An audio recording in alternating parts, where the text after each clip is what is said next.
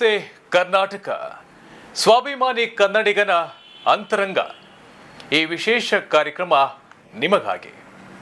ನಿಮಗೆ ಈ ಕಾರ್ಯಕ್ರಮದ ಹೆಸರನ್ನೇ ನೋಡಿದರೆ ತಿಳಿದಿರುತ್ತೆ.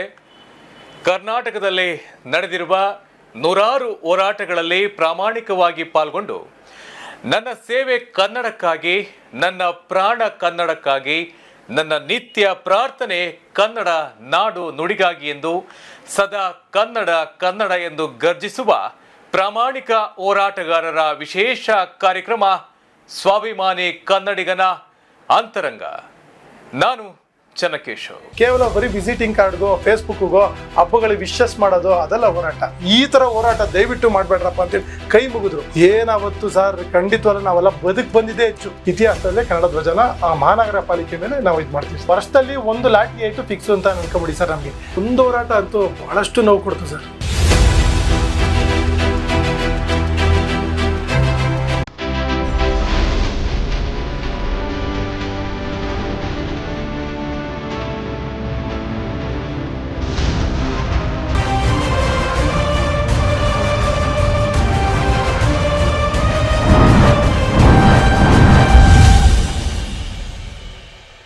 ಈ ದಿನದ ಸ್ವಾಭಿಮಾನಿ ಕನ್ನಡಿಗನ ಅಂತರಂಗ ಕಾರ್ಯಕ್ರಮದಲ್ಲಿ ನಮ್ಮೊಂದಿಗಿದ್ದಾರೆ ಯುವ ಹೋರಾಟಗಾರ, ಸ್ವಾಭಿಮಾನಿ ಕನ್ನಡಿಗ, ಕನ್ನಡ ಕುಮಾರ್.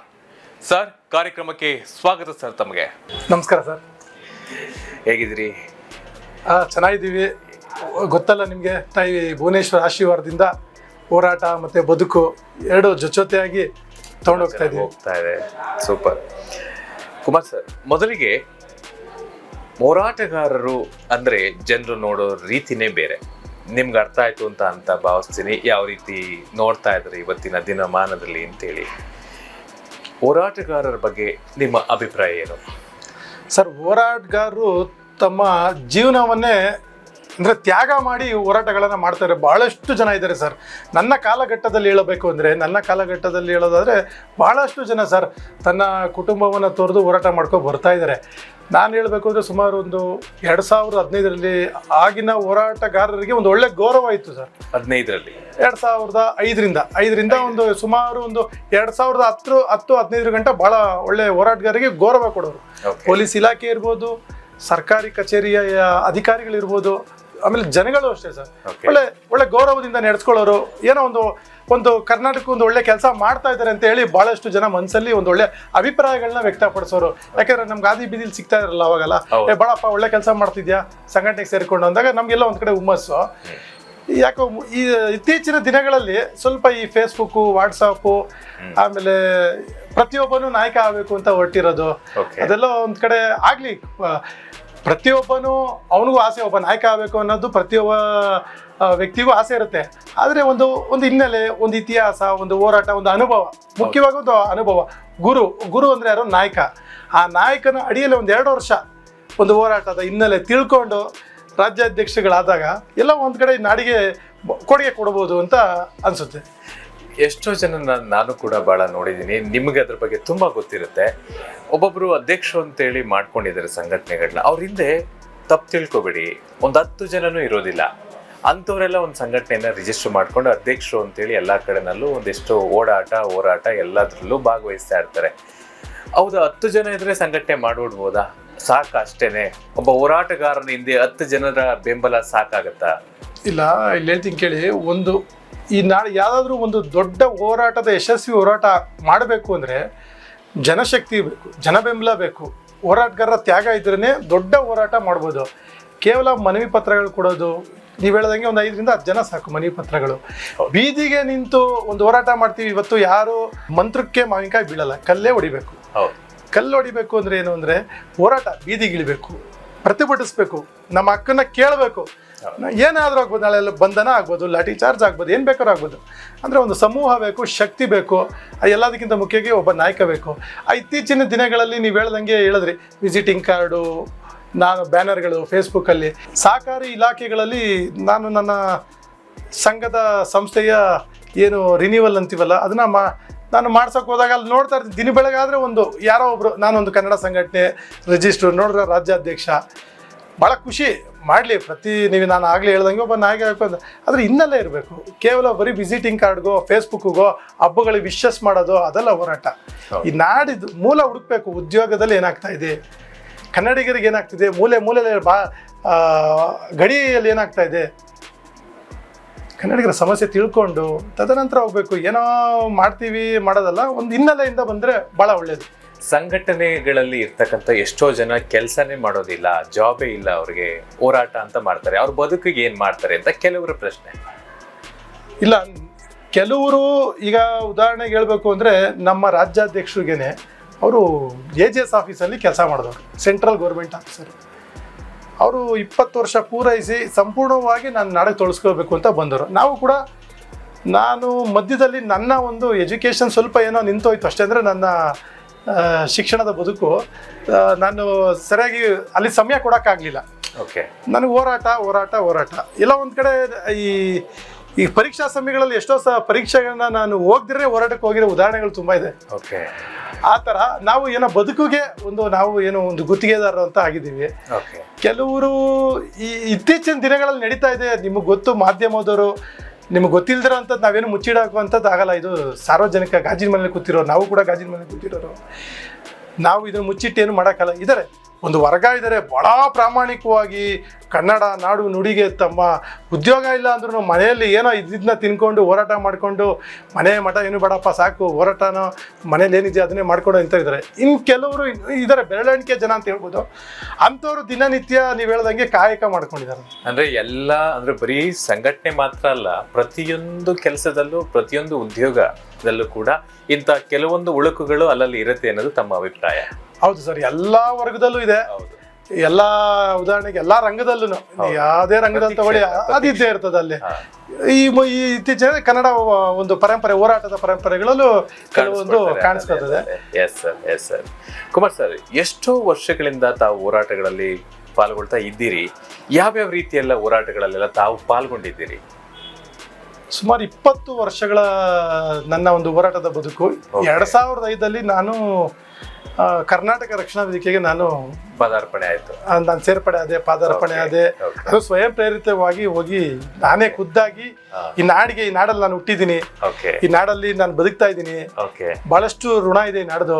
ಏನೋ ನನ್ನಿಂದ ಒಂದು ಸಣ್ಣ ಋಣ ಈ ನಾಡಿಗೋಸ್ಕರ ನನ್ನ ಒಂದು ಸಣ್ಣ ಋಣ ಸೇವೆ ಮಾಡೋಣ ಅಂತ ಹೇಳಿ ನಾವು ನಮ್ಮ ಬಸವೇಶ್ವರ ಸ್ನೇಹಿತರು ಹೋಗಿ ನಾವೇ ನೇರವಾಗಿ ಸೇರ್ಕೊಂಡು ಅಂತಾರೆ. ಯಾವುದೇ ಈ ಹುದ್ದೆ ಅನ್ನೋದಕ್ಕಿಂತ ಅಧ್ಯಕ್ಷ ಯಾವುದೇ ಆಮಿಷ ಇದ್ದರೆ ಒಬ್ಬ ಕಾರ್ಯಕರ್ತನಾಗಿ ಹೋಗಿ ನಾವು ಸೇರ್ಕೊಂಡಿದ್ವಿ.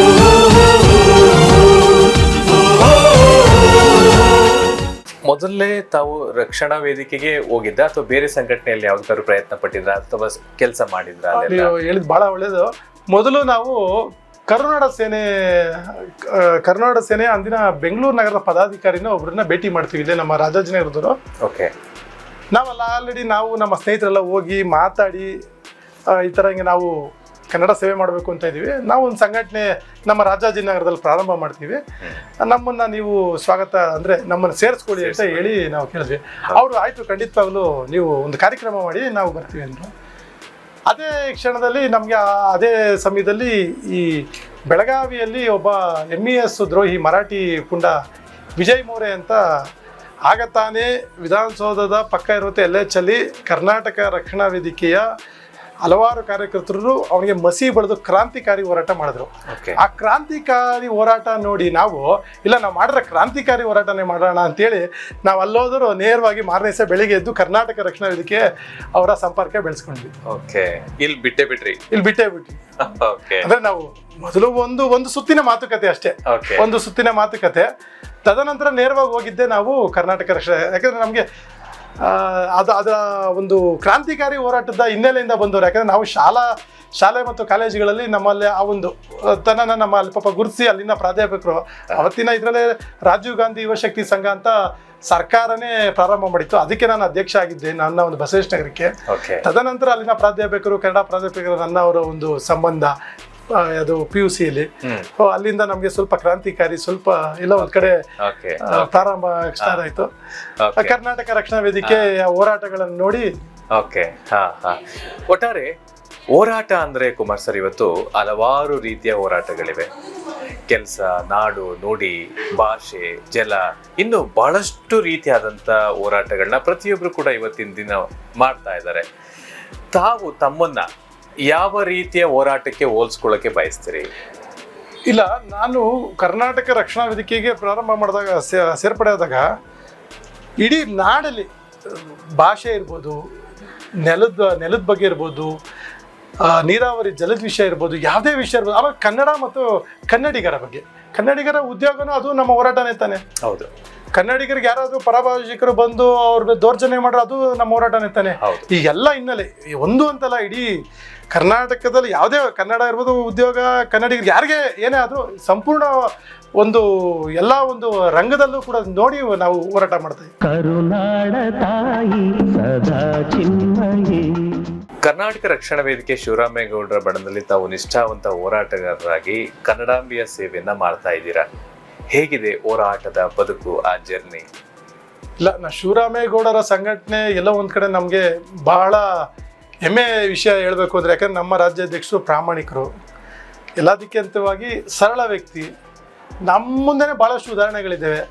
ತನ್ನ ಉದ್ಯೋಗಕ್ಕೆ ರಾಜೀನಾಮೆ ಕೊಟ್ಟಿದ್ದು, ಈ ಥರ ಎಲ್ಲ ಕೆಲವೊಂದು ನಮ್ಮಲ್ಲಿ ಪ್ರಭಾವ ಜಾಸ್ತಿ ಬೀರ್ತು. ಹಾಗಾಗಿ ನಾವು ಶಿವರಾಮೇಗೌಡರ ಒಂದು ನಾಯಕತ್ವದಲ್ಲಿ, ಅವರ ಒಂದು ಏನು ಮಾರ್ಗದರ್ಶನದಲ್ಲಿ ಹಲವಾರು ಹೋರಾಟ ಮಾಡಿಕೊಂಡು ಒಂದು ಹೋರಾಟ ಇರ್ಬೋದು, ಬದುಕು ಇರ್ಬೋದು, ಎರಡು ಜೊತೆಗೆ ತೊಗೊಂಡೋಗ್ತಾ ಇದ್ದೀವಿ ನಿರಂತರವಾಗಿ. ತಾಯಿ ಭುವನೇಶ್ವರಿ ಆಶೀರ್ವಾದ ಎಲ್ಲಿ ಗಂಟ ನಮ್ಮಲ್ಲಿ ಇರುತ್ತೋ ಖಂಡಿತವಾಗಲೂ ನಮ್ಮ ಒಂದು ಸೇವೆ, ಒಂದು ಸಣ್ಣ ಸೇವೆ ಈ ನಾಡಿಗೆ ಮತ್ತು ವೇದಿಕೆಗೆ ಕೊಡ್ತಾನೆ ಇರ್ತೀವಿ. ಯಾಕೆ ಶಿವರಾಮೇಗೌಡರನ್ನ ತಾವು ಆಯ್ಕೆ ಮಾಡ್ಕೊಂಡ್ರಿ? ಅವರ ಫಾಲೋವರ್ಸ್ ಆದ್ರಿ? ಇಲ್ಲ, ಹಿಂದಕ್ಕೆ ಹೋಗ್ಬೇಕಷ್ಟೇ. ಈಗ ನಾವು ಏನಂದರೆ ಅವರ ಒಂದು ಸರಳ ವ್ಯಕ್ತಿತ್ವ. ನಾನು ಅವರು AGS ಆಫೀಸ್ಗೆ ಹೋಗ್ತಾ ಇದ್ದೆ, ಅವಾಗಿನ್ನೂ ಎಲ್ಲ ನಾಯಕರುಗಳು ಎಲ್ಲ ಒಟ್ಟಿಗೆ ಇದ್ದರು. ಆಗ ನಾನು ಪ್ರಾರಂಭ 2005ರಲ್ಲಿ ಇನ್ನೂ ಎಲ್ಲ ಕೆಲವರೆಲ್ಲ ನಾಯಕರುಗಳಿದ್ದರು.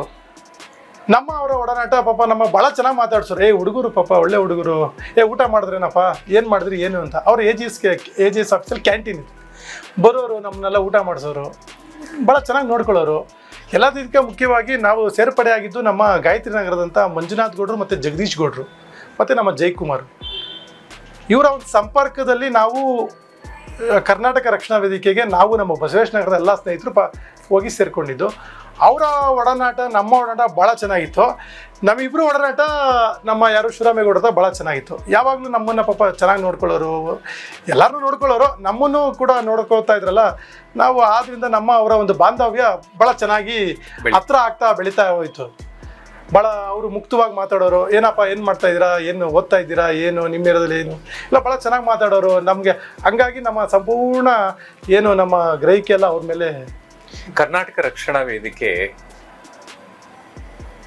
ದೊಡ್ಡ ಮಟ್ಟದ ರಾಜ್ಯದಲ್ಲಿ ಗುರುತಿಸ್ಕೊಂಡಂತ ದೊಡ್ಡ ಕ್ರಾಂತಿಕಾರಿ ಒಂದು ರಕ್ಷಣಾ ವೇದಿಕೆ. ಆ ಒಂದು ರಕ್ಷಣಾ ವೇದಿಕೆ ಮನೆಯೊಂದು ಮೂರು ಬಾಗಿಲು, ಗಲ್ಲಿಗೂ ಕರ್ನಾಟಕ ರಕ್ಷಣಾ ವೇದಿಕೆ ಅಂತ ಹುಟ್ಕೊಂಡ್ಬಿಡ್ತಾವ. ಪ್ರತಿಯೊಬ್ರು ನಾಯಕರಾಗೋದ್ರು, ಅವತ್ತು ಕಟ್ಟಂತವರೆಲ್ಲ ಮೂಲೆ ಗುಂಪಾಗೋದ್ರು. ಯಾಕೆ ಈ ಥರ ಎಲ್ಲ ಆಯಿತು? ಏಕೆಂದರೆ ತಾವು ಕೂಡ ಒಂದು ಭಾಗವಾಗಿ ರಕ್ಷಣಾ ವೇದಿಕೆಯಲ್ಲೇ ಇದ್ರಿ. ಆ ರಕ್ಷಣಾ ವೇದಿಕೆ ಒಡೆದಂಥ ಸಂದರ್ಭದಲ್ಲಿ ಒಂದಿಷ್ಟು ಸಂಘಟನೆಗಳು, ಬೇರೆ ಬೇರೆ ಆದಂಥ ನಾಯಕರುಗಳು, ಇವೆಲ್ಲವನ್ನು ಕೂಡ ಭಾಳ ಹತ್ರದಿಂದ ನೋಡಿದ್ರಿ. ಆ ದಿನಗಳನ್ನ ನೆನಪು ಮಾಡಿಕೊಂಡ್ರೆ ತಮ್ಗೇನು ಅನಿಸುತ್ತೆ? ಅದೊಂಥರ ದುರಂತ ಅಂತಲೇ ಅನ್ಕೋಬೋದು ಸರ್. ಯಾಕಂದರೆ ನೀವು ಹೇಳಿದ್ರಿ ಮನೆ ಒಂದು 3 ಬಾಗಿಲಾಗಿರ್ಬೋದು, ಎಲ್ಲರೂ ನಾಡಿಗಾಗಿ ಸೇವೆ ಮಾಡ್ತಾ ಇದ್ದೀರಾ ಖಂಡಿತವಾಗ್ಲೂ. ಏನಂದರೆ ಅವತ್ತಿನ ನಾಯಕರುಗಳಲ್ಲಿ ಎಲ್ಲೋ ಈ ಕರ್ನಾಟಕ ರಕ್ಷಣಾ ವೇದಿಕೆ ಭಾಳ ಉತ್ತುಂಗಕ್ಕೆ ಬೆಳೀತಾ ಇರೋವಂಥ ಸಮಯದಲ್ಲಿ ಎಲ್ಲೋ ಒಂದು ಕಡೆ ನನ್ನದು ವೈಯಕ್ತಿಕ ವರ್ಚಸ್ಗಳು, ಫೇಸ್ ವ್ಯಾಲ್ಯೂಗಳು, ಇದೆಲ್ಲ ಒಬ್ಬ ಮನುಷ್ಯನ ಸಹಜ ಗುಣ ಅಲ್ವ ಸರ್ ಹುಟ್ಟದ್ದು. ಆ ಥರ ಕೆಲವ್ರಿಗೆ ಉಟ್ಕೊಳ್ತು. ಎಲ್ಲ ಒಂದು ಕಡೆ ನಂದು ಅಂತ ಹೀಗಾಗಿ ಈ ಥರ 3 ಬಾಗಿಲಾಯಿತು ಹೊರತು ಬೇರೆ ಇನ್ಯಾವ ಉದ್ದೇಶಕ್ಕೋಸ್ಕರ ಈ ಥರ ಆಗಲಿಲ್ಲ. ಇವತ್ತಿನ ದಿನಗಳಲ್ಲಿ ಅದನ್ನು ಭಾಳಷ್ಟು ಜನ ಇದಿದೆಯಲ್ಲ ಸರ್, ಕರ್ನಾಟಕ ರಕ್ಷಣಾ ವೇದಿಕೆಯ ಒಂದೊಂದು ಟೈಟಲನ್ನು ಇವತ್ತಿನ ಜನ ತುಂಬ ಭಾಳಷ್ಟು ದುರುಪಯೋಗ ಪಡ್ಕೊಳ್ತಾ ಇದ್ದಾರೆ ಅಂತಲೇ ಅನ್ಕೋಬೋದು. ಕಟ್ಟಿ ಬೆಳೆಸ್ತವರೆಲ್ಲ ಮೂಲೆ ಗುಂಪಾಗೋದ್ರು ಅಂತ ಭಾಳಷ್ಟು ಕಡೆ ಕೆಲವೊಂದು ಇಂಟರ್ವ್ಯೂಗಳನ್ನ ನಾನು ನೋಡಿದ್ದೇನೆ. ಇಲ್ಲ, ಅವರು ಕಟ್ಟಿ ಬೆಳೆಸ್ತವ್ರು ನೋವು ಅನ್ನೋದಕ್ಕಿಂತ ಸರ್, ಅವರ ಒಂದು ಅಂದರೆ ಅವರೇನು ಕರ್ನಾಟಕ ರಕ್ಷಣಾ ವೇದಿಕೆ ಬಿಟ್ಟಿದ್ರು ಕೂಡ ಅವರಲ್ಲ, ಅವ್ರದ್ದೇ ಅಂತ ಮತ್ತೆ ಕೆಲವರು ಸುಮಾರು ಜನ ನೀವು ನೋಡಿರ್ಬೋದು. ಕನ್ನಡ ಸೇನೆ ಕುಮಾರ್ ಇರ್ಬೋದು, ಅವರು ರಕ್ಷಣಾ ವೇದಿಕೆಯಲ್ಲಿ ಇದ್ದರು. ಅವರು ಕನ್ನಡ ಸೇನೆ ಅಂತ ಮಾಡಿಕೊಂಡ್ರು. ತದನಂತರ ಇನ್ನೂ ಈ ಥರ ನಮ್ಮ ಯಾರು ಕೃಷ್ಣಪ್ಪ ಅಂತ ಇದ್ರು ಅವರು ಬೇರೆ ಒಂದು ಸಂಘಟನೆ ಮಾಡ್ಕೊಂಡ್ರು. ಕೆನೆಲಿ ಗೌಡ್ರು ಅಂತ ಇದ್ರು, ಪಾಪ ಅವರು ನನ್ನ ಬಸವೇಶ್ವರ ನಗರದ ನನಗೂ ಹತ್ರ ಇದ್ದು, ಅವರು ಒಂದು ಸಂಘಟನೆ ಮಾಡ್ಕೊಂಡ್ರು. ಹೀಗೆ ಬೇರೆ ಬೇರೆ ಬೇರೆ ಬೇರೆ ಸಂಘಟನೆಗಳ ಹೆಸರುಗಳನ್ನ ಮಾಡ್ಕೊಂಡೇ ಹೊರತು ಹೋರಾಟ ಅವರು ಪಾಪ ನಿರಂತರವಾಗಿ ಕೊಡ್ತಾ ಇದ್ದಾರೆ. ಆದರೆ ನಮ್ಮ ಶಿವರಾಮೇಗೌಡರು ಈ ಒಂದು ರಕ್ಷಣಾ ವೇದಿಕೆ ಶಕ್ತಿ ಕುಗ್ಗಬಾರ್ದು, ಕನ್ನಡ ಜನತೆಗೆ ಮುಂದುವರಿಸಲೇಬೇಕು ಅಂತೇಳಿ ಪಣ ತೊಟ್ಟಿ ನಿಂತು ಅದನ್ನು ಮತ್ತೆ ಎಲ್ಲ ಕಾರ್ಯಕರ್ತರುಗಳಿಗೆ ಉಳಿಸಿ ನಿಂತು ಓಡಾಟ. ನನ್ನ ಮಣ್ಣಿದು ಕನ್ನಡ ಮಣ್ಣು, ನನ್ನುಸಿರಲ್ಲಿ ಕಂಪಿಸು ಮಣ್ಣು. ಬಹಳ ವರ್ಷಗಳಿಂದ ಕರವೆಯಲ್ಲೇ ಒಬ್ಬ ಕಾರ್ಯಕರ್ತನಾಗಿ ಕನ್ನಡ ತಾಯಿಯ ಸೇವೆಯನ್ನು ಮಾಡ್ತಾ ಇದ್ದೀರ. ಕರವೇ ಅಧ್ಯಕ್ಷ ಆದಂತಹ ಶಿವರಾಮೇಗೌಡರ ಜೊತೆಯಾಗಿ ತಮ್ಮ ಹೋರಾಟವನ್ನು 20 ವರ್ಷಗಳಿಂದ ತಾವು ಮಾಡ್ತಾ ಇದ್ದೀರಿ. ಆ ಹೋರಾಟದ ಬದುಕು, ಶಿವರಾಮೇಗೌಡರ ನಿಮ್ಮನ್ನೆಲ್ಲರೂ ಕೂಡ ಅಂದರೆ ಸಂಘಟನೆ ಕಾರ್ಯಕರ್ತರನ್ನ ಒಗ್ಗೂಡಿಸೋ ರೀತಿ, ಇದೆಲ್ಲವನ್ನ ನೋಡಿದಾಗ ತಮ್ಗೇನು ಅನ್ಸುತ್ತೆ? ನೀವೇ ಹೇಳಿದ್ರಿ ಒಬ್ಬೊಬ್ರು ಕೂಡ ಇವತ್ತು ನಾಯಕರಾಗ್ತಾ ಇದ್ದಾರೆ ಅಂತ. 10 ಜನ ಇರೋದಿಲ್ಲ, ಅವರು ಕೂಡ ಸಂಘಟನೆ ರಿಜಿಸ್ಟರ್ ಮಾಡ್ಕೊಂಡು ಹೋಗ್ತಾರೆ. ಇದೆಲ್ಲವನ್ನ ನೋಡಿದಾಗ ಹೇಗೆ ಅನ್ಸುತ್ತೆ ತಮಗೆ? ಇಲ್ಲ ನೋಡಿ, ಕರ್ನಾಟಕ ರಕ್ಷಣಾ ವೇದಿಕೆ ನಮಗೆ ನಮ್ಮ ಶಿವರಾಮೇಗೌಡರು ಅವರು ಒಂದು ಪ್ಲ್ಯಾನ್, ನಕ್ಷೆ ಅಂತ ಏನು, ಒಂದು ಹೋರಾಟ ಮಾಡಬೇಕಾದ್ರೆ ಭಾಳ ಚೆನ್ನಾಗಿ ಒಂದು ಆ ನಕ್ಷೆನ ಹಾಕ್ಕೊಡೋರು. ಉದಾಹರಣೆಗೆ ನಿಮ್ಗೆ ಹೇಳಬೇಕು ಅಂದರೆ, ನಾನು ಬೆಂಗಳೂರು ಪ್ಯಾಲೇಸ್ ಗ್ರೌಂಡಲ್ಲಿ ಬಹಳ ದೊಡ್ಡ ಮಟ್ಟದ ಒಂದು ಕಾಂಗ್ರೆಸ್ ಸಮಾವೇಶ ಕಾರ್ಯಕ್ರಮ ನಡೀತಾ ಇತ್ತು. ಆ ಕಾಂಗ್ರೆಸ್ ಸಮಾವೇಶ ಕಾರ್ಯಕ್ರಮದಲ್ಲಿ ಅವತ್ತಿನ ಸೋನಿಯಾ ಗಾಂಧಿ ಅಧ್ಯಕ್ಷರು, ಅಂದರೆ ಅವತ್ತು UPA ಗೌರ್ಮೆಂಟ್ ಇತ್ತು. ಆಗ್ತಾನೆ ನಮ್ಮ ಬೆಳಗಾವಿ ವಿಷಯದಲ್ಲಿ ಅಲ್ಲಿನ ಕೇಂದ್ರ ಮಂತ್ರಿ, ಮಹಾರಾಷ್ಟ್ರದ ಒಬ್ಬ ಕೇಂದ್ರದ ಮಂತ್ರಿ ಒಂದು ನಿಲುವು, ಇಲ್ಲ ನೀವು ಸೋನಿಯಾ ಗಾಂಧಿಯವರು ಈ ವಿಷಯದಲ್ಲಿ ಬೆಳಗಾವಿ ವಿಷಯದಲ್ಲಿ ನೀವೇನಾದರೂ ಮಾತಾಡಲೇಬೇಕು ಹಾಗೆ ಹೀಗೆ ಅಂತ ಹೇಳಿದಾಗ ಸೋನಿಯಾ ಗಾಂಧಿಯವರು ಇಲ್ಲ ಖಂಡಿತವಲ್ಲೂ ನಿಮ್ಗೆ ಸ್ಪಂದಿಸ್ತೀವಿ ಅಂತ ಕನ್ನಡಿಗರಿಗೆ ಒಂದು ಆಘಾತ ವಿಷಯನ ಒಂದು ಹೇಳಿಕೆನ ಕೊಟ್ಬಿಟ್ರು.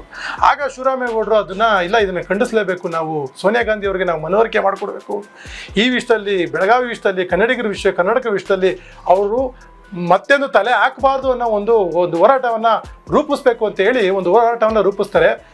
ಅವತ್ತು ಪ್ಯಾಲೇಸ್ ಗ್ರೌಂಡಲ್ಲಿ ಭಾಳ ಲಕ್ಷಾಂತರ ಜನ ಸರ್. ನಾನು ನನ್ನ ಹೋರಾಟದ ಆಗ ತಾನೇ ನಾನು ಸಣ್ಣ ಪುಟ್ಟ ಹೋರಾಟಗಳು ಬಡ್ಕೊ ಬರ್ತಾ ಇದೆ, ಆ ಮಟ್ಟ ದೊಡ್ಡ ಹೋರಾಟ ನಾನು ಅವತ್ತೇ ನೋಡಿದ್ದು. ಲಕ್ಷಾಂತರ ಜನ ಕಾಂಗ್ರೆಸ್ ಕಾರ್ಯಕರ್ತರುಗಳೆಲ್ಲ ಸೇರಿದ್ದಾರೆ. ನಾವು ಒಂದು ಹೋರಾಟವನ್ನು ಒಂದು ಯೋಜನೆ ಹಾಕಿದ್ರು.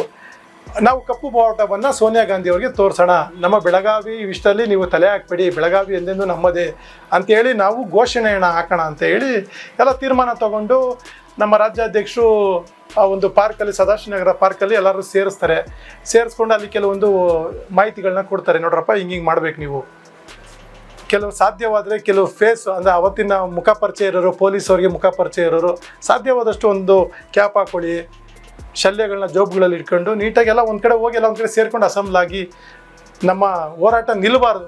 ಅಲ್ಲಿ 10 ಜನ ಆಗಲಿ ಒಬ್ಬರಾಗಲಿ ಆ ಅಮ್ಮ ಭಾಷಣ ಮಾಡೋ ಟೈಮಲ್ಲಿ ನೀವೆಲ್ಲ ಘೋಷಣೆ ಹಾಕಲೇಬೇಕು ಅಂತ ಹೇಳಿ ಒಂದು ಯೋಜನೆಯನ್ನು ರೂಪಿಸ್ತಾರೆ. ಅದೇ ರೀತಿ ನಾವೆಲ್ಲ ಓಡ್ತೀವಿ, ಕಾರ್ಯಕರ್ತರು ಹೋಗ್ತೀವಿ. ಸುಮಾರು ನಾವು ಒಟ್ಟಾಗ 100 ಜನ ಇದ್ವಿ ಹೋರಾಟಗಾರರು. ಹೋಗ್ತಾ ಅಲ್ಲಿ ಗೇಟ್ ಹತ್ರ ಕೆಲವ್ರನ್ನ ಸ್ವಲ್ಪ ಮುಖ ಪರಿಚಯ ಇರೋರನ್ನ ಪೊಲೀಸರು ಬಂಧಿಸ್ಬಿಟ್ರು. ನಾವು ಅಲ್ಲಿ ಹೇಳ್ತಾ ಇದ್ವಿ ಇಲ್ಲ ಇಂಥವ್ರನ್ನ ಹಿಡ್ಕೊಂಡು ತಲೆ ಕೆಡ್ಸ್ಕೊಬಿಡಿ, ಹೋಗ್ತಾರೆ ಅಂತ ಹೇಳಿ ಹೋಗ್ತಾ 100 ಇದ್ದವರು 50 ಆದ್ವಿ, 50 ಇದ್ದವ್ರು 20 ಆದ್ವಿ. ಕೊನೆಗೆ ಒಂದು 10-12 ಜನ ಆದ್ವಿ ನಾವು. ಅಲ್ಲಿ ಆ ಲಕ್ಷಾಂತರ ಜನ, ಈ ಕಡೆ 1 ಲಕ್ಷ ಜನ, ಈ ಕಡೆ ಎಲ್ಲಿ ನೋಡ್ರು ಜನ ಹಂಗೂ ಹಿಂಗೂ ಎಲ್ಲ ಸೇರಿಕೊಂಡು ಅಲ್ಲಿ ಒಂದು ಸ್ಥಳದ ಗುರುತು, ಒಂದು ಮರದ ಪಕ್ಕ ನಾವೆಲ್ಲ ನಿಂತ್ಕೊಂಡ್ವಿ. ಸಾಧ್ಯವಾದಷ್ಟು ಫೋನ್ ಯಾರ್ಯಾರಿಗೂ ಇತ್ತು ಅವರೆಲ್ಲ ಸಂಪರ್ಕ ಮಾಡಿಕೊಂಡು ಅಲ್ಲೆಲ್ಲ ನಿಂತಿದ್ರು, ಅಲ್ಲೆಲ್ಲ ನೋಡ್ಕೊಂಡು ನಿಂತ್ಕೊಂಡ್ವಿ. ಸಮಯ ಬಂತು, ನಮ್ಮ ಸಮಯ. ಸೋನಿಯಾ ಗಾಂಧಿಯವರು ಭಾಷಣ ಪ್ರಾರಂಭ ಮಾಡಿದ್ರು. ಎಲ್ರಿಗೂ ಅವತ್ತಿನ ನಮ್ಮ ಗಾಯತ್ರಿ ನಗರದವ್ರು ಹೆಚ್ಚು ಭಾಗವಹಿಸಿದ ಅವತ್ತು. ನಾವು ನಮ್ಮ ಬಸವೇಶ್ವರ ನಗರದಿಂದ ನಾವು ಒಂದು 2 ಇದ್ವಿ ಅವತ್ತು. ಏನಾವತ್ತು ಸರ್, ಖಂಡಿತವಲ್ಲ ನಾವೆಲ್ಲ ಬದುಕು ಬಂದಿದ್ದೇ ಹೆಚ್ಚು. ಆ ಲಕ್ಷಾಂತರ ಜನ ಮಧ್ಯೆ ಎಲ್ಲ ತಾಯಿ ಭುವನೇಶ್ವರಿ ಆಶೀರ್ವಾದ ಈ ಸಂಘಟನೆಗೆ ಇರೋದಕ್ಕೆ ಅದೊಂದು ನಿಜವಾಗ್ಲೂ ನಾನೇ ಅದಕ್ಕೆ ಸಾಕ್ಷಿ. ಆ ಲಕ್ಷಾಂತರ ಜನ ಮಧ್ಯೆ ನಾವು ಬದುಕು ಬಂದಿದ್ದೀವಿ 11 ಜನ ಅಂದರೆ ನಿಜವಾಗ್ಲೂ ಭುವನೇಶ್ವರಿ ಆಶೀರ್ವಾದನೇ. ಸೋನಿಯಾ ಗಾಂಧಿಯವ್ರ ಭಾಷಣ ಪ್ರಾರಂಭ ಆಯಿತು, ನಮ್ಮ ಮಕ್ಕಳು ಸ್ಟಾರ್ಟ್ ಆಯಿತು. ಧೈರ್ಯವಾಗಿ ನಾವು 10 ಜನ ಆದರೂ ಪರಲ್ಲ ನಿಂತು ಏನಾಗುತ್ತೋ ಆಗಲಿ ಅಂತೇಳಿ ಘೋಷಣೆಯನ್ನು ಕೂಗಕ್ಕೆ ಸ್ಟಾರ್ಟ್ ಮಾಡಿದ್ವಿ. ಕಪ್ಪು ಬಾವುಟ ಅಧಿಕಾರ ತೋರಿಸಿದ್ವಿ. ಆಗ ಸೋನಿಯಾ ಗಾಂಧಿಯವರು ಸುಮಾರು ಒಂದು 10 ಸೆಕೆಂಡ್ ಏನೋ ಭಾಷಣವನ್ನು ನಿಲ್ಲಿಸಿದ್ರು. ಏನೋ ಆಗ್ತಿದೆ ನೋಡಿ, ಅಲ್ಲಿ ಏನಾಗ್ತಿದೆ ಅಂತ. ಆಗ ನಾವು ಜೋರಾಗಿ ಕೂಗಕ್ಕೆ ಸ್ಟಾರ್ಟ್ ಮಾಡಿದ್ರೆ ಅವಾಗ ಖರ್ಗೆ ಅವರು ಎಲ್ಲ ಇಲ್ಲ ಈ ಥರ ಹಿಂಗೆ ಬೆಳಗಾವಿ ಇಶ್ಯೂ ಹಾಗೆ ಹೀಗೆ ಅಂತೆಲ್ಲ ಹೇಳಿದ್ರು. ಕೊನೆಗೆ ಏನಾಯಿತು, ಕೂಗ್ತಿದ್ದಂಗೆ ಅಲ್ಲಿ ಕಾಂಗ್ರೆಸ್ ಕಾರ್ಯಕರ್ತರುಗಳಿದ್ರಲ್ಲ, ಸೊ ಇವ್ರು ಯಾರು ಬೇರೆ ಬಂದ್ಬಿಟ್ಟಿದ್ರು. ಅವ್ರಿಗೇನೋ ಸಡನ್ನಾಗಿ ಏನು ನಮ್ಮ ಜೊತೆಯಲ್ಲೇ ನಿಂತಿದ್ರು, ಪಕ್ಕದಲ್ಲಿ ನಿಂತಿರೋ ಸಡನ್ ಆಗಿ ಕನ್ನಡ ಶಾಲ್ ಬಂದ್ಬಿಡೈತೆ, ಕಪ್ಪು ಬಾಟ ಬಂದ್ಬಿಡೈತೆ, ಯಾರು ಇವ್ರು ಹಂಗೆ ಹೆಂಗೆ. ಸೊ ಕೆಲವ್ರಿಗೆ ಗೊತ್ತಿಲ್ಲ, ಕೆಲವರು ಯಾವುದ್ಯಾವುದೋ ಊರುಗಳಿಂದೆಲ್ಲ ಬಂದ್ಬಿಟ್ಟಿದ್ದಾರೆ. ಅವ್ರಿಗೆ ಕೆಲವರು ಏನು ಅವತ್ತು ಒಬ್ಬೊಬ್ಬ ಸರ್ ಒಂದೊಂದು ಏಟು ಅಂದರೆ ನಾವೆಲ್ಲ ಸುತ್ತೋಗ್ತಿದ್ವಿ ಆ ಲಕ್ಷಾಂತರ ಜನ ಮಧ್ಯೆ. ಕೊನೆಗೆ ಅವತ್ತು ಪೊಲೀಸ್ ಅಧಿಕಾರಿಗಳು ನಮ್ಮನ್ನು ಅಂದರೆ ನಾವು ಕ್ರಾಂತಿಗೆ ಹೋರಾಟಕ್ಕೆ ಹೋಗ್ತಾ ಇದ್ವಿ, ಆಗ ಪೊಲೀಸರೆಲ್ಲ ಬಂದು ನಮ್ಮನ್ನೆಲ್ಲ ಅರೆಸ್ಟ್ ಮಾಡಿ ಕರ್ಕೊಂಡು ಅವ್ರು ಹೇಳಿದ್ರು ಪೊಲೀಸರು, ಅಲ್ಲಪ್ಪ ನೀವು ಹೋರಾಟ ಮಾಡಿ, ಅದು ಈ ಥರ ಹೋರಾಟ ಒಂದು ಚೂರು ನಾವೇನಾದ್ರು ಒಂದು 10 ನಿಮಿಷ ಯಾರೋ ಒಬ್ಬ ಒಂದು ಡೇಟ್ ಹೊಡಕ್ಕೆ ಸ್ಟಾರ್ಟ್ ಮಾಡಿದ್ರೆ ತಲಾಕ್ ಒಂದೊಂದು ಡೇಟು ಅಂದರೆ ಮುಗ್ದೋಯ್ತಲ್ಲ, ನಾವು ಬರೋಕ್ಕೆ ಆಗಲ್ಲ, ಅಷ್ಟು ಜನ ಮಧ್ಯೆ ನುಗ್ಕೊಂಡು ಬರೋಕ್ಕೆ ಆಗಲ್ಲ. ಅಂಥದ್ರಲ್ಲಿ ದಯಮಾಡಿ ಅಂತೇಳಿ ಪೊಲೀಸವರು ಕರ್ಕೊಂಬಂದು ಹೈಗ್ರೌಂಡ್ ಸ್ಟೇಷನ್ ಕುಣಿಸಿ ಸುಮಾರು ಜನಕ್ಕೆ ನಮಗೆಲ್ಲ ಅಲ್ಲೇ ಆಯ್ತು ಅವತ್ತು. ಏನು ಪೊಲೀಸವ್ರಿಗೆ ಏನೋ ಹೆಚ್ಚು ಕಮ್ಮಿ ಆದರೆ ಅವ್ರ ತಲೆಗೆ ಬರುತ್ತಲ್ಲ ಅಂತ ಅವರು ನಮ್ಗೆ ಹೊಡೆದ್ರು, ಎಲ್ಲ ಮಾಡಿದ್ರು. ಆ ಜನಗಳ ಮಧ್ಯೆ ಬಿಡಿಸ್ಕೊಂಡು ನಮ್ಮನ್ನೆಲ್ಲ ಕರ್ಕೊಂಡು ಬಂದು ಹೈಗ್ರೌಂಡ್ಸಲ್ಲಿ ಕುಣಿಸಿ ನಮ್ಮನ್ನೆಲ್ಲ ಊಟ ಕೊಟ್ಟು ಅವತ್ತಿನ ಕುಮಾರಸ್ವಾಮಿ ಅವರಿದ್ದರು ಮುಖ್ಯಮಂತ್ರಿಗಳು ಅನ್ಕೋತೀನಿ. ಆವಾಗ ನಮ್ಗೆ ಯಾವುದೇ ರೀತಿ ಕೇಸ್ ಆಗಲಿ ಏನಾಗಲಿ, ಇನ್ನೂ ಕೇಸ್ ಆಗದಿರ ಬುದ್ಧಿ ಹೇಳಿ ಕಳಿಸಿದ್ರು ಪೊಲೀಸರು. ಈ ಥರ ಹೋರಾಟ ದಯವಿಟ್ಟು ಮಾಡಬೇಡ್ರಪ್ಪ ಅಂತೇಳಿ ಕೈ ಮುಗಿದ್ರು. ಪ್ರಾಣ ಹೊರಟೋದ್ರೆ ಯಾರು ಕೊಡ್ತಾರೆ ಅಂತೆಲ್ಲ ಹೇಳಿದ್ರು. ಆದರೆ ನಮ್ಮ ಹೋರಾಟ ಏನಿತ್ತು, ಸೋನಿಯಾ ಗಾಂಧಿ ಅವರಿಗೆ ನಮ್ಮ ನಾಯಕರು ಏನು ಹೇಳಿದ್ರು, ಕಪ್ಪು ಊಟ ತೋರಿಸ್ಬೇಕು, ತೋರಿಸಿದ್ವಿ. ಅವತ್ತು ಸೋನಿಯಾ ಗಾಂಧಿ ತದನಂತರ ಸ್ಟೇಟ್ಮೆಂಟ್ ಕೊಟ್ಟರು. ಅದಂತ ಎಲ್ಲ ಕಾರ್ಯಕ್ರಮ ಎಲ್ಲ ಮುಗಿದಾದ್ಮೇಲೆ ಸ್ಟೇಟ್ಮೆಂಟ್ ಕೊಟ್ಟರು ಅವರು ಸೋನಿಯಾ ಗಾಂಧಿಯವರು. ಅವತ್ತಿನಿಂದ ಇವತ್ತಿನವರೆಗೂ ಸೋನಿಯಾ ಗಾಂಧಿ ಅವರು ಬೆಳಗಾವಿ ವಿಷಯವಾಗಿ ಒಂದು ದಿನನೂ ಅವರು ಹೇಳಿಕೆನೇ ಕೊಡಲಿಲ್ಲ ಅವರು. ಓಕೆ, ಇದು ಕರ್ನಾಟಕ ರಕ್ಷಣಾ ವೇದಿಕೆಯ ಯೋಜನೆ ಹೋರಾಟ ಇದು. Yes sir. ಯಾರ್ಯಾರ ಜೊತೆ ಎಲ್ಲ ಹೋರಾಟನ, ಯಾವ್ಯಾವ ರೀತಿಯಾದಂಥ ಹೋರಾಟಗಳನ್ನೆಲ್ಲ ಮಾಡಿದ್ದೀರಿ, ತಾವು ಪಾಲ್ಗೊಂಡಿದ್ದೀರಿ? ಭಾಳಷ್ಟು ಸರ್. ಈಗ ನಮ್ಮ ರಾಜ್ಯಾಧ್ಯಕ್ಷರು ಶಿವರಾಮೇಗೌಡರು, ವಾಟಾಳ್ ನಾಗರಾಜ್ ಅವರು ಇರ್ಬೋದು, ಕನ್ನಡ ಒಕ್ಕೂಟ ಅಂತೇಳಿ ಅವರು ಮಾಡಿಕೊಂಡ್ರು. ನಮ್ಮ ರಾಜ್ಯಾಧ್ಯಕ್ಷರನ್ನ ನೋಡಿ, ನಾನು ರಾಜ್ಯಕ್ಕೆ ದೊಡ್ಡ ಮಾರಕ ಅಂದರೆ ಒಂದು ದೊಡ್ಡ, ಈಗ ಕಾವೇರಿ ವಿಷಯ ಇರ್ಬೋದು, ಬೆಳಗಾವಿ ವಿಷಯ ಇರ್ಬೋದು, ಯಾವುದಾದ್ರು ದೊಡ್ಡ ಮಟ್ಟದ ಒಂದು ವಿಷಯ ಬಂದಾಗ ದೊಡ್ಡ ಧ್ವನಿ ಆಗಬೇಕು, ಈ ಕರ್ನಾಟಕ ಬಂದ್ಗಳಾಗಬೇಕಾ. ಆ ಸಮಯದಲ್ಲಿ ಏನು ಮಾಡಿದ್ರು, ವಾಟಾಳ್ ನಾಗರಾಜ್ ಅವರು ನಮ್ಮ ಶಿವರಾಮೇಗೌಡರು ಇಲ್ಲಿ ಬರಬೇಕು, ಎಲ್ಲ ಒಂದು ಒಕ್ಕೂಟ ಮಾಡ್ಕೊಂಡು ಹೋದಾಗ ಒಂದು ಧ್ವನಿ ಆಗುತ್ತೆ ಅಂತ ಹೇಳಿದಾಗ ಅವ್ರ ಜೊತೆ ನಿರಂತರವಾಗಿ ಅವರು ಕರೆ ಕೊಟ್ಟಾಗಲ್ಲ ನಮ್ಮ ರಾಜ್ಯಾಧ್ಯಕ್ಷರ ನೇತೃತ್ವದಲ್ಲಿ ನಾವು ಸಂಘಟನೆಯಿಂದ ಪಾಲ್ಗೊಂಡಿದ್ವಿ. ಅವರ ಒಡನಾಟ, ಸಾರಾ ಗೋವಿಂದ ಅವರ ಒಡನಾಟ, ಎಲ್ಲದಕ್ಕಿಂತ ಮುಖ್ಯವಾಗಿ ನಮಗೆ HS ದೊರೆಸ್ವಾಮಿ ಹಿರಿಯ ಸ್ವಾತಂತ್ರ್ಯ ಹೋರಾಟಗಾರರು.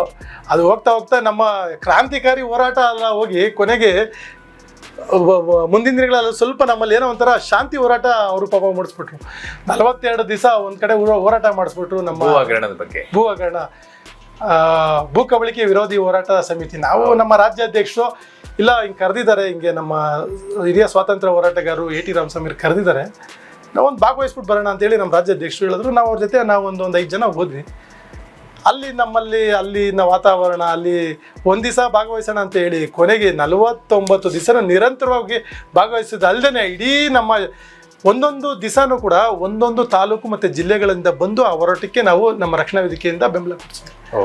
ಆ ಥರ ಹೋರಾಟಗಳು ನಡ್ಕೊಂಡು ಒಡನಾಟ ದೊರೆಸ್ವಾಮಿಯವರು ಇರ್ಬೋದು, AT ರಾಮಸ್ವಾಮಿ ಇರ್ಬೋದು, ವಾಟಾಳ್ ನಾಗರಾಜ್ ಇರ್ಬೋದು, ಸಾರಾ ಗೋವಿಂದ್ ಅವರು ಇರ್ಬೋದು, ಹೀಗೆ ಭಾಳಷ್ಟು ಕನ್ನಡ ನಾಯಕರುಗಳ ಜೊತೆ ಹೋರಾಟಗಳನ್ನು ಮೇಕೆದಾಟಿಗೆ ಅವ್ರ ಜೊತೆ ಮೇಕೆದಾಟಿ ಇರ್ಬೋದು, ಮಹದಾಯಿ ಹೋರಾಟ ಇರ್ಬೋದು, ಭಾಳಷ್ಟು ಹೋರಾಟಗಳು ಅವ್ರ ಜೊತೆ ನಾವು ಅವರ ಮಾರ್ಗದರ್ಶನ.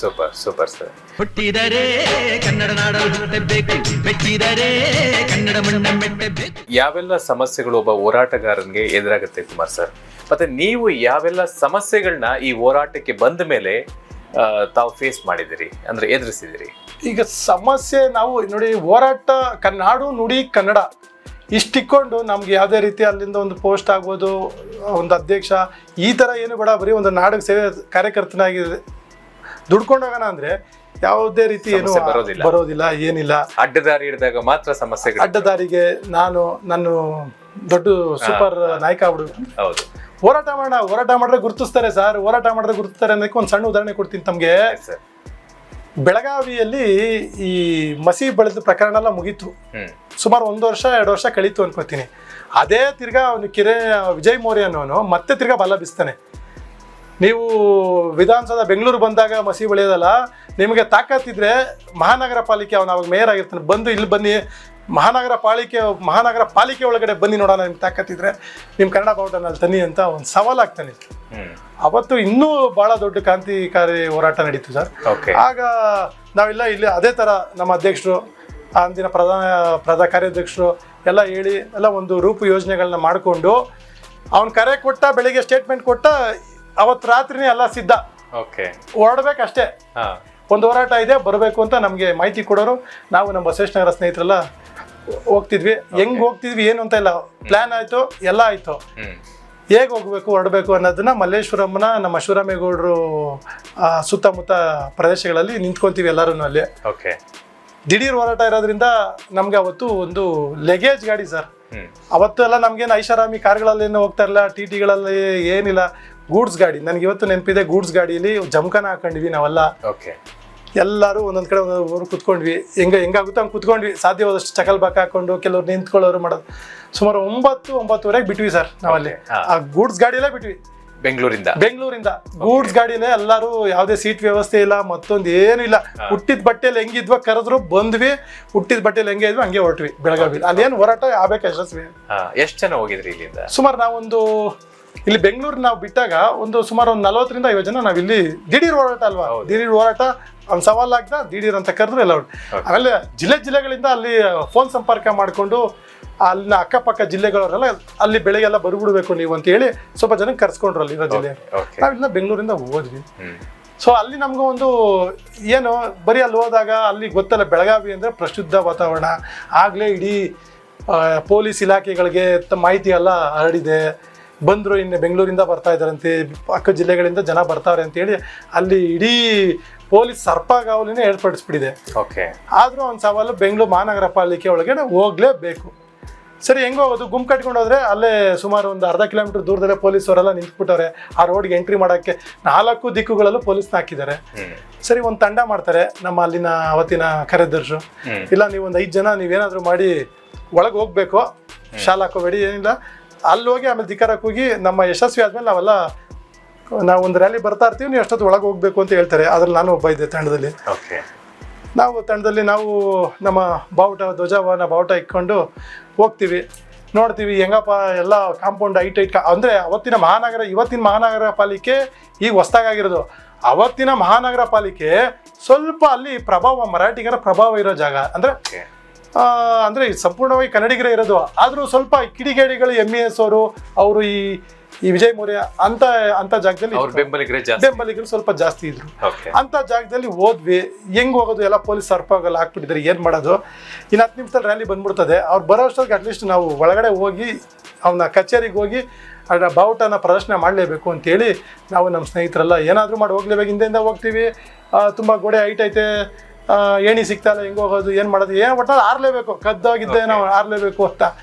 ಕೊನೆಗೆ ವಿಧಿ ಇಲ್ದಿರ ನಾನು ಇನ್ನೊಬ್ಬರು ನಮ್ಮ ನಾಗರಬಾಯಿ ಬಾಲಾಜಿ ಅಂತ ಒಬ್ಬರು ನಮ್ಮ ಸ್ನೇಹಿತರಿದ್ರು. ನೋಡೋಣ, ಸ್ವಲ್ಪ ಇಲ್ಲಿ ಎತ್ಬೋದು, ಸ್ವಲ್ಪ ಹೈಟು ಕಮ್ಮಿ ಇದೆ, ಸ್ವಲ್ಪ ಪೊಲೀಸು ಈ ಕಡೆ ತಿರುಗಿದ್ದಾನೆ, ನಾವು ಹಿಂಗೆ ತಿರ್ಗೋಣ, ನೀವು ಇನ್ನು 3 ಜನ ಹೆಂಗೋ ನಿಮ್ಮ ಯೋಜನೆಗಳಲ್ಲಿ ಬನ್ನಿ ಅಂತೇಳಿ ಅವನು ಸ್ವಲ್ಪ ಐಡಿಯಾ ಮಾಡಿ ಒಬ್ಬನ ಮೇಲೆ ಫಸ್ಟು ನಾನು ಎತ್ತದೆ, ಅವನ ಕೈ ಹಿಡ್ಕೊಂಡ್ವಿ. ದಿಢೀರ್ ಅಂತ ಕಾಂಪೌಂಡ್ ಒಳಗೆ ಬಿದ್ವಿ ಇಬ್ರು ಅಷ್ಟೇ. ಬೇದರೆ ಓಡೋದ್ವಿ. ಪೊಲೀಸವರೆಲ್ಲ ನಮ್ಮ ಹಿಂದೆ ಓಡ್ ಬಂದರು. ಸೀದಾ ಅವನ ಕಚೇರಿಗೆ ಹೋಗಿ ಅವನ ಕಚೇರಿ ಚೇರ್ನ ಎತ್ತು ಹೊಡೆದಾಕಿ ಅವನಿಗೆ ಧಿಕ್ಕಾರಕ್ಕೆ ಹೋಗಿ ಅಲ್ಲೇ ಅವ್ನ ಕಚೇರಿ ಪಕ್ಕನೇ ಒಂದು ಮೇಲ್ಗಡೆ ಧ್ವಜಸ್ತಂಭ ಆಯಿತು. ಅಲ್ಲಿ ನಮ್ಮ ಕನ್ನಡ ನಾಡ ಬಾವುಟವನ್ನು ಪ್ರದರ್ಶನ ಮಾಡಿ ಬಾರ ಅವ್ನಿಗೆ ತಾಕತ್ತಿದೆ ಅಂತ ಧಿಕ್ಕಾರಕ್ಕೆ ಹೋಗಿದ್ವಿ. ಅಷ್ಟೊತ್ತಿಗೆ ನಮ್ಮ ಎಲ್ಲ ತಂಡದವರೆಲ್ಲ ಬಂದ್ಬಿಟ್ಟಿದ್ರು. ರ್ಯಾಲಿ ಬಂತು. ಏನು ರಣರಂಗ ನನಗೆ ಗೊತ್ತಿದ್ದಂಗೆ ಸರ್, ಹೊಡೆದ್ರು ಪೊಲೀಸರು ಲಾಠಿ ಚಾರ್ಜು. ಎಷ್ಟು ಜನಕ್ಕೆ ಹಾನಿ ಆಯಿತು, ಎಷ್ಟು ಜನಕ್ಕೆ ಅಂದರೆ ಭಾಳಷ್ಟು. ನಮಗೆ ಸ್ವಲ್ಪ ಜಾಸ್ತಿ ಆಯಿತು ಹಾನಿ ಅಂತಲೇ ಅನ್ಕೋಬೋದು. ಯಾಕಂದರೆ ನಾವು ಒಳಗೆ ಸಿಗಾಕೋಬಿಟ್ಟಿದ್ವಿ, ಜಾಸ್ತಿ ಬಿದ್ದಿತ್ತು ಭಾಳಷ್ಟು. ಏನು ನಂದು ಶರ್ಟು ಪ್ಯಾಂಟು ಏನೂ ಇಲ್ಲ ಸರ್. ಅವತ್ತು ನೀವು ನೋಡಿರ್ಬೋದು, ಕೆಲವು ನನ್ನ ಭಾವಚಿತ್ರಗಳಿದೆ, ನೀವು ನೋಡಿರ್ಬೋದು. ಅದರಲ್ಲಿ ಬಹಳ ಹಾನಿ ಒಳಗೆ ಆಗ್ತೀವಿ. ಹೋರಾಟ ಯಶಸ್ವಿ ಆಯಿತು. ಅವನು ಧಿಕ್ಕಾರಕ್ಕೆ ಹೋಗಿದ್ವಿ, ಅವನ ಕಚೇರಿಗೆ ನುಗ್ಗಿದ್ವಿ. ಎಲ್ಲದಕ್ಕಿಂತ ಮುಖ್ಯವಾಗಿ ಇತಿಹಾಸದಲ್ಲಿ ಅವರು ಏನು ಒಂದು ಅವ್ರದ್ದೊಂದು MES ಒಂದು ಧ್ವಜ ಮಾಡ್ಕೊಂಡಿರ್ತಾರೆ. ಆ ಧ್ವಜದ ಪಕ್ಕ ನಮ್ಮ ಧ್ವಜವನ್ನು ಪ್ರದರ್ಶನ ಮಾಡಿ ಇತಿಹಾಸದಲ್ಲೇ ಕನ್ನಡ ಧ್ವಜನ ಮಹಾನಗರ ಪಾಲಿಕೆ ಮೇಲೆ ನಾವು ಇದು ಮಾಡ್ತೀವಿ ಸರ್. ಅದೊಂದು ಭಾಳ ಹೆಮ್ಮೆ ನನಗೆ. ಆ ಹೋರಾಟ ಇವತ್ತು ನೆನೆಸ್ಕೊಂಡ್ರೆ ಸರ್, ಅವತ್ತು ನನಗೆ ಅಲ್ಲೇ ಆಗಿದ್ದನ್ನ ನಾನೆಲ್ಲ ಮರ್ತ್ಬಿಟ್ಟಿದ್ದೀನಿ. ಯಶಸ್ವಿ ಆಯ್ತಲ್ಲ, ಅದೊಂದು ಭಾಳ ಖುಷಿ ಆಯಿತು. ಆಮೇಲೆ ತದನಂತರ ಗೊತ್ತಲ್ಲ, ಪೊಲೀಸರು ಭಾಳ ಹಾನಿಗೊಳಗಾಗಿದ್ವಿ, ಅಲ್ಲೇಗಾಗಿದೆ ಅಂತೇಳಿ ನಮ್ಮನ್ನೆಲ್ಲ ಹಾಸ್ಪಿಟ್ಲಿಗೆ ಕರ್ಕೊಂಡೋದ್ರು. ಹಾಸ್ಪಿಟ್ಲಿಗೆ ಕರ್ಕೊಂಡೋಗಿ ಅಲ್ಲಿ ಸುಮಾರು 3-4 ಅವರ್ ನಿಕ್ಕಿ ಪ್ರಥಮ ಚಿಕಿತ್ಸೆ ಏನೇನು ಕೊಡಬೇಕೆಲ್ಲ ಮಾಡಿ ಕೊನೆಗೆ ತಿರ್ಗಾ ಅವತ್ತಿನ ದಿವಸ ರಾತ್ರಿನೇ ನಾವು ಅಲ್ಲೇ ಡಿಸ್ಚಾರ್ಜ್ ಆಗಿ ಅಲ್ಲಿಂದ ತಿರ್ಗಾ ಅದೇ ಯಥಾವತ್ತಾಗಿ ಮತ್ತೆ ಯಾವುದೇ ಕೇಸ್ ಆಗ್ಲಿಲ್ಲ ತಮ್ಮ ಮೇಲೆ? ನಾ ಬಂದ ಮೇಲೆ ಏನೋ ಕೇಸ್ ಆಯ್ತಂತೆ ಸರ್. ಯಾಕಂದ್ರೆ ನಮ್ಗೆ ಬಹಳಷ್ಟು ಹಾನಿ ಆಗಿದೆ. ಪೊಲೀಸರು ಪಾಪ ಬಹಳ ಶ್ರಮ ಪಟ್ಟರು. ಪೊಲೀಸರು ನಮ್ಗೆ ಬಹಳ ಸಪೋರ್ಟ್ ಕೊಡ್ತಾರೆ ಪೊಲೀಸರು, ಇಲ್ಲ ಅಂತಲ್ಲ. ಹೋರಾಟಗಾರರಿಗೆ ಅವತ್ತು ಬಿಡ್ತಾರೆ ಅಷ್ಟೇ ಸಿಗ್ದ ಅವ್ರಿಗೆ ಏನ್ ಕಂಟ್ರೋಲ್ ಬರಬೇಕು, ಕಂಟ್ರೋಲ್ ಬರಬೇಕು. ಏನ್ ಮಾಡಬೇಕು ಅಲ್ಲಿ ಗೊತ್ತಲ್ಲ ಸರ್, ಪ್ರಕ್ಷುಬ್ಧ ವಾತಾವರಣ ಅವತ್ತು. ಇವತ್ತಿಲ್ಲ ಬಿಡಿ, ಇವತ್ತು ಸಂಪೂರ್ಣವಾಗಿ ನಿರ್ಣಾಮ ಆಗ್ಬಿಟ್ಟವ್ರೆ. ಅಂದ್ರೆ ಈ ತರ ಹೋರಾಟಗಳು ಕೊಟ್ಟಾಗ್ಲೇ ನಿರ್ಣಾಮ ಆಗಿದ್ದಲ್ಲಿ ಒಂದ್ ಸ್ವಲ್ಪ ಭಯ ಬಂತು. ನುಗ್ಗಿದ್ವಿ, ಅವ್ನು ಕೊಟ್ಟ ಸವಾಲ್ ಬಂದಿದೀವಲ್ಲ, ಬಾ ಬಾ ಬಂದಿದೀವಿ, ನಿನ್ ಕಚೇರಿ ಇದೀವಿ, ಬಾ ಎಲ್ಲಿಗೆ ಬೇಕಾದ್ರೂ ಕನ್ನಡಿಗರು ನುಗ್ತಾರೆ ಮಾಡ್ತಾರೆ ಅನ್ನೋದು ದೊಡ್ಡ ಸಂದೇಶ ಹೋಯ್ತು ಅವನ್ಗೆ. ಖಂಡಿತ ಅಲ್ಲಿಂದ ಸ್ವಲ್ಪ ಸಂಘಟನೆ ನಿಷ್ಕ್ರಿಯ ಆಯ್ತು ಅಂತಾನೆ ಅನ್ಕೋತೀವಿ. Yes sir. ಇಷ್ಟೆಲ್ಲ ನೋವನ್ನ ತಿನ್ಕೊಂಡು, ಹೊಡೆತಗಳನ್ನ ತಿನ್ಕೊಂಡು ಈ ಹೋರಾಟಗಳನ್ನ ಇನ್ನು ಮಾಡಬೇಕು ಅನ್ನೋ ಹುಮ್ಮಸ್ಸು ಉಳ್ದಿರುತ್ತಾ ಆ ಕ್ಷಣದಲ್ಲಿ? ಅಂದ್ರೆ ಒಂದೊಂದು ಹೋರಾಟ ಆದಾಗ ಸರ್, ನಾನು ಸತ್ಯ ಹೇಳ್ತಾ ಇದ್ದೀನಿ, ಒಂದೊಂದು ಹೋರಾಟ ಈ ಥರ ಕ್ರಾಂತಿಕಾರಿ ಹೋರಾಟ ಆದಾಗ ಸುಮಾರು 3 ದಿವಸ 4 ದಿವಸ ಮನೇಲಿ ಮಲ್ಕೊಂಡಿದ್ದೆ. ಅಷ್ಟು ಮೈಕೈ ನೋವುಗಳು. ನಾನು ಇವತ್ತು ಬೆರಳುಗಳು ಇದು ಕೆಲವೊಂದು ಲಾಠಿ ಚಾರ್ಜ್ಗಳಲ್ಲಿ ಆದಾಗ ಸ್ವಲ್ಪ ನೋಡ್ಕೊಂಡಾಗಲ್ಲ ನನಗೆ ಅದು ಹಳೆ ನೆನಪುಗಳು ಭಾಳಷ್ಟು ಸರ್. ಹಾಸ್ಪಿಟ್ಲುಗೆ ನಾನು ಬಂದಾಗ ತಿರ್ಗಾ ಹೋಗಿ ಸ್ವಲ್ಪ ಚಿಕಿತ್ಸೆಗಳು ತೊಗೊಂಡಾಗ ಸ್ವಲ್ಪ ಒಂದು 3-4 ದಿವಸ ಆದಮೇಲೆ ತಿರ್ಗಾ ಮೊದಲನೇ ಕಂಡೀಷನ್ ಬರ್ತೀವಿ. ತಿರ್ಗಾ ಅದೇ ಹೋರಾಟ, ಅದೇ ಹಿನ್ನೆಲೆ. ಅಲ್ಲ, ಯಾಕೆ ಕೇಳಿದೆ ಅಂದರೆ ಕುಮಾರ್ ಸರ್, ನಾನೇ ಸ್ವತಃ ನೋಡಿದ್ದೀನಿ ನೀವೆಲ್ಲ ಹೋರಾಟ ಮಾಡುವಾಗ ಪೊಲೀಸ್ನವ್ರು ಸುಮ್ಮನೆ ಇರ್ತಾರೆ. ಒಂದು ಚೂರು ಎಲ್ಲೋ ಒಂದಿಷ್ಟು ವ್ಯತ್ಯಾಸ ಆಗ್ತಾ ಇದೆ ಅಂತ ಅವರಿಗೆ ಒಂದಿಷ್ಟು ಸೂಕ್ಷ್ಮತೆ ಗೊತ್ತಾದ ತಕ್ಷಣ ಹೆಂಗ್ ಹೊಡಿತಾರೆ, ಸಿಕ್ತವ್. ನೀವೆಲ್ಲ ಬಿಡಿ, ಒಂದಿಷ್ಟು ಒಳ್ಳೆ ಪರ್ಸನಾಲಿಟಿ ಇದ್ದೀರಾ, ಒಂಚೂರು ಮುಟ್ಟಕ್ಕೂ ಹಿಂದೆ ಮುಂದೆ ಎಳ್ದಾಡಕ್ಕೂ ಒಂದಿಷ್ಟು ಕಷ್ಟ ಆಗ್ತದೆ. ಆದ್ರೆ ಕೆಲವ್ರಿಗಂತೂ ಹೊಡಿತಾರೆ. ನಿಜವಾಗ್ಲೂ ನಮಗೆ ಅಲ್ಲಿ ಬಹಳ ನೋವಾಗತ್ತೆ. ಅಂತ ಸನ್ನಿವೇಶಗಳೆಲ್ಲ ಅಲ್ಲಿ ಉದ್ಭವ ಆಗತ್ತೆ. ಅದೆಲ್ಲ ಸ್ವತಃ ತಾವು ಜೊತೆಲಿದ್ದೇ ನೋಡ್ತಿರಲ್ಲ, ನಿಮ್ಗೂನು ಕೂಡ ಒಂದಿಷ್ಟು ಅವಾಗ ಅಟ್ಯಾಕ್ ಆಗತ್ತೆ. ಖಂಡಿತ ಕೂಡ ಬಿಟ್ಬಿಡೋದಿಲ್ಲ ಅವರು. ಪೊಲೀಸವರಲ್ಲಿ ಈಗ ನೋಡಿ, ನಾವು ಪಾಪ ನಮ್ಮ ರಿಸರ್ವ್ ಪೊಲೀಸ್ ಅಂತ ಇರ್ತೀವಿ, ಅವ್ರಿಗೆ ಬರೀ ಅವರು ದೊಡ್ಡ ಮೇಲಿನ ಅಧಿಕಾರಿ, ಅವರು ಆಕ್ಷನ್ ಅಂತ ಹೇಳ್ತಾರೆ ಹೊರತು ಅವ್ರ ಪಾಡಿಗೆ ಅವರು ಡ್ಯೂಟಿ ಮಾಡ್ತಾರೆ ಸರ್. ಇಲ್ಲ ಸರ್, ಲಾಠಿ ಏಟ್ಗಳಂತೂ ಸರ್ ಎಷ್ಟು ತಿನ್ಬಿಟ್ಟಿದೀವ ಸರ್. ವರ್ಷದಲ್ಲಿ 1 ಲಾಠಿ ಏಟು ಫಿಕ್ಸು ಅಂತ ಅನ್ಕೊಂಬಿಡಿ ಸರ್. ನಮಗೆ ನನ್ನ ಹೋರಾಟ ಇತಿಹಾಸದಲ್ಲಿ ವರ್ಷದಲ್ಲಿ ಒಂದಾದ್ರೂ ಲಾಠಿ ಏಟಂತೂ ತಿಂತೀವಿ ಸರ್. 3-4 ದಿವಸ ಮನೆಯಲ್ಲಿ ಅದನ್ನ ಒಂದು ವಿಶ್ರಾಂತಿ ಪಡ್ಕೊಂತೀವಿ ಸರ್. ಬಿದ್ದಾಗ ಏನು 1-2 ಏಟ್ ಅಂತೂ ಬೀಳಲ್ಲ ಸರ್, ಪಟ ಅಂತ ಹೊಡಿತಾನೆ ಇರುತ್ತೆ. ಅಲ್ಲೂ ಅಷ್ಟೇ, ಬೆಳಗಾವಿಯಲ್ಲಿ ಹೊಡಿತಾನೆ ಇದ್ರು ನಮ್ಮ ಉದ್ದೇಶ ಈಡೇರ್ಬೇಕಷ್ಟೇ. ಹಾಗೆ ಆ ಥರ ಹಿನ್ನೆಲೆ ಅದು ಏಟ್ ಅನಿಸ್ತಾ ಇರಲಿಲ್ಲ ನಮಗೆ. ಆಮೇಲೆ ಹೋರಾಟ ಎಲ್ಲ ಮುಗಿದ ಮೇಲೆ ಮನೇಲಿ ಬಂದಾಗಲೇ ಗೊತ್ತಾಯ್ತು ಆ ನೋವು ಗೀವು 1-2 ದಿವಸ ಆ ಥರ. ಆ ಸಂದರ್ಭದಲ್ಲಿ ಇನ್ನೂ ಎನರ್ಜಿ ತಮಗೆ ಖಂಡಿತವಾಗ್ಲು ಸರ್, ಖಂಡಿತವಾಗ್ಲು. ಅದು ಹೇಳೋದಲ್ಲ, ಭುವನೇಶ್ವರಿ ಆಶೀರ್ವಾದ, ತಾಯಿ ಭುವನೇಶ್ವರಿ ಆಶೀರ್ವಾದ. ಎಲ್ಲೋ ತುಂಬ ದೊಡ್ಡ ಮಟ್ಟದ ಏನು ಪ್ರಾಣ ಹೋಗೋ ಅಂತ ಆಗಲಿಲ್ಲ. ಎಲ್ಲ ಒಂದು ಕಡೆ ಹಲ್ಲೆಗಳ ನೋವುಗಳಾದವು. ಅದನ್ನು 3-4 ದಿವಸದಲ್ಲಿ ನಾವು ಚಿಕಿತ್ಸೆ ತಗೊಂಡು ನಾವು ಅದನ್ನು ಮತ್ತೆ ಇನ್ನೊಂದು ಹೋರಾಟಕ್ಕೆ ಸಜ್ಜಾಗ್ತಾ ಇದೀವಿ ಸರ್. ಹೋರಾಟ ಮಾತ್ರ ನಿಲ್ತಾ ಇರಲಿಲ್ಲ ಸರ್. ಯಾವುದೇ ಕರೆ ಬಂದ್ರೆ ಸಾಕು ಸರ್, ನಮ್ ಕಾಯ್ತಾ ಇದ್ವಿ ಹೋರಾಟ ಹೋಗ್ಬೇಕು. ನಮ್ಮ ಸ್ನೇಹಿತರಿಗೆ ಫೋನ್, ನಮ್ಮ ಹತ್ರ ಅವಾಗೆಲ್ಲ ಸಂಪರ್ಕ ಕಮ್ಮಿ, ಫೋನು ನಮ್ಮ ಹತ್ರ ಇರಲಿಲ್ಲ. ಫೋನ್ ಸಂಪರ್ಕ ತಗೊಳ್ಳೋ ಅಷ್ಟ ಇರಲಿಲ್ಲ ನಮಗೆಲ್ಲ ಅವಾಗೆಲ್ಲ. ನಮ್ಮ ಸ್ನೇಹಿತರ ಹತ್ರ ಇತ್ತು, ಅವನಿಗೆ ಮೆಸೇಜ್ ಬರೋದು, ಅವ್ನು ನಮ್ಗೆ ಹೇಳೋನು, ನಾವು ನಮ್ಮ ಜೊತೆಲಿರೋರೆಲ್ಲ ಹೇಳಿ ಅವತ್ತಿನ ದಿನದಲ್ಲಿ ಅಷ್ಟು ಸಂಪರ್ಕ ಮಾಡ್ಕೊಂಡು ಹೋಗ್ತಾ ಇದ್ವಿ. ಅಂದರೆ ಹೋರಾಟ ಅಂದರೆ ಸರ್, ನೀವು ಹೇಳ್ದಂಗೆ ಬದುಕು ಒಂದೊಂದ್ಸರಿ ನಮಗೆ ಏನಾಗ್ಬಿಡ್ತದೆ, ಅವಾಗೆಲ್ಲ ನಮ್ಮ ದುಡ್ಡು ಕಾಸು ಇರಲ್ಲ. ನಮ್ಮ ಉದಾಹರಣೆಗೆ ಮೈಸೂರು ಬ್ಯಾಂಕ್ ಸರ್ಕಲ್ಲು, ಅದು ಕಾರ್ಪೊರೇಷನ್ ಸರ್ಕಲ್ಲು, ಇಲ್ಲೆಲ್ಲ ಹೋರಾಟಗಳೆಲ್ಲ ಹಮ್ಕೊಳ್ಳೋರು, ಪ್ರತಿಭಟನೆ, ರಸ್ತೆ ತಡೆ. ಹುಮ್ಮಸ್ಸಿಂದ ಇಲ್ಲಿಂದ ಹೊಟ್ಟೋಗ್ತೀವಿ. ಏನೋ ಅವಾಗ ನಮ್ಮ ಹತ್ರ ಗಾಡಿ ಇತ್ತು, ಆಟೋದಲ್ಲೋ ಏನೋ ಹೊಟ್ಟೋಗ್ತೀವಿ ಸರ್. ತದನಂತರ ಅಲ್ಲಿಂದ ನಾವು ತಿರ್ಗಾ ಮನೆಗೆ ಬರ್ಬೇಕಲ್ಲ, ಎಷ್ಟೋ ಸರಿ ನಡ್ಕೊಂಡ್ ಬಂದಿದೀವಿ ಸರ್ ಮನೆಗೆ. ಹೋರಾಟ ಮುಗಿದ ಮೇಲೆ ನಡ್ಕೊಂಡು ನಾವು ನಮ್ಮ ಸ್ನೇಹಿತರೆಲ್ಲ ಮಾತಾಡ್ಕೊಂಡು, ಬಿಡಿ ಇನ್ನೇನು ಹೋರಾಟ ಮುಗಿತಲ್ಲ, ಮೊದಲು ಭಾಗವಹಿಸ್ಬೇಕು, ಬಂದಿದ್ದೀವಾ ಹೋರಾಟ ಭಾಗವಹಿಸಿದ್ದೀವಿ, ನಿಧಾನಕ್ಕೆ ಹೋಗೋಣ ಬಿಡು ಅಂತೇಳಿ ಆರಾಮಾಗಿ ನಡ್ಕೊಂಡು ಅಲ್ಲಿಂದ ಸುಮಾರು ಹೋರಾಟಗಳು ನಡ್ಕೊಂಡೇ ಬಂದಿದ್ದೀವಿ ಸರ್ ಮನೆಗಳಲ್ಲಿ. ಆ ಒಂದು ಹೋರಾಟ ಇವತ್ತಿಗೂ ನಾನು ಮರೆಯಲ್ಲ ಸರ್. ಯಾವ ಹೋರಾಟ ನೆನ್ಸ್ಕೊಂಡಾಗೆಲ್ಲ ನನಗೆ ಎಲ್ಲ ಒಂದ್ ಕಡೆ ಒಂದ್ಸಲ ಭಾವುಕನಾಗ್ಬಿಡ್ತೀನಿ. ಅದೇ ಯಾವ ವಿಚಾರವಾಗಿ ಸರ್? ಉದಾಹರಣೆ, ಅದು ಹೋರಾಟ ಏನಂದ್ರೆ, ನಮ್ಮ ಈ ಚನ್ನಪಟ್ಟಣದಲ್ಲಿ BC ರಮೇಶ್ ಅಂತ ನೀವು ಕೇಳಿರ್ಬೋದು, ಕಬಡ್ಡಿ ಆಟಗಾರ. ಆತ ಅವರು ಕಬಡ್ಡಿ ಭಾರತದ ನಾಯಕರಾಗಿದ್ದವರು, ವಿದೇಶಗಳಲ್ಲಿ ಹೋಗಿ ಏಷ್ಯಾ ಕಪ್ಗಳು ಆ ಥರ ಕಪ್ಗಳನ್ನ ಗೆದ್ಕೊಂಡ್ಬಂದಿರೋ ಅಂತ ಒಬ್ಬ ಹೋರಾಟಗಾರ, ಯಾರು BC ರಮೇಶ್ ಅಂತವ್ರು. ಅಂಥವ್ರಿಗೆ ಆ ಕಬಡ್ಡಿ ಅಸೋಸಿಯೇಷನಲ್ಲಿ ಒಂಚೂರು ಸಮಸ್ಯೆ ಆಗೋಯ್ತು ಸರ್. ಅವ್ರಿಗೆ ಇದೇನಪ್ಪ ಇದು, ಅದು ನಮ್ಮ ಮೂಲತಃ ನಮ್ಮ ಗ್ರಾಮೀಣ ಭಾಗದವರು, ಚನ್ನಪಟ್ಟಣದವರು, ಎಲ್ಲದಕ್ಕಿಂತ ಬಗ್ಗೆ ಒಳ್ಳೆ ಆಟಗಾರ, ನಾಯಕ ಆದವರು, ನಮ್ಮ ವಿದೇಶದಲ್ಲಿ ನಮ್ಮ ಕರ್ನಾಟಕದ ಪತಾಕೆನ ಆರಿಸಿರೋಂಥವ್ರು, ಕರ್ನಾಟಕದಿಂದ ಇಂಡಿಯಾ ಲೆವೆಲಲ್ಲಿ ಕ್ಯಾಪ್ಟನ್ ಆಗೋದು ಅಂದರೆ ಹುಡುಗಾಟ ಹೌದು. ಅಂಥವ್ರಿಗೆ ಅನ್ಯಾಯ ಆಗ್ತಾ ಇದ್ದಲ್ಲ ಅಂತ ಹೇಳಿ ಅವತ್ತಿನ ಕೆಲವರು ಸ್ವಲ್ಪ ಈ ಹೊರಗಡೆಯಿಂದ ಬಂದಂಥವ್ರು, ಸ್ವಲ್ಪ ಬೇರೆ ಜನಗಳು ಇಂಥವ್ರಿಗೆ ತೊಂದರೆ ಕೊಡೋಕ್ಕೆ ಸ್ಟಾರ್ಟ್ ಮಾಡಿದ್ರು. ಓಕೆ. ಅವತ್ತು ಕಬಡ್ಡಿ ಅಸೋಸಿಯೇಷನ್ದು ಒಂದು ಚುನಾವಣೆ ನಡೀತಾ ಇತ್ತು ಸರ್. ಓಕೆ. ಆ ಚುನಾವಣೆಗೆ ಇವ್ರನ್ನ ಪಾಪ BC ರಮೇಶ್ ಅವ್ರನ್ನ ಅವ್ರಿಗೆ ಬಿಡ್ತಾನೆ ಇರಲ್ಲ, ಚುನಾವಣೆ ಒಳಗೆ ಬರೋಕ್ಕೆ ಬಿಡ್ತಾ ಇರಲಿಲ್ಲ ಅವ್ರನ್ನ ಸ್ಪರ್ಧೆ ಮಾಡೋದಕ್ಕೆ. ಓಕೆ. ಆ ಮಟ್ಟಕ್ಕೆ ಅಲ್ಲಿ ವಾತಾವರಣ ಸೃಷ್ಟಿ ಮಾಡಿದ್ರು. ಸ್ವಲ್ಪ ಕೆಲವರು ಹೊರಗಡೆ ಇರೋರು, ಮೂಲತಃ ಆಂಧ್ರ, ತಮಿಳುನಾಡು ಅಂತ ಮೂಲದವರು ಸ್ವಲ್ಪ ಅಲ್ಲಿ ಬಿಡ್ತಾ ಇರಲಿಲ್ಲ. ಇದು ನಮ್ಮ ರಾಜ್ಯಾಧ್ಯಕ್ಷರು ಗಮನಕ್ಕೆ ಬಂತು, ಇದು ಒಳ್ಳೆ ಚೆನ್ನಾಗಾಯ್ತಲ್ಲ, ಅದು ನಮ್ಮ BC ರಮೇಶ್ಗೆ ಬಿಡ್ತಲ್ವ ಅಂತೇಳಿ ಒಂದು ಹೋರಾಟ, ಅವತ್ತೇ ಗಲಾಟೆ ಮಾಡೋಣ, ಯಾಕೆ ಬಿಡಲ್ಲ, ಕೊಡಬೇಕು ಅಂತ ಹೇಳಿ ಒಂದು ಹೋರಾಟ ಹೇಳಿ ಅವತ್ತೇನೆ ಹನುಮಂತ ನಗರದಲ್ಲಿ ಅಂತ ಸರ್, ಹನುಮಂತ ನಗರ ಒಂದು ಗ್ರೌಂಡಲ್ಲಿ ಅವ್ರದ್ದು ಚುನಾವಣೆ ಇದ್ದಿತ್ತು ಬೆಂಗಳೂರಲ್ಲಿ. ಓಕೆ. ನಮ್ಮನ್ನೆಲ್ಲ ಒಂದು ಪಾರ್ಕ್ ಹತ್ರ ಬರಕ್ಕೆ ಹೇಳಿದ್ರು.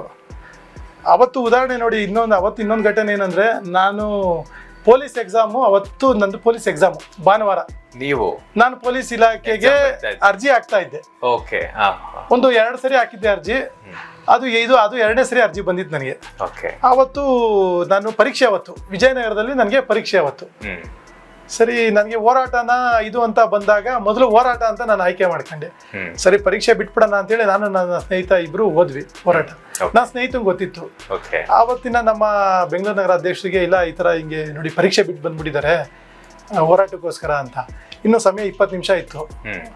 ಇಲ್ಲ, ಅವ್ರು ನನ್ನ ಕನ್ವಿನ್ಸ್ ಮಾಡಿದ್ರು, ಇಲ್ಲ ನೀನು ಪರೀಕ್ಷೆಗೆ ಹೋಗ್ಬೇಕು, ಹೇಳಕ್ಕಲ್ಲ, ಉದ್ಯೋಗ ಹೋರಾಟನೂ ಇರಬೇಕು, ಅದ್ರ ಜೊತೆ ಬದುಕಬೇಕಲ್ಲ, ಹೇಳಕ್ಕಲ್ಲ, ಯಾರ ಹಣೆ ಬರ್ತಾರೆ ಏನು ಬರ್ತಿದೆ ನಾಳೆ ದಿವಸ ಪೊಲೀಸ್ ಆಗ್ಬೋದು, ಅದು ಪೊಲೀಸರ ಕೈಲಿ ನಿಂತ್ಕೊಂಡು ನೀನು 4 ಜನಕ್ಕೆ ನ್ಯಾಯ ಕೊಡಿಸ್ಬೋದು, ಇಲ್ಲ ನೀವು ಬರೀ ಅಂತ ಹೇಳಿ ನನ್ನ ವಾಪಸ್ ಕಳಿಸಿದ್ರು ಅಲ್ಲಿಂದ ಹೋರಾಟದಿಂದ. ಸರಿ, ನಾನು ಇನ್ನೊಂದು 15 20 ನಿಮಿಷ ಇತ್ತು, ಅಲ್ಲಿಂದ ನಾನು ಆಟೋದಲ್ಲಿ ವಿಜಯನಗರಕ್ಕೆ ಬಂದೆ. ಅಷ್ಟೊತ್ತಿಗೆ ಪೊಲೀಸ್ ಎಕ್ಸಾಮ್ ಪ್ರಾರಂಭ ಆಗಿತ್ತು. ಕೇಳ್ಕೊಂಡೆ, ಇಲ್ಲ ಈ ಥರ ಹಿಂಗೆ ಸ್ವಲ್ಪ ಯಾವುದೋ ಬರ್ದೆ ಎಕ್ಸಾಮ್ ಬರ್ದೆ, ಆದರೆ ನನಗೆ ಎಕ್ಸಾಮ್ ಬರೆಯೋ ಮೂಡೇ ಎಲ್ಲ ಹೊರಟೋಯ್ತು. ಅಲ್ಲಿ ಹೋರಾಟ ಏನಾಗ್ತಾಯ್ತೋ ಏನೋ ಆಯ್ತಾ, ಅಲ್ಲ ಅದೇ ಮನ್ಸಲ್ಲಿ ಕಾಡ್ತಾ ಇತ್ತು. ಯಾವಾಗ ಇವರು ಇಲ್ಲಿ ಪೊಲೀಸ್ ಎಕ್ಸಾಮ್ ನಾನು ಬರ್ದೆ ಈಚೆ ಬರ್ತೀನಿ ಅಂತ ಮನ್ಸೆಲ್ಲ ಕಾಡ್ತಾ ಇತ್ತು. ಅದೇ ರೀತಿ ಬರ್ದೆ ಎಕ್ಸಾಮು, ಬೇಗ ಅವರು ಮೇಡಮ್ ಎಷ್ಟು ಗಂಟೆಗೆ ಮುಗೀತು ಅಂತೇಳಿ ಪ್ರಶ್ನೆ ಪತ್ರಿಕೆ ಕೊಟ್ಟೆ, ಈಚೆ ಬಂದೆ. ತಿರ್ಗಾ ನನ್ನ ಸ್ನೇಹಿತನಿಗೆ ಇನ್ನೊಂದ್ಸರಿ ಸಂಪರ್ಕ ಮಾಡಿ ಇನ್ನೊಬ್ಬನ ಕರ್ಸ್ಕೊಂಡೆ, ಇಲ್ಲ ಈ ಥರ ಒಂದು ಹೋರಾಟ ಆಗ್ತಾ ಇದೆ, ನಾನು ಹೋಗ್ಲೇಬೇಕು ನಾನು ಅಲ್ಲಿಗೆ ಅಂತೇಳಿ ಒಬ್ಬರಿಗೆ ಸಂಪರ್ಕ ಮಾಡಿದೆ, ಪ್ರಸನ್ನ ಅನ್ನೋರಿಗೆ. ಇಲ್ಲ ಬಂದ್ಬಿಡು, ಸ್ಟೇಷನ್ ಹತ್ರ ಬಂದ್ಬಿಡು, ದೊಡ್ಡ ಗಲಾಟೆ ಆಗ್ಬಿಟ್ಟಿದೆ, ಹಂಗೆ ಅಂತ ಹೇಳಿದ್ರು. ನನಗೆ ಇನ್ನೂ ಆತಂಕ ಆಯಿತು, ಏನಾಯಿತು ಏನೋ ಅಂದ್ಕೊಂಡು ಆತಂಕದಲ್ಲೇ ದಿಢೀರಂತ ನೇರವಾಗಿ ಏನು ಪರೀಕ್ಷಾ ಸ್ಥಳದಿಂದ ನಾನು ಅಲ್ಲಿಂದ ನೇರವಾಗಿ ಹೋದೆ. ಅಲ್ಲಿ ಕಮ್ಯುನಿಕೇಷನ್ಗಳು ತುಂಬ ದೊಡ್ಡ ಗಲಾಟೆ ಆಗ್ಬಿಟ್ಟಿದೆ. ನನಗೆ ಗೊತ್ತಿಲ್ಲ ಅವತ್ತು ಏನು ಮಾರಾಮಾರಿ, ರಕ್ಷಣಾ ವೇದಿಕೆಯವ್ರಿಗೆ ಸುಮಾರು ಜನಕ್ಕೆ ರಕ್ತಗಳು ಬಂದಿದೆ, ಹೊಡೆದಾಟ ಆಗಿದೆ, ಎಲ್ಲ ಇದೆ ಮಾರಾಮಾರಿ. ಯಾಕಂದರೆ ಚುನಾವಣೆ ಅಂದರೆ ಗೊತ್ತು, ಅವರ ಪಟ್ಟಾಲಂಗಳನ್ನ, ಅವರಂಥ ಜನಗಳನ್ನ ನಿಲ್ಸ್ಕೊಂಡಿರ್ತಾರೆ ಅವತ್ತು ರಾಜಕೀಯದಲ್ಲಿ. ಅಂತ ಒಂದು ದೊಡ್ಡ ಮಟ್ಟದ್ದು ಆಗಿದೆ ಅಲ್ಲಿ ಗ್ರೌಂಡಲ್ಲೇ ಆಯಿತು. ನಮ್ಮವರು ಸ್ವಲ್ಪ ಜನಸಂಖ್ಯೆ ಕಮ್ಮಿ ಇದ್ರು ಅವತ್ತು. ಸ್ಟೇಷನ್ ಮುಂದೆ ಅಂದಿನ ನಮ್ಮ ಪದಾಧಿಕಾರಿಗಳನ್ನ ಸ್ಟೇಷನ್ಗೆ ಕರ್ಕೊಂಡೋದ್ರು, ಅರೆಸ್ಟ್ ಮಾಡಿ ಕರ್ಕೊಂಡೋದ್ರು. ಅವರು ಹಿಂಗೆ ಸ್ಟೇಷನ್ ಹತ್ರಕ್ಕೆ ಬಂದ್ಬಿಡು ಅಂತ ನನಗೆ ಹೇಳಿದ್ರು. ನಾವು ಹಿಂದೆ ಮುಂದೆ ನೋಡ್ತಾ ಇರಲ್ಲ ಸರ್, ಅಲ್ಲಿ ಏನು ನಡೀತಾ ಇದೆ ಕೇಳಲ್ಲ, ಬರಬೇಕಲ್ವಾ, ಬರ್ತೀವಿ ಅಂದ್ಬಿಟ್ಟು ಹೋದೆ. ಎಂದಿನಂತೆ ನನ್ನ ಈ ಕನ್ನಡ ಶಾಲನ್ನ ಅವತ್ತು ಧರಿಸಿದೆ, ಕನ್ನಡ ಶಾಲ್ ಹಾಕ್ಕೊಂಡೆ, ನೇರವಾಗಿ ಸ್ಟೇಷನ್ ಮುಂದೆ ಇಳಿದ್ಬಿಟ್ಟು ಹೋದೆ. ಅವ್ರಿಗೆ ಮತ್ತೆ ನಾನು ಫೋನ್ ಪ್ರಯತ್ನ ಮಾಡಿದೆ, ಅವತ್ತು ಕನೆಕ್ಟ್ ಆಗಿಲ್ಲ. ನಾನು ಯಾರಿಗೆ ಮಾಡಿದ್ನ ಅವ್ರಿಗೆ, ಹನುಮಂತ ನಗರ ಪೊಲೀಸ್ ಸ್ಟೇಷನ್ ಮುಂದೆ ಭಾಳಷ್ಟು ಜನ ಸರ್, ಸುಮಾರು ಜನ, ಯಾರು ಅವ್ರ ಬೆಂಬಲಿಗರು ಸೇರ್ಕೊಂಡ್ಬಿಟ್ಟಿದ್ದಾರೆ. ಹಿಂದೆ ಗೊತ್ತಿಲ್ಲ ನನಗೇನು ನಡೀತಾ ಇದೆ ಅಂತ ಚಿತ್ರಣ ಗೊತ್ತಿಲ್ಲ. ಮಾಮೂಲಿ ಗೊತ್ತಲ್ಲ ಸರ್, ನಾವೆಲ್ಲ ಕನ್ನಡ ಶಾಲೆ ಹಾಕ್ಕೊಂಡ್ವಿ, ಇಳಿದೆ. ನನ್ನ ಒಂಥರ ನೋಡೋಕೆ ಸ್ಟಾರ್ಟ್ ಮಾಡಿದ್ರು. ಅಲ್ಲಿ ಸುಮಾರು ಒಂದು 100-150 ಜನ ಸ್ಟೇಷನ್ ಗೇಟ್ ಹತ್ತು ಮುಂದೆನೇ ಇದ್ದಾರೆ. ನಾನು ನಮ್ಮೂರನ್ನ ಹುಡುಗಕ್ಕೆ ಸ್ಟಾರ್ಟ್ ಮಾಡಿದೆ. ಅಷ್ಟರಲ್ಲಾಗಲಿ ಎಲ್ಲ ಸುತ್ಕೊಂಡ್ಬಿಟ್ರು. ಓಕೆ. ಆ ಘಟನೆ ಹೇಳ್ಬಾರ್ದು, ಭಾಳ ನೋವು. ಏನು ಹೊಡಿತಾವ್ರೆ ಅಂದರೆ ಸರ್, ನನಗೆ ಒಬ್ಬನೇ, ಯಾರ್ಯಾರು ಹೆಂಗೆ ಬೇಕೋ ಮನಸ್ಸು ಇಚ್ಛೆ ಒಟ್ಟು ಬಾವುಟ ಅಂದ್ರೆ ಈ ನಮ್ಮ ಶಾಲನ್ನ ನೋಡಿದವರು ಇವರು ಕರ್ನಾಟಕ ರಕ್ಷಣಾ ವೇದಿಕೆ ಅಂತ ಹೊಡೆಯಕ್ಕೆ ಸ್ಟಾರ್ಟ್ ಮಾಡಿದ್ರು ಸರ್. ನಾನು ಗೊತ್ತಲ್ಲ ಸರ್, ಹೋರಾಡಿದ ನಾನು ಆದಷ್ಟು ತಡೆದೆ, ಎಲ್ಲರೂ ತಡ್ಕೊಂಡು ನೋಡ್ಕೊಂಡು ಜನಗಳನ್ನ ನೂಕೊಂಡು ಸ್ಟೇಷನ್ ಬಾಗಿಲ ಹತ್ರಕ್ಕೆ ಹೋದೆ. ಆಗ ಸ್ವಲ್ಪ ಜನ ಸ್ಟೇಷನ್ ಹತ್ರ ಬಂತಲ್ಲ ಅಂತ ಸ್ವಲ್ಪ ಬಿಟ್ರು. ಅಷ್ಟೊತ್ತಿಗಾಗಿ ಏನು ಸುರಿತಾ ಆಯ್ತು ಸರ್, ನನಗೆ ಏನ್ ನಡೀತಾ ಇತ್ತು, ನನ್ಗೆ ಏನ್ ನಡೀತು ಅಂತ ಗೊತ್ತಿಲ್ಲ. ಕರೆದ್ರು ಹೋದ್ರಿ, ವಿನಾಕಾರಣ ಹೊಡೆಯಕ್ಕೆ ಸ್ಟಾರ್ಟ್ ಮಾಡಿದ್ರು. ಒಬ್ಬನೇ ಎಷ್ಟು ಅಂತ ನಾನು ತಡೀಲಿ, ನುಗ್ಕೊಂಡು ಹೆಂಗೋ ಮಾಡಿ ಸ್ಟೇಷನ್ ಬಾಗ್ಲ ಹತ್ರ ಬಂದೆ.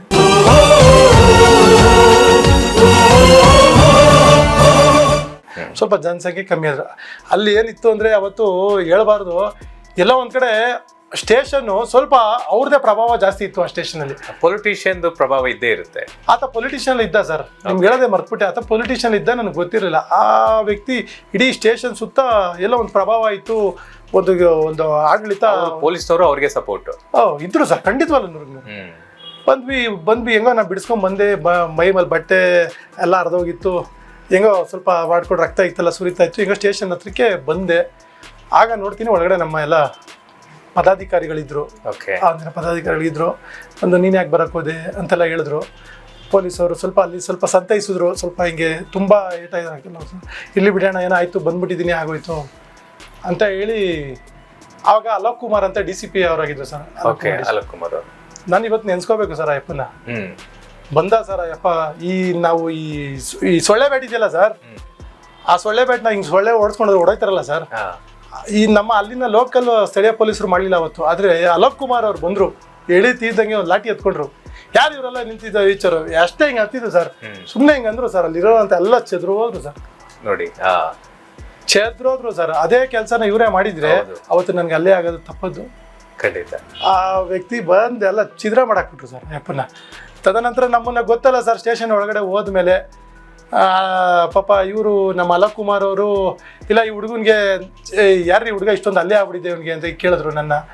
ಇಲ್ಲ ಸರ್ ಹಿಂಗೆ ಅಂತ.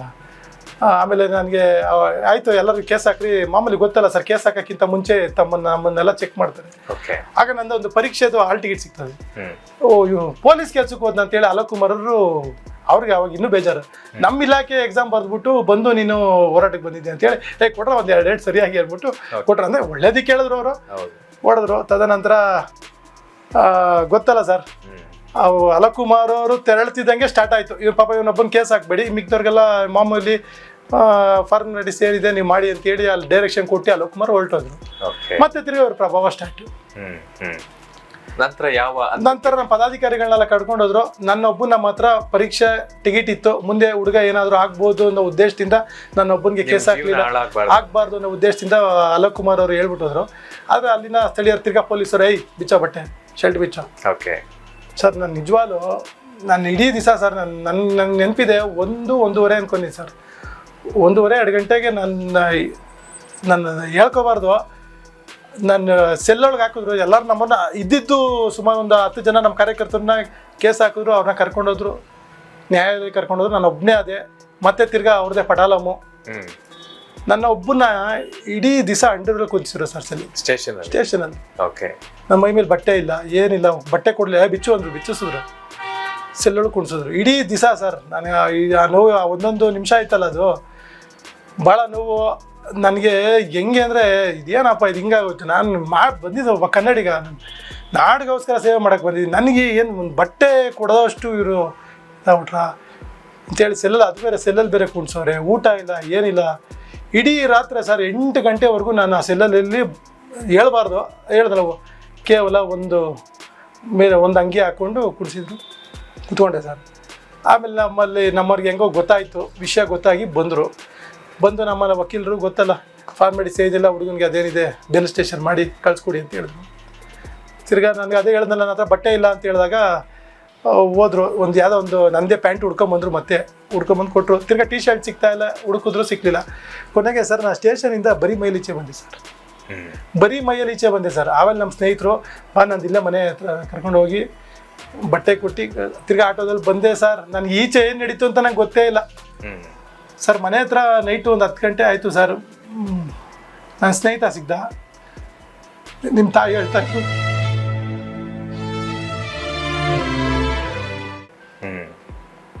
ಸರಿ ಏನಕ್ಕೆ ಅಂದರು. ಇಲ್ಲ ನೀನು ಟಿ ವಿಲಿ ಏನು ಹೊಡಿತಾ ಇದ್ರು ಕಾಲಲ್ಲೆಲ್ಲ ಹಾಕೊಂಡು ನೋಡು. ಸರಿ ಆಯಿತು ಮನೆಗೆ ಹೋದೆ. ನಮ್ಮ ತಾಯಿ ಭಾಳಷ್ಟು ನೋವಲ್ಲಿದ್ದರು, ಜೀವನಕ್ಕೆ ಏನಾದರೂ ಹೆಚ್ಚು ಕಮ್ಮಿ ಆಗ್ಬಿಟ್ರೆ ಹೆಂಗಪ್ಪ ಅಂತೆಲ್ಲ ಬುದ್ಧಿ ಹೇಳೋಕ್ಕೆ ಸ್ಟಾರ್ಟ್ ಮಾಡಿದ್ರು. ಆಯ್ತಮ್ಮ, ಇಲ್ಲ ಮೊದಲೇ ನೋವಲ್ಲಿದ್ದೀನಿ ಆಯಿತು ಅಂದ್ಬಿಟ್ಟು ಸುಮ್ಮನೆ ಅದೇ. ತದನಂತರ ಮನೇಲಿ ಮಲ್ಕೊಂಡೆ. ತಿರ್ಗಾ ಬೆಳಿಗ್ಗೆ ಎದ್ದು ತಿಂಡಿ ತಿನ್ನಕ್ಕೆ ಹೋಗ್ತೀನಿ ಸರ್, ಇದೇ ಬರೀ ಎಲ್ಲೋದ್ರೂ ನಂದೇ ಚರ್ಚೆ. ಅಂದರೆ ಅವತ್ತಿನ ಸುದ್ದಿ ಮಾಯಿ ನೀವು ಹೇಳಿದ್ರಲ್ಲ, ಹೊಡೆಯೋದನ್ನೇ ಝೂಮ್ ಹಾಕಿ ತೋರಿಸೋರು ಸರ್. ಸುದ್ದಿ 2 ಸುದ್ದಿ ಮಾಯಿ ಅವ್ನು ಹೇಳ್ದ ನನ್ನ ಸ್ನೇಹಿತ, ಏನು ಹಂಗೂ ತೋರಿಸ್ತಾ ಇದ್ರು ನಿಂದು ಬಿಡಿ, ನಿಂದೇ ಜಾಸ್ತಿ ತೋರಿಸಿದ್ದು, ನಿನ್ಗೆ ಹೊಡೆಯೋದೇ ತೋರಿಸ್ತಾ ಇದ್ರು. ಅಂದರೆ ಸುದ್ದಿ ಮಾಧ್ಯಮ ತುಂಬ ಪ್ರಚಾರ ಆಗಿತ್ತು. ಇಡೀ ನನ್ನ ಇಡೀ ಸ್ನೇಹಿತರು ವರ್ಗ ಇರ್ಬೋದು, ನಮ್ಮ ಕುಟುಂಬ ಎಲ್ಲರಿಗೂ ಗೊತ್ತಾಗೋಯ್ತು. ಅಲ್ಲ, ಯಾಕಂದ್ರೆ ನನಗೇನು ನಡೀತು ಅಂತ ಗೊತ್ತಿಲ್ಲ, ಅವರೆಲ್ಲ ನೋಡಿದ್ದಾರೆ ಆ ಸುದ್ದಿ ಮಾಧ್ಯಮ ಚಿತ್ರಗಳು ನೋಡಿದ್ದಾರೆ. ಭಯಭೀತರಾಗಿದ್ದು ಹೋಗಿದ್ದು ಎಕ್ಸಾಮ್ಗೆ, ಮನೇಲಿ ಹೇಳಿದ್ದು ನಾನು ಎಕ್ಸಾಮ್ ಬರಿತೀನಿ ಅಂತ ಹೋಗಿದ್ದು. ನಂತರ ಹೋಗಿದ್ದು ಹೋರಾಟ ಅಂತೇಳಿ ಸ್ಟೇಷನ್ ಹತ್ರ ಹೋದ್ರಿ. ಆ ಹೋರಾಟದಲ್ಲೂ ತಾವು ಪಾಲ್ಗೊಳ್ಳೇ ಇಲ್ಲ, ಸ್ಟೇಷನ್ ಹತ್ರ ಹೋಗಿದ್ರಿ ತಾವು? ಇಲ್ಲ, ಹೋರಾಟದ ಅದೇ ಹೇಳದ್ನಲ್ಲ ಹಿನ್ನೆಲೆ, ಅಂದ್ರೆ ಹೋರಾಟ ಭಾಗವಹಿಸ್ಲೇಬೇಕು. ಅಂದ್ರೆ ಏನು ಅನ್ನೋದೇ ತಮಗೆ ಗೊತ್ತಿರ್ಲಿಲ್ಲ ಮಾಹಿತಿ. ಹೋದೆ, ಬೆಳಗ್ಗೆ ಅಲ್ಲೇ ತಿಂಡಿ ತಿನ್ನಕ್ಕೆ ಹೋಗ್ತೀನಿ. ಆ ಹೋಟ್ಲವರೆಲ್ಲ ಅದೇ ಮಾತು, ಯಾಕಪ್ಪ ನೀನು ಭಾಳ ಬೇಜಾರು, ಹೋರಾಟ ಮಾಡೋ, ಜೀವನ ಕಳ್ಕೊಂಡು ಹೋರಾಟ ಮಾಡ್ಬೇಡ, ಏನಾದರೂ ಹೆಚ್ಚು ಕಮ್ಮಿ ಇದ್ರಿ ಯಾರು ಹೊಣೆ. ಅಲ್ಲಿ ಬುದ್ಧಿವಾದ. ತಿರ್ಗಿ ಅಲ್ಲಿಂದ ಬರ್ತೀನಿ, ಸ್ನೇಹಿತರು ಅಲ್ಲಿ ಗ್ರೌಂಡ್ ಹತ್ರ ಬರ್ತೀನಿ. ಅವ್ರು ನಮ್ಮ ಹುಡುಗರು, ಏನೋ ಮಗ ನಿನ್ಗೆ ಹಂಗೆ ಹೊಡೆದ್ಬಿಟ್ರು ಹಾಕ್ಕೊಂಡು. ಕೆಲವರು ಸ್ವಲ್ಪ ಗೊತ್ತಲ್ಲ, 7 ಲೆಕ್ಕಾಚಾರ ಮಾತಾಡೋರು, ಒಲಿ ಬಿಡು ತಲೆ ಕೆಡ್ಸ್ಕೊಂಬಿಡ, ಹೋರಾಟದಲ್ಲಿ ಈ ಥರ ಎಲ್ಲ ಆಗ್ತಾ ಇರ್ತದೆ. ಭಾಳ ನೋವಲ್ಲಿದ್ದೆ ಸರ್ ಅವತ್ತು. ಇಡೀ ದಿನ ಎಲ್ಲೇ ಹೋದ್ರು ಇದೇ ಚರ್ಚೆ, ಹೊಡೆದ್ರು. ಒಂದು ಕಡೆ ನೋವು, ಒಂದು ಕಡೆ ಜನ ಮಾತಾಡೋದು, ಒಂದು ಕಡೆ ಕುಟುಂಬದವರು ಹೇಳ್ಕೊಳಕ್ಕಾಯ್ತಲ್ಲ, ಒಳೊಳಗೇನೆ ನಾವು ತಿಂತಾರೆ, ಬಿಟ್ಬಿಡಪ್ಪ ಅಂತ ನಮ್ಮ ತಾಯಿ ಎಲ್ಲ ಹೇಳ್ತಾರೆ, ಸಾಕು ಬಿಟ್ಬಿಡು ಇನ್ನು ಮುಂದೆ ಅಂತ ಎಲ್ಲ ಹೇಳಕ್ಕೆ ಸ್ಟಾರ್ಟ್ ಮಾಡಿದ್ರು. ಇರ್ಲಿಲ್ಲ, ಎಲ್ಲ ಒಂದು ಕಡೆ ನನಗೂ ಸ್ವಲ್ಪ ನೋವಾಯ್ತು. 1-2 ದಿವಸ ಎಲ್ಲೋ ಯಾರಿಗೂ ಆರಾಮಾಗಿದ್ದೆ ಮನೇಲಿ. ಎಷ್ಟು ವರ್ಷ ಆಯ್ತು ಈ ಘಟನೆ ನಡೆದು? ಸುಮಾರು ಒಂದು 15 ವರ್ಷ ಆಗಿರ್ಬೋದು. 15 ವರ್ಷ. ತಮ್ಮ ಮದುವೆ ಆಗಿರ್ಲಿಲ್ಲ? ಇಲ್ಲ ಸರ್, ಮದುವೆ ಆಗಿರ್ಲಿಲ್ಲ ಇನ್ನು. ಓಕೆ, ಮದುವೆ ಆಗಿರಲಿಲ್ಲ. ಭಾಳಷ್ಟು ಅಂದರೆ ಅಷ್ಟೊತ್ತು ಕಾಯಿಲೆ ಎಲ್ಲ ಏನೇನು ಲಾಠಿ ಚಾರ್ಜ್ ಎಷ್ಟೆಷ್ಟು ಅದೇ ತಿನ್ನಬೇಕಾಗಿತ್ತು, ಎಷ್ಟೆಷ್ಟು ಅನ್ಭವ ಎಲ್ಲ ಅವಾಗೆಲ್ಲ ಸ್ವಲ್ಪ ಎಲ್ಲ ಆಗಿ ಒಂದು ಹಂತಕ್ಕೆ ಬಂದ್ಬಿಟ್ಟಿದ್ವಿ ಮದುವೆ ಸಮಯದಲ್ಲಿ. ಖಂಡಿತ.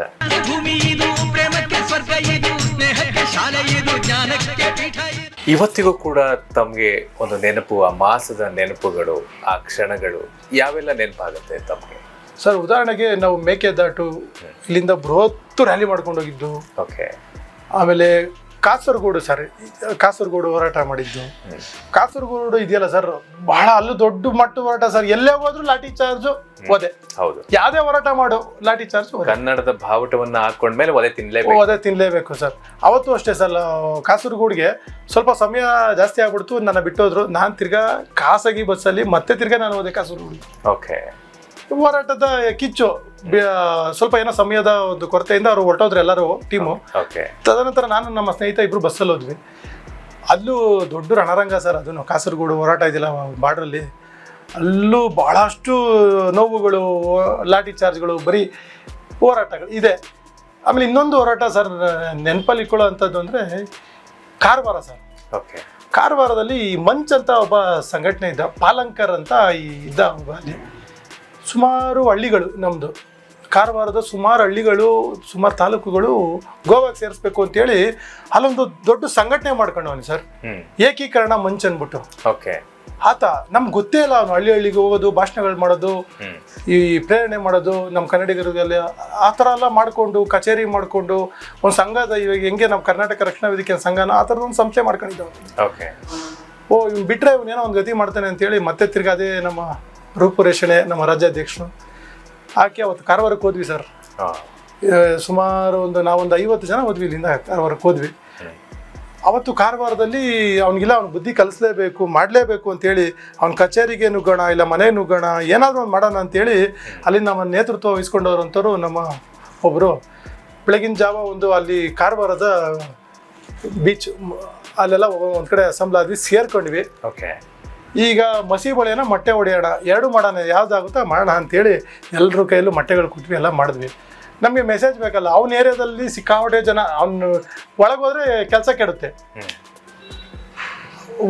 ಇಲ್ಲ ಅವ್ನ ಕಚೇರಿಯಲ್ಲಿ ಇದು ಮಾಡಬೇಕು, ಇಲ್ಲ ಯಾವುದೋ ಕಾರ್ಯಕ್ರಮಕ್ಕೆ ಹೋಗ್ತಾನೆ ಅಂತ ಯಾರೊಬ್ಬ ಮೆಸೇಜ್ ಕೊಟ್ಟ ನಮ್ಗೆ, ಬಂದು ಅಲ್ಲಿಂದ ಒಬ್ಬ ಮಾಹಿತಿ ಕೊಟ್ಟ, ಇಲ್ಲ ಈ ಥರ ಹಿಂಗೆ ಅವರು ಹೋಗ್ತಾವನೆ, ಯಾವುದೋ ಇದೇ ಒಂದು ಇಶ್ಯೂ ಇಟ್ಕೊಂಡು ಬೇರೆ ಅಲ್ಲಿ ಒಂದು ಕಾರ್ಯಕ್ರಮಕ್ಕೆ ಹೋಗ್ತಾನೆ, ಅಲ್ಲಿ ಸಾಕಷ್ಟು ಇರ್ತಾರೆ, ಅಲ್ಲಿ ಹೋದ್ಮೇಲೆ ಅವ್ನಿಗೆ ಮಾಡೋಕ್ಕಾಗಲ್ಲ, ನಾವು ಮಾಡಿದ್ರೆ ಒಂದು ಮನೆ ಹತ್ರನೋ ಇಲ್ಲಾಂದರೆ ಅವ್ರ ಕಚೇರಿ ಹತ್ರ ಮಾಡಬೇಕು ಅಂತ ಹೇಳಿದ್ರು.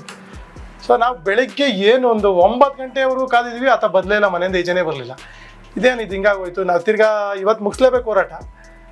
ಸರಿ ಒಂದು ಸುಮಾರು ಒಂದು 11 ಗಂಟೆಗೆ ನಾನು ಅನ್ಕೋತೀನಿ ಸರ್, 10:30 11 ಗಂಟೆಗೆ ಈಚೆ ಬಂದ ಆ ಥರ ಬರಿಂದ ನಾವು ಅಲ್ಲಿ ಇಲ್ಲಿ ಗೊತ್ತಲ್ಲ ಕಾದು ಅಲ್ಲಿ ಇಲ್ಲಿ ಹಿಡ್ದೆ ಬಂದ್ಬಿಡ ಸರಿ ನಾವೆಲ್ಲ ಏನೇನಿದ್ವಿ ಎಲ್ಲ ಗಾಡಿಗಳಲ್ಲಿ ಯಾರೋ ಇದ್ವಿ ಎಲ್ಲ ಹತ್ಕೊಂಡು ಹೋದ್ವಿ ಕಾಚೆ ಮನೆ ಹತ್ರಕ್ಕೆ ಹೋದ್ವಿ. ಮನೆಯಿಂದ ಬಿಟ್ಟಿದ ತಕ್ಷಣ ನಾನು ಮನೆಯಿಂದ ಸೀದಾ ಆಫೀಸ್ಗೆ ಹೋದ. ಅಲ್ಲಿ ಆಗಲಿಲ್ಲ, ಅಷ್ಟು ಸಮಯ ಮೀರಿತ್ತು. ತಿರ್ಗಿ ಆಫೀಸ್ಗೆ ಹೋದ. ಅಲ್ಲಿ ಆಫೀಸಲ್ಲಿ ಸುಮಾರು ಒಂದು 10 ಜನ ಇದ್ರು. ಅವರವರ ಬೆಂಬಲಿಗರು ಅವರೆಲ್ಲ ಇದ್ರು, ಒಂದು 10-15 ಜನ ಇದ್ರು.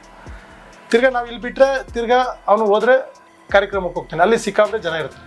ಇಲ್ಲ ಅವ್ನಿಗೆ ಇಲ್ಲೇ ಬುದ್ಧಿ ಕಲಿಸ್ಬೇಕು ಅಂತ ಹೇಳಿ ನಾವೇನು ಮಾಡಿದ್ವಿ, ದಿಢೀರಂತ ಇನ್ನೇನು ಕಾರ್ ಹತ್ತುತ್ತಾ ಇದ್ದ, ಹೋಗಿ ಎಲ್ಲ ಸುತ್ತು ಹೊರದು ಆ ಪಾಲಂಕರನವನಿಗೆ ಸರಿಯಾದ ಬುದ್ಧಿ ಕಲಿಸಿದ್ವಿ ಸರ್. ಮೊಟ್ಟೆ ಹೊಡೆಯುವ ಮೂಲಕ ಸರಿಯಾಗಿ ಬುದ್ಧಿ ಕಲಿಸಿ ಅವನ್ನ ಹೇಳ್ಕೊಂಡು ಸರ್, ಸುಮಾರು ಒಂದು 200 ಮೀಟರ್ ರಸ್ತೆಯಲ್ಲಿ ಸರ್, ಕಾರವಾರದ ರಸ್ತೆಯಲ್ಲಿ ಈ ದೇಶ ರಾಜ್ಯದ್ರೋಹಿ ಅಂತೇಳಿ ಅವನು ಧಿಕ್ಕಾರ ಎಳ್ಕೊಂಡು ಹೋದ್ವಿ ಸರ್.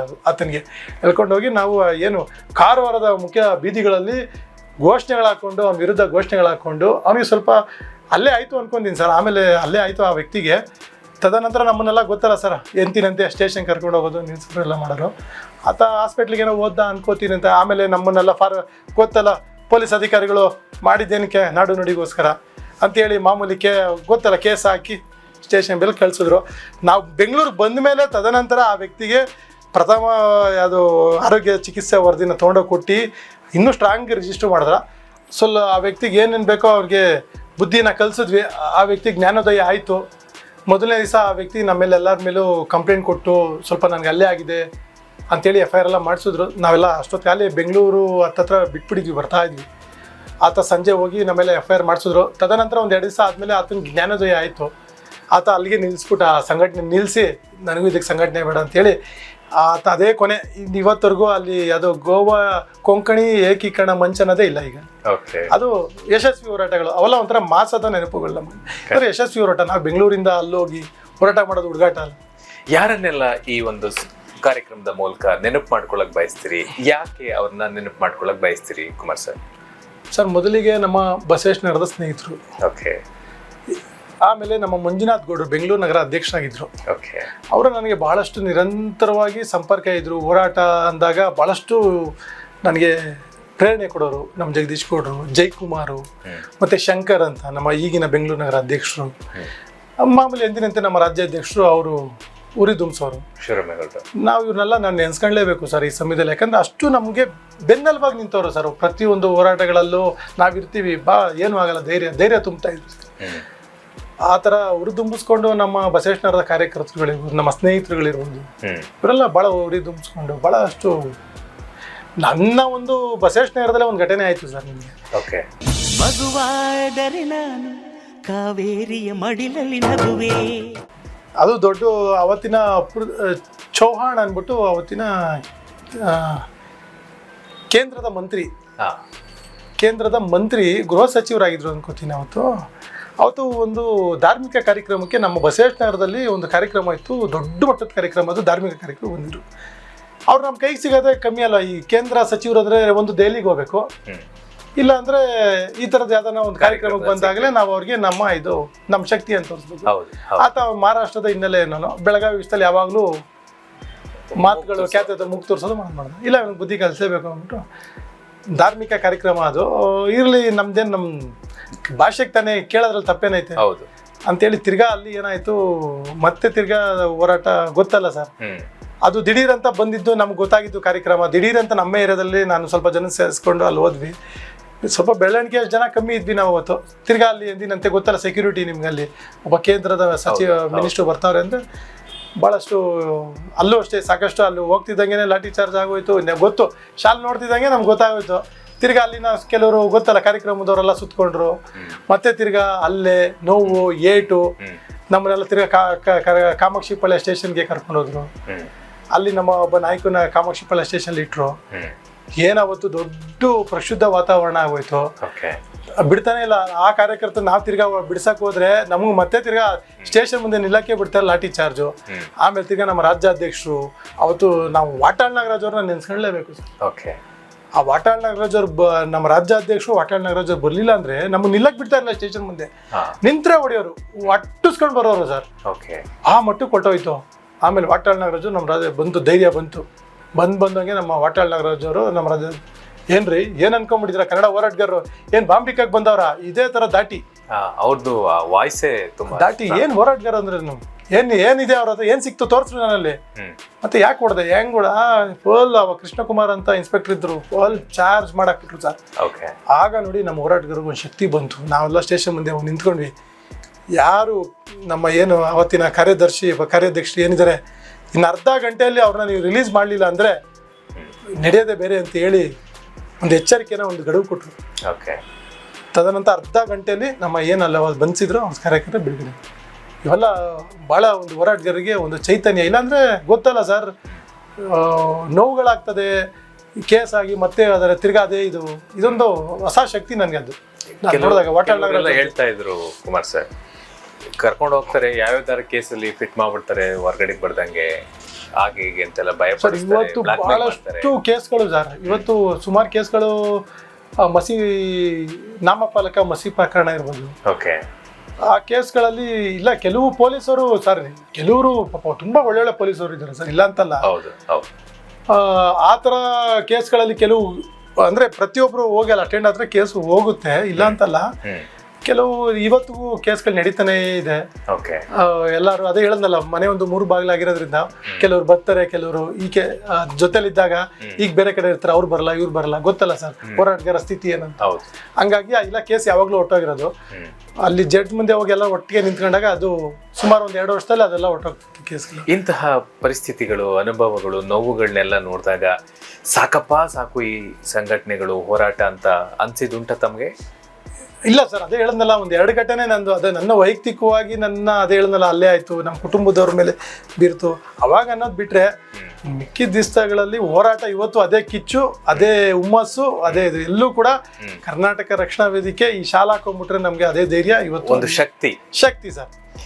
ಹೋರಾಟ ಅಂದ್ರೆ ಹೋರಾಟದ ಮೇಲೆ ಬಿದ್ಬಿಟ್ರೆ ಮುಗೀತು. ನಾವು ನೋಡ್ತಾನೆ ಇರಲಿಲ್ಲ ಸರ್, ಶಾಲ್ ಹಾಕೊಂಡ್ರೆ ಮುಗೀತು ಸರ್. ಅದೇನು ವಿಧಾನಸೌಧ ಮುಂದೆ ಇರ್ಬೋದು, ಇಲ್ಲ ಯಾವ್ದೇ ಕಚೇರಿ ಮುಂದೆ ಇರ್ಬೋದು, ಬರೀ ಲಾಠಿ ಚಾರ್ಜ್ ಸರ್. ಆಲ್ಮೋಸ್ಟ್ ಸರ್ ಸುಮಾರು 2017-18 ಸರ್ ಬರೀ ಕ್ರಾಂತಿಕಾರಿ, ಬರೀ ಲಾಠಿ ಚಾರ್ಜು. ಯಾವ್ದೇ ಹೋರಾಟ ಲಾಠಿ ಚಾರ್ಜ್ ನಮ್ದು. ಯಾವ್ದೇ ಹೋರಾಟ ತಗೊಳ್ಳಿ ಲಾಠಿ ಚಾರ್ಜ್. ಕೆಲವರೆಲ್ಲ ಕುಮಾರ್ ಸರ್ ಯಾಕೆ ಬೇಕು ಈ ಹೋರಾಟ, ಅವಶ್ಯಕತೆ ಏನಿದೆ, ಅನಿವಾರ್ಯ ಏನು, ಅದರಿಂದ ನಮ್ಗೆ ಏನ್ ಫಲ, ಈ ತರದ ಒಂದು ಯೋಚನೆ ನೀವು ಹೇಳ್ಬೇಕು ಅಂದ್ರೆ ಒಂದೊಂದ್ಸರಿ ಅಚಾತುರ್ಯಗಳು ನಡೆದೋಗ್ಬಿಡ್ತವೆ ಸರ್. ಉದಾಹರಣೆಗೆ ನಿಮಗೆ ತಿರುವಳ್ಳೂರು ಪ್ರತಿಮೆ ಅಂತ ಪ್ರಾರಂಭ ಆಯ್ತು, ಅವಾಗ ಯಡಿಯೂರಪ್ಪನವರು ಮುಖ್ಯಮಂತ್ರಿ ಇದ್ರು. ನಾವು ತಿರುವಳ್ಳೂರು ಪ್ರತಿಮೆ ನಮ್ಮ ಹಿಂದೆ ಇರೋಂಥ ನಾಯಕರುಗಳು ಅದನ್ನ ಬಿಡಬಾರ್ದು, ಅನಾವರಣ ಮಾಡಿದ್ರೆ ನಾಳೆ ದಿವಸ ಮುಂದೊಂದು ದಿವಸ ಇಲ್ಲಿ ತಮಿಳರಿಗೆ ಒಂದು ಕೇಂದ್ರಾಡಳಿತ ಪ್ರದೇಶ ಬೇಕು, ಅದು ಇದು ಅಂತೆಲ್ಲ ಅವಾಗೆಲ್ಲ ಗೊತ್ತಲ್ಲ ಸರ್. ಅವಾಗೆಲ್ಲ ತಮಿಳಿಗರು ಅಟ್ಟಹಾಸ ನಡೀತಾರೆ. ಬಿಟ್ರೆ ನಾಳೆ ದಿವಸ ದೊಡ್ಡ ಕಾರ್ಯಕ್ರಮ ಮಾಡ್ತಾನೆ, ಅಲ್ಲಿನ ತಮಿಳುನಾಡಿನ ಸಚಿವ ಬರ್ತಾನೆ, ಬಂದು ಉದ್ವೇಕಿತ ಭಾಷಣಗಳು ಮಾಡ್ತಾನೆ, ಈ ತರ ಎಲ್ಲ ಆಗ್ತದೆ ಅಂದ್ಬಿಟ್ಟು ನಾವೇನು ನೋಡಿದ್ರೆ ತಿರುವಳ್ಳೂರು ಪ್ರತಿಮೆ ಯಾವುದೇ ಕಾರಣಕ್ಕೂ ಅನಾವರಣ ಮಾಡಬಾರ್ದು, ಬಿಡಬಾರ್ದು ಅಂತೇಳಿ ಅವತ್ತಿನ ಮಾಡ್ಕೊಬರ್ತಾ ಇದ್ರು. ಅದೇ ರೀತಿ ನಾವು ಕೂಡ ಅನಾವರಣ ಮಾಡೋಕ್ಕೆ ರಕ್ಷಣಾ ವೇದಿಕೆ ಬಿಟ್ಟಿರಲಿಲ್ಲ. ಹೇಗ ಗೊತ್ತಿಲ್ಲ, ಯಡಿಯೂರಪ್ಪನವರು ಅಲ್ಲಿ ಕರುಣಾನಿಧಿನೇ ಅವ್ರನ್ನ ಭೇಟಿ ಮಾಡಿ ಕೊನೆಗೆ ನನ್ನ ನಾಯಕತ್ವದಲ್ಲಿ ಮಾಡ್ಬಿಡ್ತೀವಿ ಹಂಗೆ ಹಿಂಗೆ ಅಂತ ಹೊರಟ್ರು. ಆದ್ರೆ ಹೋರಾಟಗಾರರು ಯಾರು ಜಗ್ಲಿಲ್ಲ. ಎಷ್ಟೇ ಒತ್ತಡ ಬಂದ್ರು, ಇಷ್ಟೇ ಬಿಡೋದ್ ಬೇಡ ಅಂತೇಳಿ ಏನು ಸಭೆಗಳಾಯ್ತು, ವಿಧಾನಸೌಧದಲ್ಲಿ ಸಭೆಗಳಾಯ್ತು, ಆ ಸಭೆಗೂ ಲೆಕ್ಕಿಸ್ಲಿಲ್ಲ ನಾಯಕರುಗಳು, ಅಂದಿನ ನಾಯಕರುಗಳು ಯಾರು. ಅದೇ ರೀತಿ ಏನು ಒಂದು ವಾರಕ್ಕೆ ಮುಂಚೆನೆ ಎಲ್ಲ ಯಾರ್ಯಾರು ರಕ್ಷಣಾ ವೇದಿಕೆ ಇರ್ಬೋದು ಇದ್ರ ವಿರುದ್ಧ ಹೋರಾಟ ಮಾಡ್ತಾರೆ, ಹೇಳಿಕೆ ಕೊಡ್ತಾರೆ, ಅವ್ರನ್ನೆಲ್ಲ ಬಂಧಿಸಿ ಅಂತೇಳಿ ಅಲ್ಲಿಂದ ಶಂಕರ್ ಬಿದ್ರಿ ಅವರು ಎಲ್ಲರಿಗೂ ಬಂಧನಕ್ಕೆ ಒಳಪಡಿಸ್ತಾ ಇದ್ರು. ನಮ್ಗೆ ಗೊತ್ತಾಯ್ತು, ಇನ್ನು ನಾವು ಏನಾದ್ರು ಬಂಧನಕ್ಕೆ ಒಳಗಾದ್ರೆ ಹೋರಾಟ ಅಲ್ಲಿ ತಿರುವಳ್ಳೂರು ಪ್ರತಿಮೆ ಅನಾವರಣ ಆಗ್ಬಿಡ್ತದೆ ಅಂತ ಹೇಳಿದ್ವಿ. ನಾವೇನ್ ಮಾಡಿದ್ವಿ, ಒಂದು 2 ದಿವಸ ಭೂಗತಾದ್ವಿ. ಅಂದ್ರೆ ಯಾರ ಕೈ ಕಟ್ತಾ ಒಂದು ತಂಡ ಮಾಡ್ಕೊಂಡು, ಸುಮಾರು ಒಂದು 30 ಜನ ಒಂದು ತಂಡ ಮಾಡ್ಕೊಂಡು ಒಂದು 2 ದಿನ ಒಂದೇ ಕಡೆ ಒಂದು ಮನೆಯಲ್ಲಿ, ಗೊತ್ತಲ್ಲ ಸರ್ ಕಾರ್ಯಕರ್ತರು ಯಾರೋ ಬಿಡೋರು, ಅವ್ರು ಇದ್ವಿ. TV ಹಾಕಿದ್ರೆ ಸಾಕು, ಈ ಕಾರ್ಯಕರ್ತರನ್ನ ಅರೆಸ್ಟ್ ಮಾಡಿದ್ವಿ, ಹಾಸನದಲ್ಲಿ ವಾಟಾಳ್ನಾಗರವ್ರನ್ನ ಅರೆಸ್ಟ್ ಮಾಡಿದ್ವಿ. ಈ ಥರ ಇದು ಬರ್ತಾನೇ ಇದ್ವು, ಸುದ್ದಿಗಳು ಬರ್ತಾನೇ ಇದ್ವು. ಅದರಲ್ಲಿ ಬೇರೆ ಬೇರೆ ಸಂಘಟನೆಯವರು ಅವರು ಹೋರಾಟ ಮಾಡ್ತಾ ಇದ್ರು, ಅವ್ರನ್ನೂ ಬಂಧನ ಆಯ್ತು ಅಂತ ಬರ್ತಾನೇ ಇತ್ತು. ಆದರೆ ಶಿವರಾಮೇಗೌಡರು ತಂಡದವ್ರದ್ದು ಎಲ್ಲೂ ಬಂಧನ ಬರ್ತಾ ಇರಲಿಲ್ಲ. ಏನಕ್ಕೆ ಅಂದ್ರೆ ನಾವೆಲ್ಲ ಒಂದ್ ಕಡೆ ಸೇರ್ಕೊಂಡಿದ್ವಿ, ಹೋರಾಟ ಮಾಡ್ಲೇಬೇಕು ಯಾವುದೇ ಕಾರಣಕ್ಕೂ ಅಂತೇಳಿ ಒಂದ್ ಕಡೆ ಸೇರ್ಕೊಂಡ್ವಿ, ಬರ್ತಾ ಇರಲಿಲ್ಲ. ಪೊಲೀಸರು ಭಾಳ ಎಲ್ಲ ಮಾಡಿ ಇದೊಂದು ತಂಡದವ್ರು ಯಾರು ಕೈ ಸಿಗ್ತಾ ಇಲ್ವಲ್ಲ, ಎಲ್ಲೋ ಹೋಗ್ಬಿಟ್ಟಾರೆ, ಫೋನ್ ಇಲ್ಲ, ಮನೆ ಹತ್ರ ಹೋಗ್ತಾರೆ, ಯಾರು ಸಿಗ್ತಾ ಇಲ್ಲ, ಏನು ಮಾಡೋದು. ತುಂಬ ಸರ್ಚ್ ಮಾಡೋರೆ, ಎಲ್ಲ ಮಾಡೋರೆ, ಎಲ್ಲೂ ಸಿಗ್ತಾ ಇಲ್ಲ. ಹಿಂದಿನ ದಿವಸ ಒಂದು ದಿವಸ ಕಳೀತು, ಇನ್ನು ಮಾರನೇ ದಿವಸ ಬೆಳಿಗ್ಗೆ ಅಲ್ಲಿ ತಿರುವಳ್ಳೂರು ಪ್ರತಿಮೆ ಪ್ರಾರಂಭ ಮಾಡ್ತಾರೆ. ಹಿಂದಿನ ದಿವಸ ನಾವೆಲ್ಲ ಇದ್ವಿ. ಎಲ್ಲಿ ಅಂದರೆ ಎಂಥ ಪೊಲೀಸರು ನೆಟ್ವರ್ಕ್ ಗೊತ್ತಲ್ಲ ಸರ್, ಪೊಲೀಸರು ಬಿಡಲಿಲ್ಲ ಕೊನೆಗೂ. ಹಂಗೂ ಹಿಂಗೂ ಒಂದು ಇಬ್ಬರು ಮೂರನ್ನ ಸಂಪರ್ಕ ಮಾಡಿಕೊಂಡು ಹತ್ತತ್ರ ಬಂದೇ ಬಿಟ್ರು. ಇಲ್ಲೇ ಇಂಥ ಕಡೆ ಅವರೇ ಒಂದು ತಂಡ ಐತಿ ಇಲ್ಲಿ ಅಂತ ಹೇಳಿ ಬಂದೇ ಬಿಟ್ರು. ಕೊನೆಗೆ ನಮಗೆ ಇದೇನಪ್ಪ ಇದು, 2 ದಿವಸದಿಂದ ನಾವು ಮಾಡಿದ ಪ್ರಯತ್ನ ಎಲ್ಲ ವ್ಯರ್ಥ ಆಗೋಯ್ತು. ಇವತ್ತೊಂದು ದಿವಸ ಬಿಟ್ಟರೆ ಬೆಳಗ್ಗೆ ಎದ್ದು ಅಲ್ಲಿ ಕಾರ್ಯಕ್ರಮ ಏನೋ ಒಂದು ತಡೆಯಬೋದು, ವಿರೋಧ ಮಾಡ್ಬೋದು, ಏನೋ ಮಾಡ್ಬೋದು ಅಂದ್ಕೊಂಡ್ವಿ. ಸುಮಾರು ನೈಟ್ ಒಂದು 10 ಗಂಟೆಗೆ ಸರ್, ಹೈಗ್ರೌಂಡ್ಸು ಸುತ್ತಮುತ್ತ ಸರ್. ನಾವು ಇಲ್ಲಿದ್ದರೆ ಇನ್ನು ನಮ್ಮನ್ನು ಬಂಧಿಸ್ಬಿಡ್ತಾರೆ, ಈ ಮನೆಗೆ ಮೆಸೇಜ್ ಗೊತ್ತಾಯ್ತು. ನಾವು ಅಲ್ಲೆಲ್ಲ ಹೊರಟ್ಬಿಟ್ವಿ ಅಲ್ಲಿಂದ. ಸರಿ ಹೊರಟ್ವಿ. ಪೊಲೀಸರಂತೂ 100ಕ್ಕೆ 100 ಅರೆಸ್ಟ್ ಮಾಡಿರ್ತಾರೆ. ಈಗ ಆಲ್ರೆಡಿ ತುಂಬ ಜನ ಬಂಧನ ಆದರು. ಸರಿ ನಮ್ಮಲ್ಲಿ ಏನು ಮಾಡಿದ್ರು, ಅವ್ರೇನಾದ್ರು ಅರೆಸ್ಟ್ ಮಾಡೋಕ್ಕೆ ಬಂದರೆ ನಾವು ವಿಷ ಬಾಟ್ಲು ತೋರ್ಸೋಣ, ನಾವು ಆತ್ಮಹತ್ಯೆ ಮಾಡ್ಕೊಂಡ್ಬಿಡ್ತೀವಿ, ನಮ್ಮ ಹೋರಾಟನ ಹತ್ತಿಕ್ಕಿದ್ರೆ ನೀವು ಬಿಟ್ಬಿಡ್ಬೇಕು, ನಾವು ಬೆಳಗ್ಗೆ ಬರ್ತೀವಿ, ನೀವು ಬೆಳಗ್ಗೆ ಅರೆಸ್ಟ್ ಮಾಡಿ ಅಂತೇಳಿ ನಾವೆಲ್ಲ ಒಂದು ಕಡೆ ಸೇರ್ಕೊಂಡ್ವಿ. ಓಕೆ. ಚಿತ್ರಕಲಾ ಪರಿಷತ್ ಹತ್ರ ಹಂಗೂ ಒಳಗಡೆ ಗೇಟ್ ಒಳಗಡೆ ಹೊರಟೋದ್ವಿ ನಾವು. ಅಲ್ಲೂ ಗೊತ್ತಾಗೋಯ್ತು ಪೊಲೀಸವ್ರಿಗೆ, ಅಲ್ಲೂ ಗೊತ್ತಾಯ್ತು. ತಿರ್ಗಾ ಅಲ್ಲಿಂದ ಗಾಲ್ಫ್ ಕ್ಲಬ್ ರೋಡ್ಗೆ ಅಲ್ಲಿಂದ ತಿರ್ಗಾ ಏನು ಬರ್ತಾನೆ ಪೊಲೀಸರು ಸುತ್ಕೊತಾನೆ, ಕೊನೆಗೆ ಸುತ್ಕೊಂಡೇ ಬಿಟ್ರು. ಆ ಕಡೆ ರೋಡು ಬ್ಲಾಕು, ಈ ಕಡೆ ಮಧ್ಯದಲ್ಲಿ ನಾವೊಂದು 20 ಜನ ಇದ್ದೀವಿ ಸರ್. ಸೊ ಎಲ್ಲರ ಹತ್ರನೂ ವಿಷದ ಬಾಟ್ಲಿದೆ. ಓಕೆ. ಅದು ಯಾವುದು ವಿಷದ ಬಾಟ್ಲು, ನಮ್ಮ ಅವತ್ತಿನ ಕೋರಮಂಗಲದವರು ವಿಷದ ಬಾಟ್ಲು ಯಾವ್ದು ತಂದ್ರೆ ಗೊತ್ತಿಲ್ಲ, ಅದು ಏನು ಗಿಡಕ್ಕೆ ಸಿಂಪಡಿಸುವಂಥ ಮೆಟಾಸಿಡ್ ತಂದ್ಬಿಟ್ಟವ್ರೆ, ಗೊತ್ತಿಲ್ಲ ನಮಗೆ ಮೆಟಾಸಿಡ್ ಬಾಟ್ಲು. ಸೊ ನನ್ನ ಕೈಲೇ ಇತ್ತು ಬಾಟ್ಲು, ಸುಮಾರು ಒಂದು 10 ಬಾಟ್ಲು ನನ್ನ ಕೈಲೇ ಇತ್ತು, ಮಡಿಕೊಂಡಿದ್ವಿ. ಎಲ್ಲ ಬಂದಾಗ ನೋಡ್ರಿ ಪೊಲೀಸರ ಹತ್ರ ಬಂದರೆ ನಾವು ನೀವೇನೋ ಕೊಡ್ತೀವಿ, ನಮ್ಗೆ ಬಿಟ್ಬಿಡಿ ಅಂತ ಎದುರಿಸೋಣ ಅಂತ ಹೇಳಿ ಎಲ್ಲ ಮಾಡಿದ್ವಿ. ಸುತ್ತೋರಿದ್ರು, ನಾವೆಲ್ಲ ಬಂದರು, ಪೊಲೀಸರು ಬಂದರು. ನಮ್ಮ ಜಗದೀಶ್ ಗೌಡ್ರು, ನಮ್ಮ ಸಮರಸೇನಾ ಅಧ್ಯಕ್ಷರು ಜಗದೀಶ್ ಗೌಡ್ರು, ಅವ್ರ ಹತ್ರನೂ ವಿಷದ ಬಾಟ್ಲಿ ಇತ್ತು. ಓಕೆ. ಹತ್ರ ಬಂದರು ಪೊಲೀಸರು, ಹತ್ರ ಬಂದರು. ನೋಡಿ ಬಂದರೆ ನಾವು ವಿಷ ಕೊಡ್ಬಿಡ್ತೀವಿ, ಬಂದರೆ ವಿಷ ಕುಡಿತೀವಿ ಅಂತ ನಾವು ಅವ್ರಿಗೆ ಹೇಳ್ತಾ ಇದ್ವಿ. ಅವರು ತುಂಬ ಪೊಲೀಸವರು ನಮ್ಮ ಕನ್ವಿನ್ಸ್ ಮಾಡ್ತಾವ್ರೆ, ಪ್ರಯತ್ನ ಮಾಡಿದ್ರೆ ಬೇಡ ದಯವಿಟ್ಟು ಅಚಾತುರ್ಯ ಮಾಡ್ಕೋಬಿಡಿ, ನಾವು ನಿಮ್ಮ ಪರವಾಗಿದ್ದೀವಿ, ದಯವಿಟ್ಟು ಹಂಗೆ ಮಾಡ್ಕೋಬಿಡಿ ಅಂತ ಕನ್ವಿನ್ಸ್ ಮಾಡ್ಕೊಂಡು ಹತ್ತತ್ರ ಬರ್ತಾನೆ ಇದ್ರು ಸರ್. ತುಂಬ ಹತ್ರ ಇನ್ನೇನು ಹತ್ತತ್ರ ಬಂದರು. ನಾವು ಹೇಳ್ತೀವಿ ಸರ್ ಇವತ್ತೊಂದು ದಿವಸ ಬಿಟ್ಬಿಡಿ ಅಂತ ಹೇಳ್ತಾ ಇದ್ವಿ. ಕನ್ವಿನ್ಸ್ ಮಾಡ್ಕೊಂಡು ಹತ್ತತ್ರ ಬಂದೇ ಬಿಟ್ರು ಸರ್. ನಾವೆಲ್ಲ ಹಂಗೆ ಇಟ್ಕೊಂಡು ಹೇಳ್ತಾನೆ ಇದ್ದೀವಿ. ನಮ್ಮ ಜಗದೀಶ್ ಗೌಡ್ರು ಏನು ಮಾಡ್ಬಿಟ್ಟು ತೆಗೆದು ನನ್ನ ಪಕ್ಕದಲ್ಲೇ ಇದ್ರು. ಜಗದೀಶ್ ಕುಡ್ದೇ ಬಿಟ್ರು ಸರ್ ಮೆಟಾಸಿಟ್ಟು. ನಾವೀಗ ಕುಡಿತಾರೆ ಇಟ್ಕೊಳ್ರಿ ಅಂತ ಹೇಳಿದ್ರು. ಎಲ್ಲ ಬಂದು ನಮ್ಮನ್ನ ಇಟ್ಕೊಳ್ಳೋಕೆ ಸ್ಟಾರ್ಟ್ ಮಾಡಿದ್ರು. ನಾನು ಹೆಚ್ಚು ಕಮ್ಮಿ ಕುಡಿದ್ಬಿಟ್ಟಿದ್ರು. ನಾನು ಒಂದು ಅರ್ಧ ಇತ್ತು ಬಾಟ್ಲಿಂದ ತಳೆದೆ. ಆ ಬಾಟ್ಲಿಗೆ ತಳ್ಳೋ ರಭಸದಲ್ಲಿ ನಾನು ಫುಲ್ಲು ನನ್ನ ಮೈ ಮೇಲೆ ಬಿದ್ದೋಯ್ತು ಆ ಮೆಟಾಸಿಟ್ಟು. ಕೆಮಿಕಲ್ ಅದೇ, ಫುಲ್ಲು ಕೆಮಿಕಲ್ಲು. ಆತು ನನಗೆ ಆ ದಿಗ್ಭ್ರಮೆ, ನಾವು ಏನು ನಡೀತೈತೆ ಅಂತ ಗೊತ್ತಾ. ಇಡೀ ಫಸ್ಟ್ ಪೊಲೀಸರೆಲ್ಲ ಯಾರ್ಯಾರ ಕೈಲಿ ಎಲ್ಲ ವಿಷದ ಬಾಟ್ಲಿಗಳು ಕಿತ್ಕೊಂಡ್ರು. ಅಲ್ಲಿ ನಮ್ಮ ಜಗದೀಶ್ ಕೊಡ್ರು ಕುಡಿದ್ಬಿಟ್ಟಿದ್ರು. ಅದೊಂದು ಅರ್ಧ ನನ್ನ ಮೈ ಮೇಲೆ ಬಿತ್ತು. ಇಮಿಡಿಯೇಟಾಗಿ ಅವ್ರನ್ನ ಅಲ್ಲೇ ಮಲ್ಲಿಗೆ ಹಾಸ್ಪಿಟ್ಲು ಕರ್ಕೊಂಡು ಹೋಗ್ತಾಯಿದ್ರು. ನಮ್ಮನ್ನೆಲ್ಲ ಅವ್ರನ್ನ ಅಲ್ಲಿ ಕರ್ಕೊಂಡು ಹೋದ್ರು ಹಾಸ್ಪಿಟ್ಲಿಗೆ. ಇಮಿಡಿಯೇಟಾಗಿ ನಮ್ಮನ್ನೆಲ್ಲ ಬಂಧಿಸಿದ್ರು. ಮಾಮೂಲಿ ಗೊತ್ತಲ್ಲ, ಅವರ ಪೊಲೀಸ್ ವಾಹನದಲ್ಲಿ ಕರ್ಕೊಂಡೋದ್ರು. ಬೈದರು ಏನಪ್ಪ ಹೆಚ್ಚಿಗೆ, ನಮಗೆ ಭಯ ವಿಷ ಕುಡಿದ್ಬಿಟ್ರು ಅಂತ. ನಾನು ಆಮೇಲೆ ಹೇಳಿದೆ, ನಮ್ಮ ಅಲ್ಲಿನ ಪದಾಧಿಕಾರಿಗಳು ಹೇಳಿದೆ, ಅಣ್ಣ ತುಂಬ ಮೈ ಉರಿತಾಯ್ತು ನನಗೆ, ಆ ವಿಷದ್ದು ಬಾಟ್ಲು ತುಂಬ ಮೈಯೆಲ್ಲ ಉರಿತೈತೆ, ಇನ್ನು ಅವ್ರ ಹೊಟ್ಟೆ ಒಳಗೆ ಇನ್ನೇನಾಗಿರ್ಬೋದು, ಹೆಚ್ಚು ಕಮ್ಮಿ ಆಯಿತು. ಆವಾಗ ನಮ್ಮ ರಾಜ್ಯಾಧ್ಯಕ್ಷರುಗಳಿಗೆ ವಿಷಯ ಹೊರಟೋಯ್ತು, ಟಿ ವಿಲಿ ಬರ್ತಾಯಿತ್ತು, ಹಿಂಗೆ ಆತ್ಮಹತ್ಯೆ ಮಾಡ್ಕೊಬಿಟ್ಟಿದ್ದಾರೆ ಜಗದೀಶ್ ಗೌಡರು ಅಂತ ಹೇಳಿ ಮಲ್ಲಿಗೆ ಹಾಸ್ಪಿಟ್ಲಲ್ಲಿ ಹೋದರು. ನಮ್ಮನ್ನು ಬಂಧಿಸಿ ಸದಾಶಿವನಗರ ಸ್ಟೇಷನ್ ಕರ್ಕೊಂಡ್ಬಂದರು. ನಮ್ಮ ರಾಜ್ಯಾಧ್ಯಕ್ಷರು ಇನ್ನು ಕಾರ್ಯಕರ್ತರನ್ನ ಅವರು ಭೂಗತಾಗಲ್ಲ ಹೋರಾಟ ಕಾರ್ಯಕರ್ತಂಗೆ ಒಬ್ಬ ಸಾವಲ್ಲವನೇ ನಾನು ಈ ಟೈಮಲ್ಲಿ ಇದು ಮಾಡಿದ್ರೆ ಏನು ಮಾಡೋದು ದಿಢೀರ್ ಅಂತ ಹಾಸ್ಪಿಟ್ಲಿಗೆ ಬಂದರು. ಅವರೊಂದು ಚೆನ್ನಾಗಿ ಕರ್ಕೊಂಬಂದರು. ನಮ್ಮ ಅಲ್ಲಿ ಶಿವರಾಮೇಗೌಡರನ್ನ ಅಲ್ಲಿ ಬಂಧಿಸಿದ್ರು. ಸರ್ ಪಾಪ ಹೇಳ್ತೀನಲ್ಲ, ಏನಾದರೂ ಹೆಚ್ಚು ಕಮ್ಮಿ ದೇವ್ರ ದಯೆ ಸರ್. ಇವತ್ತು ಭುವನೇಶ್ವರಿ ಆಶೀರ್ವಾದ ನಮ್ಮ ಜಗದೀಶ್ ಗೌಡ್ರ ಮೇಲೆ ಇದೆ ಅಂತ ಅನ್ಕೋತೀನಿ. ಸುಮಾರು ಸಾವು ಬದುಕಿನ ಹೋರಾಟ. ಸುಮಾರು ಒಂದು 4-5 ದಿವಸ ಸರ್ ಆ ವ್ಯಕ್ತಿ ಐಸಿಲಿದ್ರು ಸರ್. ಓಕೆ. ಪಾಯ್ಸನ್ ಕಕ್ಸಿ ಒಂದು ಹಂತಕ್ಕೆ ತಂದರು ಸರ್ 3-4 ದಿವಸ. ಯಾಕಂದರೆ ಆ ನೋವು ನನಗೆ ಗೊತ್ತು ಸರ್. ಯಾಕಂದರೆ ಇಡೀ ದಿವಸ ನನಗೆ ಉರಿತೈತೆ ಸರ್. ಮಧ್ಯದಲ್ಲಿ ಯಾರೊಬ್ಬ ಪೊಲೀಸು ಸರ್ ಇವನು ಕುಡಿದ್ಬಿಟ್ಟಿದ್ದೇನೆ, ವಾಸನೆ ಗೊತ್ತಾಯ್ತೆ ಮೆಟಾಸಿಡ್ ಅಂತ ನನ್ನ ಕರ್ಕೊಂಡೋಗಿ ಸ್ಟಾರ್ಟ್ ಮಾಡಿದ್ರು. ಇಲ್ಲ ಸರ್ ನಾನು ತಡೆದಿದ್ದೀನಿ, ನಾನು ಕುಡ್ದಿಲ್ಲ, ಖಂಡಿತವಲ್ಲ, ಅದು ನನ್ನ ಮೈ ಮೇಲೆ ಬಿದ್ದಿದ್ದು ಸರ್ ಇದೆ, ನಾನು ಕುಡ್ದಿಲ್ಲ, ವಾಸನೆ ಬರ್ತಾಯಿದೆ ಅಷ್ಟೇ ಬಿಟ್ಟರೆ ಬೇರೆ ಅಂತೇಳಿ ನಾನು ಆ ಪೊಲೀಸರನ್ನ ಕನ್ವಿನ್ಸ್ ಮಾಡಿ ನಾನು ಹಾಸ್ಪಿಟ್ಲಿಗೆ ಅರ್ಧ ಕರ್ಕೊಳ್ಳೋಕ್ಕೆ ಸಿದ್ಧತೆ ಮಾಡಿಬಿಟ್ಟಿದ್ರು.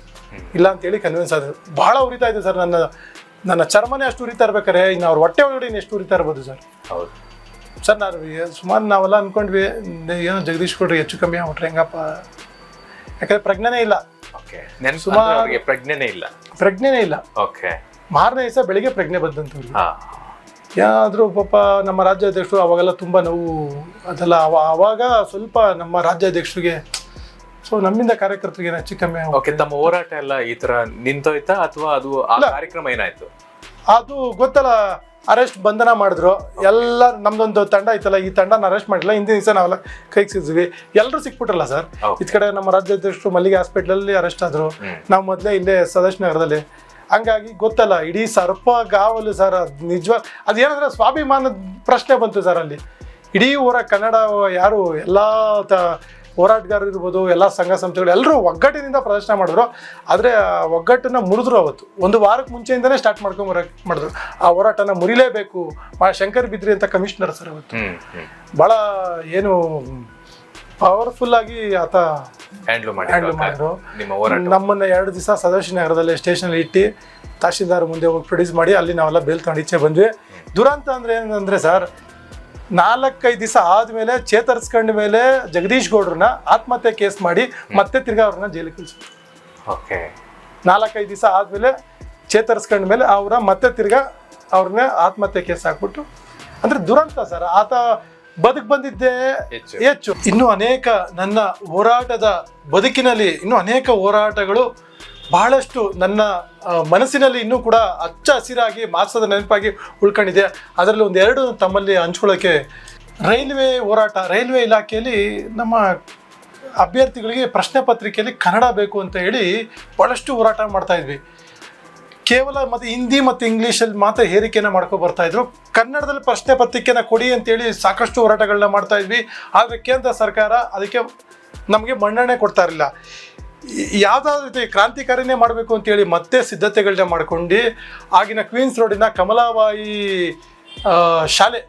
ಶಾಲೆಯಲ್ಲಿ ಒಂದು ಕೇಂದ್ರ ಸರ್ಕಾರದ ಪರೀಕ್ಷೆ ನಡೀತಾ ಇತ್ತು.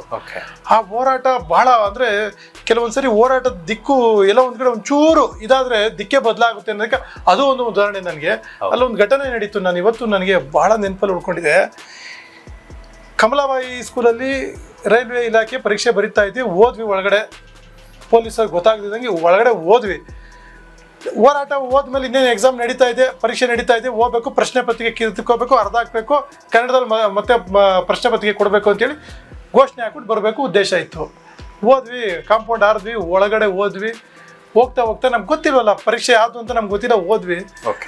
ಒಳಗೆ ಹೋದ್ವಿ, ಪರೀಕ್ಷೆಯ ಒಂದು ಕೇಂದ್ರ ಒಳಗಡೆ ಹೋದ್ವಿ.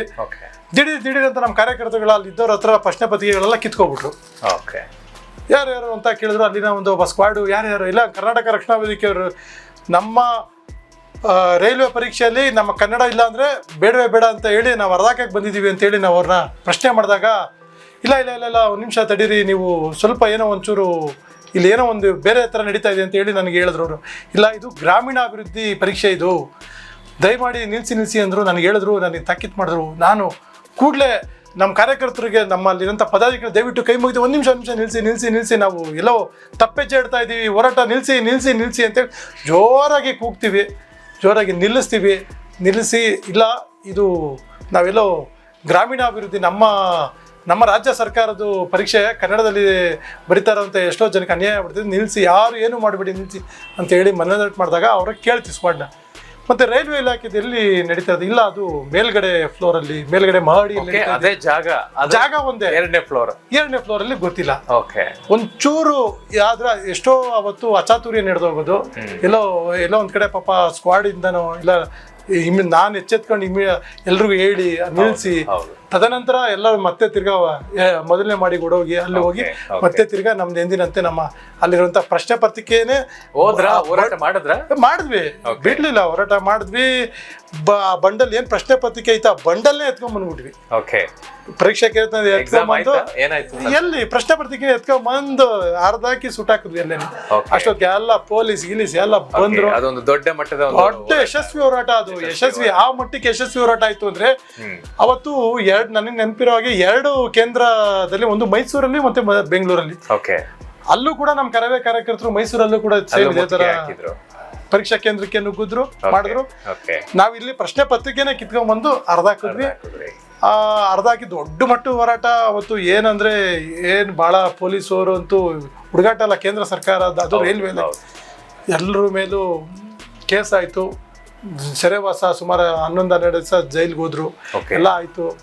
ತದನಂತರ ಅದು ಬಿಡ್ಲಿಲ್ಲ. ಅದಾದ್ಮೇಲೆ ಮತ್ತೆ ತಿರ್ಗಾ ಮುಂದಿನ ವಾರಕ್ಕೆ ಹೋಯ್ತು ಅದು ರೈಲ್ವೆ ಹೋರಾಟ. ಮತ್ತೆ ತಿರ್ಗಾ ಎಂದಿನಂತೆ ನಮ್ಮ ಎಕ್ಸಾಮ್ ಯಾವಾಗೆಲ್ಲ ಡೇಟ್ ಕೊಡ್ತಾರೆ ಅವಾಗೆಲ್ಲ ನಿಮ್ಮ ಹೋರಾಟ ಆಯ್ತು. ಆ ಹೋರಾಟ ಎಲ್ಲಿಗೆ ಮುಟ್ತು ಅಂದ್ರೆ ಕೇಂದ್ರ ಸರ್ಕಾರಕ್ಕೆ ಅವತ್ತಿನ ಮಮತಾ ಬ್ಯಾನರ್ಜಿ ಕೇಂದ್ರ ಸರ್ಕಾರದ ರೈಲ್ವೆ ಸಚಿವರು ಅವರ ಗಮನಕ್ಕೆ ಮುಟ್ತು. ಇವ್ರು ಹೋರಾಟ ಮಾಡ್ತಾರೆ ಸರಿಯಾಗೇ ಇದೆ, ಅವ್ರು ಏನ್ ಕೇಳ್ತಾ ಇರೋದು ನಮ್ಮ ಪ್ರಾದೇಶಿಕ ಭಾಷೆ ಕನ್ನಡದಲ್ಲೂ ಇರ್ಲಿ, ಎಕ್ಸಾಮ್ ಮಾಡಿ ಕ್ವಶನ್ ಪೇಪರ್ ಇರ್ಲಿ ಅಂತ ಕೇಳ್ತಾರೆ. ನ್ಯಾಯಯುತವಾಗಿದೆಯಲ್ಲ ಹೋರಾಟ ಅಂತ ಹೇಳಿ ಅವತ್ತು ಪಾರ್ಲಿಮೆಂಟ್ ಅಲ್ಲಿ ಅವರು ಮಾಡ್ತಾರೆ. ಕೇವಲ ಬರೀ ನಮ್ಮ ಕನ್ನಡ ಒಂದೇ ಭಾಷೆ ಅಲ್ಲ, ಎಲ್ಲ ಏನು ಭಾರತದಲ್ಲಿರೋಂಥ ಆಯಾ ಪ್ರಾದೇಶಿಕ ಭಾಷೆನೂ ಇರಬೇಕು ಅಂತೇಳಿ ತಮಿಳು, ತೆಲುಗು ಯಾವ್ದಾವ್ದಿತ್ತು ಅವರವರ ಒಂದು ಕೇಂದ್ರದಲ್ಲಿ ಅವರವರ ರಾಜ್ಯಗಳಲ್ಲಿ ಕನ್ನಡನೂ, ಇವಾಗ ನಾವು ಕರ್ನಾಟಕದಲ್ಲಿ ಕನ್ನಡ, ಹಿಂದಿ, ಇಂಗ್ಲೀಷ್ ಯಾವ ಥರ ಹಾಗೆ ಅವರ ರಾಜ್ಯಗಳಲ್ಲಿ ಹೇಳಿ ಅವತ್ತಿನ ಮಮತಾ ಬ್ಯಾನರ್ಜಿ ನ್ಯಾಯಯುತವಾದ ಹೋರಾಟ ಅಂತ ಹೇಳಿ ಘೋಷಣೆ ಮಾಡ್ತಾರೆ. ಇದು ಬಹಳ ಒಂದು ಚೈತನ್ಯ ಕೊಡುವಂತ ಹೋರಾಟ. ಇದೆಲ್ಲ ಹುಮ್ಮಸ್ಸು, ಇನ್ನೂ ಜಾಸ್ತಿ ಹುಮ್ಮಸ್ಸು ಹೋರಾಟಗಾರರಿಗೆ. ಹೌದು.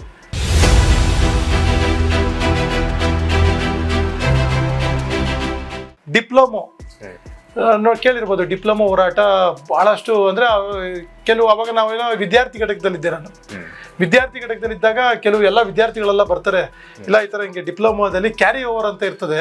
ಸುಮಾರು 5 ಮತ್ತು 3ನೇ ಏನು 3ನೇ ಸಬ್ಜೆಕ್ಟ್ಗಳಲ್ಲಿ 5 ಮತ್ತು ಎಕ್ಸಾಮ್ ಸೆಮಿಸ್ಟರ್ ವೈಸಲ್ಲಿ ಯಾರು ತೇರ್ಗಡೆ ಆಗಿರೋರೋ ಅವ್ರಿಗೆ ಮುಂದಿನ ಮೇನ್ ಎಕ್ಸಾಮ್ಗೆ ಕಳ್ಸಲ್ಲ, ಅವರ ಭವಿಷ್ಯ ಹೊರಟೋಗುತ್ತೆ ಅಂತ ಹೇಳಿ ಎಷ್ಟೋ ಜನ ಬಂದು ಹೇಳಿದ್ರು. ಅದು ಬಹಳ ದೊಡ್ಡ ಹೋರಾಟ. ಬಹಳಷ್ಟು ಸ್ಟೂಡೆಂಟ್ಸು ಏನು ಫ್ರೀಡಮ್ ಪಾರ್ಕ್ ಮುಂದೆ ನಿಂತ್ಕೊಂಡವ್ರೆ. ಅವ್ರಿಗೆ ಯಾರು ಅವತ್ತಿನ ದಿನಗಳಲ್ಲಿ ಯಾರು ಅದು ನಾಯಕತ್ವಕ್ಕೆ ಹೋಗ್ತಾ ಇಲ್ಲ, ಮುಂದೆ ನಾಯಕತ್ವ ತಗೋತಾ ಇಲ್ಲ. ಹೋರಾಟಗಾರರನ್ನ ಅಲ್ಲಿರೋಂಥ ಸ್ಟೂಡೆಂಟ್ಸ್ ಅವ್ರನ್ನ ತಗೊಳ್ತಾ ಇಲ್ಲ. ಯಾಕಂದ್ರೆ ಗೊತ್ತಲ್ಲ ವಿದ್ಯಾರ್ಥಿಗಳಂದ್ರೆ ಅವ್ರಿಗೇನು ಸಂಘಟನೆಯವರು ಆಗಲಿ ಯಾರು ಗೊತ್ತಿಲ್ಲ. ಈಗ ನಮ್ಮನ್ನ ಸಂಪರ್ಕ ಮಾಡಿದ್ರು, ನಮ್ಮ ರಾಜ್ಯಾಧ್ಯಕ್ಷರು ಕಚೇರಿಗೆ ಬಂದರು, ಇಲ್ಲ ಇದು ಹೋರಾಟ ಮಾಡಿ ನೀವು ಅಂತ ಹೇಳಿ ನಮ್ಗೆ ಹೇಳಿದ್ರು. ನಾವು ಎಂದಿನಂತೆ ನಾಯಕತ್ವ ವಹಿಸ್ಕೊಂಡು ಹೋದ್ವಿ, ನಿಂತ್ಕೊಂಡು ಸುಮಾರು 3 ದಿನಗಳ ಕಾಲ ಸತತವಾಗಿ ಹೋರಾಟ ಮಾಡಿದ್ವಿ. ಆವತ್ತು ನಮ್ಮ ಜೊತೆ ABVP ಬಂತು. ಇವತ್ತು ನಾನು ಮರೆಯಲ್ಲ, ಇವತ್ತು ಬಹಳ ಉನ್ನತ ಹುದ್ದೆಯಲ್ಲಿದ್ದಾರೆ. ತೇಜಸ್ವಿ ಸೂರ್ಯ ಅಂತ ಇದ್ರು, ಅವರು ಅವತ್ತು ABVPಲಿ ಇದ್ರು. ಅವರು ನಮ್ಮ ಜೊತೆಲಿ ಬಂದು ನಿಂತು ಹೋರಾಟ ನಮ್ಮ ಜೊತೆ ಬಂದ್ರು. ನಮ್ಮ ಒಂದು ಏನು ನಾವು ಹೋರಾಟ ಮಾಡ್ತಾ ಇದೀವಿ ಆ ಹೋರಾಟದಲ್ಲಿ ABVP ಕಾರ್ಯಕರ್ತರಾಗಿ ತೇಜಸ್ವಿ ಸೂರ್ಯರು ಆ ಹೋರಾಟಕ್ಕೆ ಬಂದಿದ್ರು. ಇವತ್ತು ಅವರು MP ಆಗಿದ್ದಾರೆ. ಇರ್ಲಿ, ಬಹಳ ಇನ್ನೂ ಹೆಚ್ಚಿಗೆ ಬೆಳೀಲಿ. ಆ ಹೋರಾಟ ಅವತ್ತು ಭಾಳ ದೊಡ್ಡ ಮಟ್ಟಕ್ಕೆ ಹೋಗ್ತು. ಯಾವ ಮಟ್ಟಕ್ಕೆ ಅಂದರೆ ನಾವು ಗೊತ್ತಲ್ಲ, ನಾವೆಲ್ಲ ಗೊತ್ತಲ್ಲ ಕೈ ಕುಯ್ಕೊಬಿಡ್ತೀವಿ. ವಿದ್ಯಾರ್ಥಿಗಳೆಲ್ಲ ನಿಂತ್ಕೊಂಡ್ರು. ಇಲ್ಲ ನಮ್ಮನ್ನ ಒಂದ್ಸರಿ ಸಚಿವರನ್ನ ಭೇಟಿ ಮಾಡಿ ಹಾಗೆ ಹೇಗೆ ಅಂತೆಲ್ಲ ಹೇಳಿದ್ವಿ. ಅವತ್ತಿನ ನಮ್ಮ ಒಂದು ಕಾರ್ಯಾಧ್ಯಕ್ಷರು ಕರ್ಕೊಂಡು ಹೋಗ್ತಾರೆ. VS ಆಚಾರ್ಯ ಅನ್ನೋದು ಉನ್ನತ ಶಿಕ್ಷಣ ಸಚಿವರಾಗಿರ್ತಾರೆ. 3 ದಿವಸ ಆದಮೇಲೆ ನಮ್ಮನ್ನು ಒಂದು ನಿಯೋಗ ಕರ್ಕೊಂಡು ಹೋಗ್ತಾರೆ. ಆ ನಿಯೋಗದಲ್ಲಿ ಹೋಗ್ತೀವಿ. ಇಲ್ಲ ಈ ಥರ ಹಿಂಗೆ ಸುಮಾರು 20,000 ಜನ 20-25,000 ಜನ ಸ್ಟೂಡೆಂಟ್ಸ್ದು ವಿದ್ಯಾರ್ಥಿಗಳದ್ದು ಭವಿಷ್ಯ ಹಾಳಾಗ್ಬಿಡ್ತದೆ ಅಂತೇಳಿ VS ಆಚಾರ್ಯ ಅವರಿಗೆ ಮನದಂಡನೆ ಮಾಡಿದಾಗ ಅಲ್ಲೇ ಪಾಪ ಇವತ್ತು ನಾನು ನೆನೆಸ್ಕೋಬೇಕಾ, ಸಚಿವರಿಲ್ಲ ಅವರು, VS ಆಚಾರ್ಯರಿಲ್ಲ. ಆದರೆ ಇವತ್ತು ನಾನು ಅವಾಗವಾಗ ಆ ಫೇಸ್ಬುಕ್ಕಲ್ಲಿ ಅವರು ಹುಟ್ಟದಬ್ಬ ಬಂದಾಗ ಇವತ್ತು ನಾನು ಮರೆಯಲ್ಲ ಅಂತೇಳಿ ಈ ಘಟನೆಯನ್ನು ಹಾಕ್ತೀನಿ. ಹೌದು, ನೀವು ಕೇಳ್ತಾ ಇರೋದು ನ್ಯಾಯಯುತವಾಗಿದೆ. ಆ ಹುಡುಗರು ಭವಿಷ್ಯದಿಂದ ಕೂಡಲೇ ಯಾರು ತಾಂತ್ರಿಕ ನಿರ್ದೇಶಕರು ಯಾರು ಇರ್ತಾರೆ ಅವ್ರಿಗೆ ಕೂಡಲೇ ಬರೆದ್ಬಿಟ್ರು, ಶಿಕ್ಷಕರಿಗೆ ಬರೆದು ಏರ್ಯಾರು ಮೂರೇ ಅವರೆಲ್ಲರೂ ಬರಿಬೋದು ಅಂತೇಳಿ ಬರೆದ್ರು. ಅವತ್ತು ಅದು ಹೇಳೋದಲ್ಲ, ಅವ್ರು ಈಚೆ ಬರ್ತೀವಿ, ಆ ಸ್ಟೂಡೆಂಟ್ಸ್ಗಳು, ಆ ವಿದ್ಯಾರ್ಥಿಗಳು, ಘೋಷಣೆಗಳು, ಇದು ನನಗೆ ಯಶಸ್ವಿ ಆಗುತ್ತೋ ಇಲ್ವೋ ಅನ್ನೋದು ಒಂದು ಕಡೆ ಭಯ ಇತ್ತು. ಹೆಂಗೋ ಯಶಸ್ವಿ ಆಯ್ತು. ಈಚೆ ಬಂದಾಗ ಅವತ್ತಿನ ಆ ಒಂದು ಜನ ಬೆಂಬಲ ನೋಡಿದಾಗ ಭಾಳ ಖುಷಿ ಆಯಿತು. ಆದರೆ ಇನ್ನೊಂದು ದುರಂತ ಏನಂದರೆ ಅವತ್ತು ಅಷ್ಟು ಜನ ವಿದ್ಯಾರ್ಥಿಗಳಿದ್ರು, ಆದರೆ ಬೆರಳೆಣಿಕೆ ಅಷ್ಟು ಜನ ಮಾತ್ರ ಮತ್ತೆ ಸಂಘಕ್ಕೆ ಬಂದರು. ಬರೀ ಬೆರಳೆಣಿಕೆ ಅಷ್ಟು ಜನ. ಅಲ್ಲೇ ಸುಮಾರು ಒಂದು 25,000 ಜನಕ್ಕೆ ಭವಿಷ್ಯ ರೂಪಿಸ್ತು. ನಮ್ಗೆ ಈ ಉದ್ದೇಶ ಇದ್ದಿದ್ದು ಭವಿಷ್ಯ ರೂಪ ಆಗಲಿ ಅಂತ. ಆದರೆ ಬೆರಳೆಣಿಕೆ ಅಷ್ಟು ಜನ ಮಾತ್ರ ಬಂದರು, ನಮ್ಮ ಸಂಘಟನೆ ಸೇರಿಕೊಂಡ್ರು. ಅದ್ರಲ್ಲಿ ಕೆಲವರು ಒಂದೊಂದಿಬ್ರು ಉಳ್ಕೊಂಡ್ರು, ಇನ್ನು ಮಿಕ್ದವರಲ್ಲ. ಹಂಗೆ ಹೋರಾಟ ನಾವೇನು ಉದ್ದೇಶ ಮುಖ್ಯ, ನಮಗೆ ಫಲ ಮುಂದಿಂದು. ನಾವು ಅವ್ರನ್ನ ಕೇಳ್ತಾ ಇದ್ವಿ, ನೋಡಪ್ಪ ನಿಮಗೆ ಒಳ್ಳೇದಾದ್ರೆ ನಮ್ಮ ಸಂಘಟನೆಗೆ ಸೇರಿ, ಅಷ್ಟೇ. ನಿಮ್ಗೆ ಯಾರು ಬರಲಿಲ್ಲ. ಅದೇ ಹೇಳದ್ನಲ್ಲ, ಒಂದು 10 ಬೆರಳೆಣಿಕೆ ಎಷ್ಟು ಜನ ಬಂದ್ರು. ಆ ಸಾವಿರಾರು ಜನ ಎಲ್ಲಿ, ಒಂದು 5-10 ಜನ ಎಲ್ಲಿ? ಅದೇ ಹೇಳದ್ನಲ್ಲ, ಕೆಲವ್ರಿಗೆ ಇಷ್ಟ ಇಲ್ಲ. ಕೆಲವರಿಗೆ ಅದೇ ಸಂಘಟನೆ ಅವತ್ತು ಅವ್ರಿಗೆ ಆತಂಕ ಮುಗೀತು. ತದನಂತರ ಅವ್ರ ಕೆಲಸ ಆಯ್ತು, ಇಲ್ಲಿ ನಮ್ಗೇನು ಅವ್ರ ಭವಿಷ್ಯ ಮುಖ್ಯ ಆಯ್ತು. ಹೋದೆ ಅಲ್ಲಿ ಸ್ವಲ್ಪ ಅದೇ ನೇತೃತ್ವ ವಹಿಸಿದ್ರಲ್ಲ, ಅಲ್ಲೊಂದು ತಂಡ ನೇತೃತ್ವ ನಮ್ಮನ್ನೆಲ್ಲ ಸಂಪರ್ಕ ಮಾಡೋ ತಂಡ ಐತಲ್ಲ, ಆ ತಂಡ ಪಾಪ ನಮಗೆ ವಿಶೇಷವಾಗಿ ಪಾಪ ಒಂದು ಗೌರವಯುತವಾಗಿ ನಡೆಸ್ಕೊಂಡ್ರು. ಅವರೆಲ್ಲ ಬಂದ್ರು, ನಮ್ಮ ಕಚೇರಿಗೆ ಬಂದು ಒಂದು ಒಳ್ಳೆ ಒಂದು ಗೌರವ ಏನು ಸಲ್ಲಿಸ್ಬೇಕೋ ಅದನ್ನ ಕೊಟ್ಟು ಪಾಪ ನಿರಂತರವಾಗಿ ನಮ್ಮ ಪಾಪ ಸಂಪರ್ಕದಲ್ಲಿದೆ.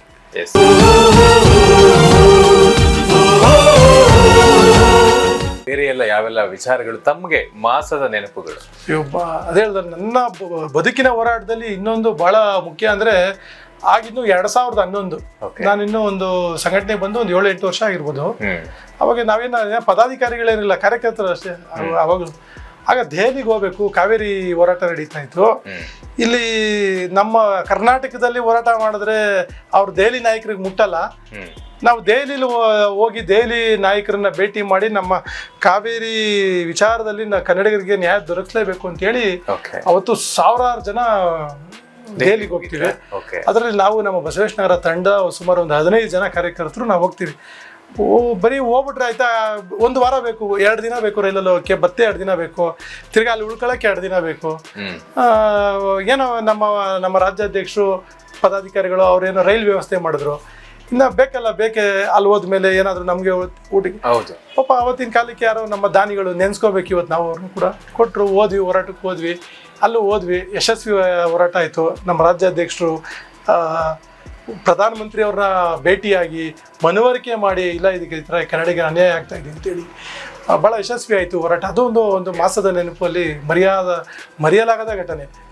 ದೆಹಲಿಲಿ ಹೋಗಿ ಆ ಜಂತರ್ ಮಂತಲ್ಲಿ ಕುಂತ್ಕೊಂಡು ಇಡೀ ದಿನ ಹೋರಾಟ ಮಾಡಿ, ತದನಂತರ ಪ್ರಧಾನಮಂತ್ರಿ ಕಚೇರಿಯಿಂದ ಬನ್ನಿ ಅಂತ ಕರ್ಕೊಂಡೋಗಿ ಕೆಲವ್ರನ್ನ, ಅದೆಲ್ಲ ಭಾಳ ಯಶಸ್ವಿ ಹೋರಾಟಗಳು. ಸೂಪರ್ ಕುಮಾರ್ ಸರ್, ನಿಮ್ಮ ಒಂದು ಬದುಕಿನ ಒಂದು ಹೋರಾಟ ನಿಜವಾಗ್ಲೂ ಮಾಸದ ನೆನಪು 1-2 ಇರೋಕ್ ಸಾಧ್ಯನೇ ಇಲ್ಲ. ಇನ್ನೂ 100 ಹೋರಾಟಗಳನ್ನ ಮಾಡಿದಿರಿ, ಕೂಡ ಮಾಸದ ನೆನಪುಗಳೇ. ಅದರಲ್ಲೂ ಕೂಡ ಇನ್ನೊಂದು ಸಾಮಾಜಿಕ ಹೋರಾಟ ಇದೆಯಲ್ಲ, ಉದಾಹರಣೆಗೆ ಈ ಮಂಚನಬೆಲೆ ಡ್ಯಾಮ್ ಅಂತ ನೀವು ಕೇಳಿದ್ದೀರಾ, ರಾಮನಗರ ಸರಹದ್ದಿನಲ್ಲಿ ಬರುವಂಥ ತಾವರೆಕೆರೆ ಹತ್ರ ಮಂಚನಬೆಲೆ ಡ್ಯಾಮ್. ಅಲ್ಲಿ ಕೇರಳ ಮೂಲದವರು ರಾತ್ರೋರಾತ್ರಿ ರೇವ್ ಪಾರ್ಟಿ ಅಂತ ಮಾಡೋರು. ಎಲ್ಲ ನಶೆಗಳು ಅಲ್ಲಿ ಇಲ್ಲಿ ಗೊತ್ತಲ್ಲ, ಗಾಂಜಾ, ಡ್ರಗ್ಸು ಎಲ್ಲ ಬರೋದು. ಇದು ನಮ್ಮ ಹಳ್ಳಿಯಲ್ಲಿ ಅದರಲ್ಲೂ ಜಲಾಶಯದ ಪಕ್ಕ ಈ ಥರ ಎಲ್ಲ ಮಾಡ್ತಾರ ಅಂತ ಹೇಳಿ ಅವತ್ತು ಹೋದ್ವಿ. ಇಡೀ ಅಲ್ಲಿ ಹೇಗಿತ್ತು ವಾತಾವರಣ ಅಂದರೆ, ಅವತ್ತು ಅವ್ರ ಹತ್ರ ವೆಪನ್ಸ್ಗಳೆಲ್ಲ ಇದ್ವು, ಆ ಮಟ್ಟದಲ್ಲಿ ಇದ್ವು ಅವರೆಲ್ಲ, ವೆಪನ್ಸ್ಗಳಿದ್ವು, ಮತ್ತೊಂದು ಎಲ್ಲ ಇದ್ವು ಅವ್ರ ಹತ್ರ. ಆದರೂ ಬಿಡಲಿಲ್ಲ. ನೈಟ್ 11 ಗಂಟೆಗೆ ನಾವು ಹೋದ್ವಿ. ಅಲ್ಲಿರೋಂಥ ಎಲ್ಲ ಮಹಿಳೆಯರನ್ನೆಲ್ಲ ಒಂದು ಕಡೆ ನೋಡಮ್ಮ, ಮಹಿಳೆಯರೆಲ್ಲ ಒಂದು ಕಡೆ ಕುತ್ಕೊಳ್ಳಿ ಅಂತ ಹೇಳಿ, ಅಲ್ಲಿ ಯಾರು ಆಯೋಜನೆ ಇಡ್ದ ಅವನ್ನೆಲ್ಲ ಕೂಣಿಸಿ ಮಾಡಿ, ಅಲ್ಲಿರ್ತಕ್ಕಂಥ ಏನು ಡ್ರಗ್ಸು, ಗಾಂಜಾ, ಅಫೀಮು ಅವನ್ನೆಲ್ಲ ಒಂದು ಕಡೆ ಗುಡ್ಡೆ ಹಾಕಿ, ತದನಂತರ ನಾವೇನು ಮಾಡಿದ್ವಿ, ಅವ್ರನ್ನೆಲ್ಲ ಕೂಣಿಸಿ ಏನು ಮಾಡಬೇಕು, ಪೊಲೀಸವ್ರನ್ನ ಕರ್ಕೊಬರ್ಬೇಕು. ಸರಿ, ರಾಜ್ಯಾಧ್ಯಕ್ಷರು ನೋಡಪ್ಪ ಒಂದು ತಂಡ ಹೋಗಿ ಪೊಲೀಸರು ವಿಷಯ ಮುಟ್ಟಿಸಿ, ಯಾಕಂದರೆ ಒಂದು ಒಂದು ಒಂದು ರೆಸಾರ್ಟಲ್ಲಿ ಅಲ್ಲಿ ಬೆಳಕಿನ ಸಂಪರ್ಕ ಇಲ್ಲ, ಕತ್ಲೆ, ಆ ಒಂದು ದಟ್ಟವಾದ ಒಂದು ಪ್ರದೇಶದಲ್ಲಿ ನಡೀತಾ ಇತ್ತು. ಒಂದು ತಂಡನ ಕಳಿಸಿದ್ರು ನಮ್ಮನ್ನು. ನಾವು ದಾರಿಲಿ ಹೋಗ್ತಾ ಇದ್ದೀವಿ, ಜನಸಂಖ್ಯೆ ಇನ್ನೂ ಜಾಸ್ತಿ ಆಗ್ತಾ ಇದೆ ಬರೋರು. ಅಲ್ಲಿ ನೈಟ್ ಒಂದು 11:30-12 ಗಂಟೆ ಮೇಲೆ ಅಂತೆ ಪಾರ್ಟಿ ಸ್ಟಾರ್ಟ್ ಆಗೋದು. ಅದೆಲ್ಲ ಏನು ದಾರಿಲಿ ನಾವಿಲ್ಲ, ಅಲ್ಲಿ ಹೋರಾಟ ಮಾಡ್ತಾ ಇದ್ದೀವಿ, ಜನಸಂಖ್ಯೆ ಬರೋದು ಜಾಸ್ತಿ ಆಗ್ತಾ ಐತೆ. ನಾವು ಅಲ್ಲಿ ನಿಲ್ಸ್ಬಿಟ್ಟು ಕೆಲವ್ರನ್ನೆಲ್ಲ ನಡೀರಿ ವಾಪಸ್ಸು ಏನನ್ಕ ಅಂತ ಅಲ್ಲಿ ಕಳಿಸಿದ್ವಿ.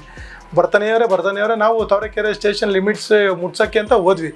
ಅಲ್ಲಿ ತಾವರೆಕೆರೆಯಲ್ಲಿ ಗೊತ್ತಲ್ಲ, ಪೊಲೀಸ್ ಸ್ಟೇಷನಲ್ಲಿ ಯಾರೂ ಇಲ್ಲ, ಮುಖ್ಯಸ್ಥರೆಲ್ಲ ಈ ಥರ ಹಿಂಗೆ ಆಗೋಗ್ಬಿಟ್ಟಿದೆ ಅಂತ ಅವ್ರು ಇಮಿಡಿಯೇಟ್ ಮಾಹಿತಿ ಕೊಟ್ಟರು. ಇಲ್ಲ, ನೀವು ಕಂಪ್ಲೇಂಟಲ್ಲಿ ಬರ್ಕೊಡ್ಬೇಕು ಅಂದರು.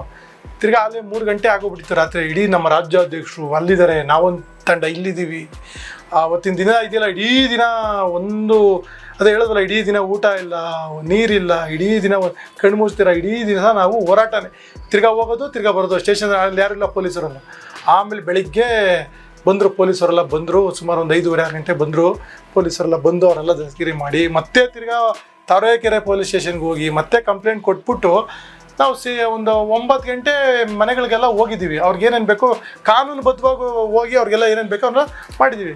ಈ ಕಡೆ ಬಂದರೆ ಅಲ್ಲಿನ ಯಾರೋ ಒಬ್ಬ ರಾಜಕೀಯ ಪ್ರೇರಿತರು ನಮ್ಮ ರಾಜ್ಯಾಧ್ಯಕ್ಷರ ಮೇಲೆ ಡಕಾಯಿತಿ ಕೇಸ್ ಹಾಕ್ಬಿಟ್ರು ಸರ್.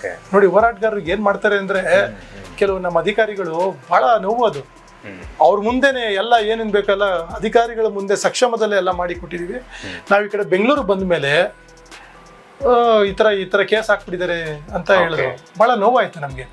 ಇವತ್ತು ನಾನು ಒಂದು ಇಬ್ಬರು ಮೂರನ್ನು ನೆನೆಸ್ಕೋತೀನಿ. ಉದಾಹರಣೆಗೆ ರವಿ ಬೆಳಗೆರೆಯವರು ಇಲ್ಲ ಇವತ್ತು, ಅವತ್ತು ಹೋರಾಟಗಾರರ ಪರವಾಗಿ ಒಂದು ಎಪಿಸೋಡ್ ಮಾಡಿದ್ರೆ ಅವ್ರದ್ದು ಒಂದು ಕಾರ್ಯಕ್ರಮ ಬರೋದು. ಎಂಥ ಕಾರ್ಯಕ್ರಮ ಅಂದರೆ ಏನು ಮಾಡಬೇಕಾಗಿತ್ತು ಆ ರವಿ ಪಾರ್ಟಿಗೆ ಹೋಗಲ್ಲ, ಇವರು ಹೋಗಿ ರಕ್ಷಣಾ ವೇದಿಕೆಯವರು ಅವ್ರ ಜೊತೆ ಸೇರಿಕೊಂಡು ಕುಣಿಬೇಕಾಗಿತ್ತ, ಹಿಂಗೆ ಅಂತ ಅಲ್ಲಿ ಅಧಿಕಾರಿಗಳಿರ್ಬೋದು ಅವರೆಲ್ಲ ಚಾರ್ಜ್ ಮಾಡಿದ್ರು, ಒಂದು ಎಪಿಸೋಡ್ ಮಾಡಿದ್ರು. ತದನಂತರ ವಾಟಾಳ್ ನಾಗರಾಜರು ಮತ್ತೆ ಅವ್ರನ್ನ ನೆನಪು ಮಾಡ್ಕೊಳ್ಳೇಬೇಕು. ಪೊಲೀಸ್ ಮಹಾನಿರ್ದೇಶಕರ ಕಚೇರಿ ಮುಂದೆನೇ ಹೋರಾಟ ಹಾಕ್ಕೊಂಡ್ರು. ಏನು ಹೋರಾಟಗಾರರನ್ನ ಡಕಾಯ್ತಿನ ಬೇರೆ ಕೇಸಲ್ಲಿ ಹಾಕುವ, ಆದರೆ ಡಕಾಯ್ತಿ ಕೇಸ್ಗೆ ಯಾಕೆ ಹಾಕಿದೆ ಹೋರಾಟಗಾರ, ಏನು ಅನ್ಕೊಂಡ್ಬಿಟ್ಟಿದೆ ಏನಾಗಬೇಕು ಅಂತೇಳಿ. ತದನಂತರ ಅವತ್ತು MP ತೇಜಸ್ವಿನಿಯವರಾಗಿದ್ದರು. ಇದು ಯಾಕೋ ದೊಡ್ಡ ಮಟ್ಟಕ್ಕೆ ಹೋಯ್ತು ಅಂದ್ಬಿಟ್ಟು ಕೊನೆಗೆ ತೇಜಸ್ವಿನಿಯವ್ರು ಬಂದು ಎಲ್ಲಿ ಯಾರು ಡಕಾಯ್ತಿ ಕೇಸಾಗಿ SP ಆಫೀಸ್ ಮುಂದೆ ನಾವೆಲ್ಲ ಮತ್ತೆ ತಿರ್ಗಾ ದೊಡ್ಡ ಮಟ್ಟದ್ದು ಹೋರಾಟ ಮಾಡಿ ರಾಮನಗರ ಸುತ್ತಮುತ್ತ ಸುತ್ತಿ ಆ ಯಾರಲ್ಲಿ ಹೋರಾಟ ಸುಳ್ಳು ಕೇಸ್ ಹಾಕಿದ್ನ ಅವ್ರಿಗೆ ಮನವರಿಕೆ ಮಾಡಿ ಮುಂದಿನ ದಿನಗಳಲ್ಲಾಗಲಿ ಇನ್ನೂ ದೊಡ್ಡ ಮಟ್ಟದ ಹೋರಾಟ ಮಾಡ್ತೀವಿ ಅಂತ ಹೇಳಿ ವಾಪಸ್ ಬಂದ್ವಿ.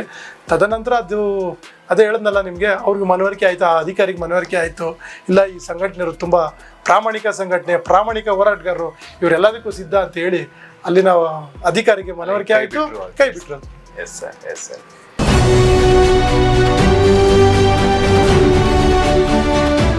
ಹಾಗೆ ಇನ್ನೊಂದು ಹೋರಾಟ ಭಾಳ, ಒಂದು ಕಡೆ ನೋವು, ಇನ್ನೊಂದು ಕಡೆ ನಾವು ಇನ್ನೂ ಹೊಸದಾಗಿ ಅವಾಗ್ತಾನೆ ಬಂದಿದ್ದೀವಿ ಹೋರಾಟ. ಡಾಕ್ಟರ್ ರಾಜ್ಕುಮಾರ್ ಅಣ್ಣವ್ರನ್ನ ನಾವು ಕಳ್ಕೊಂಡಿದ್ವಿ. ಅಪಹರಣ ಆಗಿದೆ. ಅಪಹರಣ 2005ರಿಂದ ನಾನು ಇನ್ನೂ ಸಂಘಟನೆಗೆ ಬಂದಿರಲಿಲ್ಲ. ಇದು ಅವ್ರು 2007ರಲ್ಲಿ ತೀರ್ಕೊಂಡಾಗ, ಆಗಿನ್ನ ನಾವಿನ್ನ ಸಂಘಟನೆಗೆ ಬಂದು ಇನ್ನೂ 2 ವರ್ಷ ಆಗಿತ್ತು. ಆಗ ಈ ಥರ ಅಣ್ಣವ್ರು ಹಿಂಗೆ ತೀರ್ಕೊಂಡ್ರು ಅಂತ ಮೆಸೇಜ್ ಮೊದಲೇ ಆಘಾತ, ನಮಗೆಲ್ಲ ಆಘಾತ ಆಗಿತ್ತು. ದಿಢೀರಂತ ನಾವು ನಮ್ಮ ರಾಜ್ಯಾಧ್ಯಕ್ಷರು ಮನೆ ತೋದ್ವಿ. ರಾಜ್ಯಾಧ್ಯಕ್ಷರು ಮನೆಗೂ ಮತ್ತು ಅಣ್ಣವ್ರ ಮನೆಗೂ ಸುಮಾರು ಒಂದು 2 ಕಿಲೋಮೀಟ್ರು. ಅಷ್ಟೊತ್ತು ಇಡೀ ನಾಡಿನಾದ್ಯಂತ ಮೂಲೆಯಿಂದ ಜನ ಸೇರ್ಬಿಟ್ಟಿದ್ರು. ನಾವು ತಂಡದವರೆಲ್ಲ, ನಾವು ರಕ್ಷಣಾ ವೇದಿಕೆ ಎಲ್ಲ ಪದಾಧಿಕಾರಿಗಳೆಲ್ಲ ಶಾಲೆಲ್ಲ ಹಾಕ್ಕೊಂಡು ಒಂದು ತಂಡ ಹೋದ್ವಿ. ಅವತ್ತು ನನ್ನ ಕಣ್ಮುಂದೆ ಇವತ್ತು ಇದೆ, ಏನು ಸಾವಿರಾರು ಜನ ಪೂರ್ಣ ಪ್ರಜ್ಞಾ ಗ್ರೌಂಡ್ ಅಂತ ಪಾಪ ಅಣ್ಣವ್ರ ಪಾರ್ಥಿವ ಶರೀರ ಒಂದು ಆ್ಯಂಬುಲೆನ್ಸಲ್ಲಿದೆ. ಪೊಲೀಸ್ ಅವ್ರ ಕೆಲ ಹರಾಸಾಹಸ ಮಾಡೋಕ್ಕೆ ಆಗ್ತಾಯಿಲ್ಲ, ನಿಯಂತ್ರಿಸೋಕ್ಕೆ ಆಗ್ತಾಯಿಲ್ಲ. ಯಾಕಂದರೆ ದಿಢೀರಂತ ಜನ ಸೇರ್ಕೊಂಬಿಟ್ರು. ದಿಢೀರಂತ ಕೇವಲ ಒಂದು ಅರ್ಧ ಗಂಟೆ 1 ಅವರಲ್ಲಿ ಲಕ್ಷಾಂತರ ಜನ ಸೇರಿಬಿಟ್ರು. ಪೊಲೀಸ್ ಸಂಖ್ಯೆ ಕಮ್ಮಿ. ಅವತ್ತು ನಾವೆಲ್ಲ ಶಾಲ್ಗಳಲ್ಲಿ ಧರಿಸ್ಕೊಂಡು ಹೋಗಿರೋದ್ರಿಂದ ರಕ್ಷಣಾ ವೇದಿಕೆಯರು ಬಂದರು.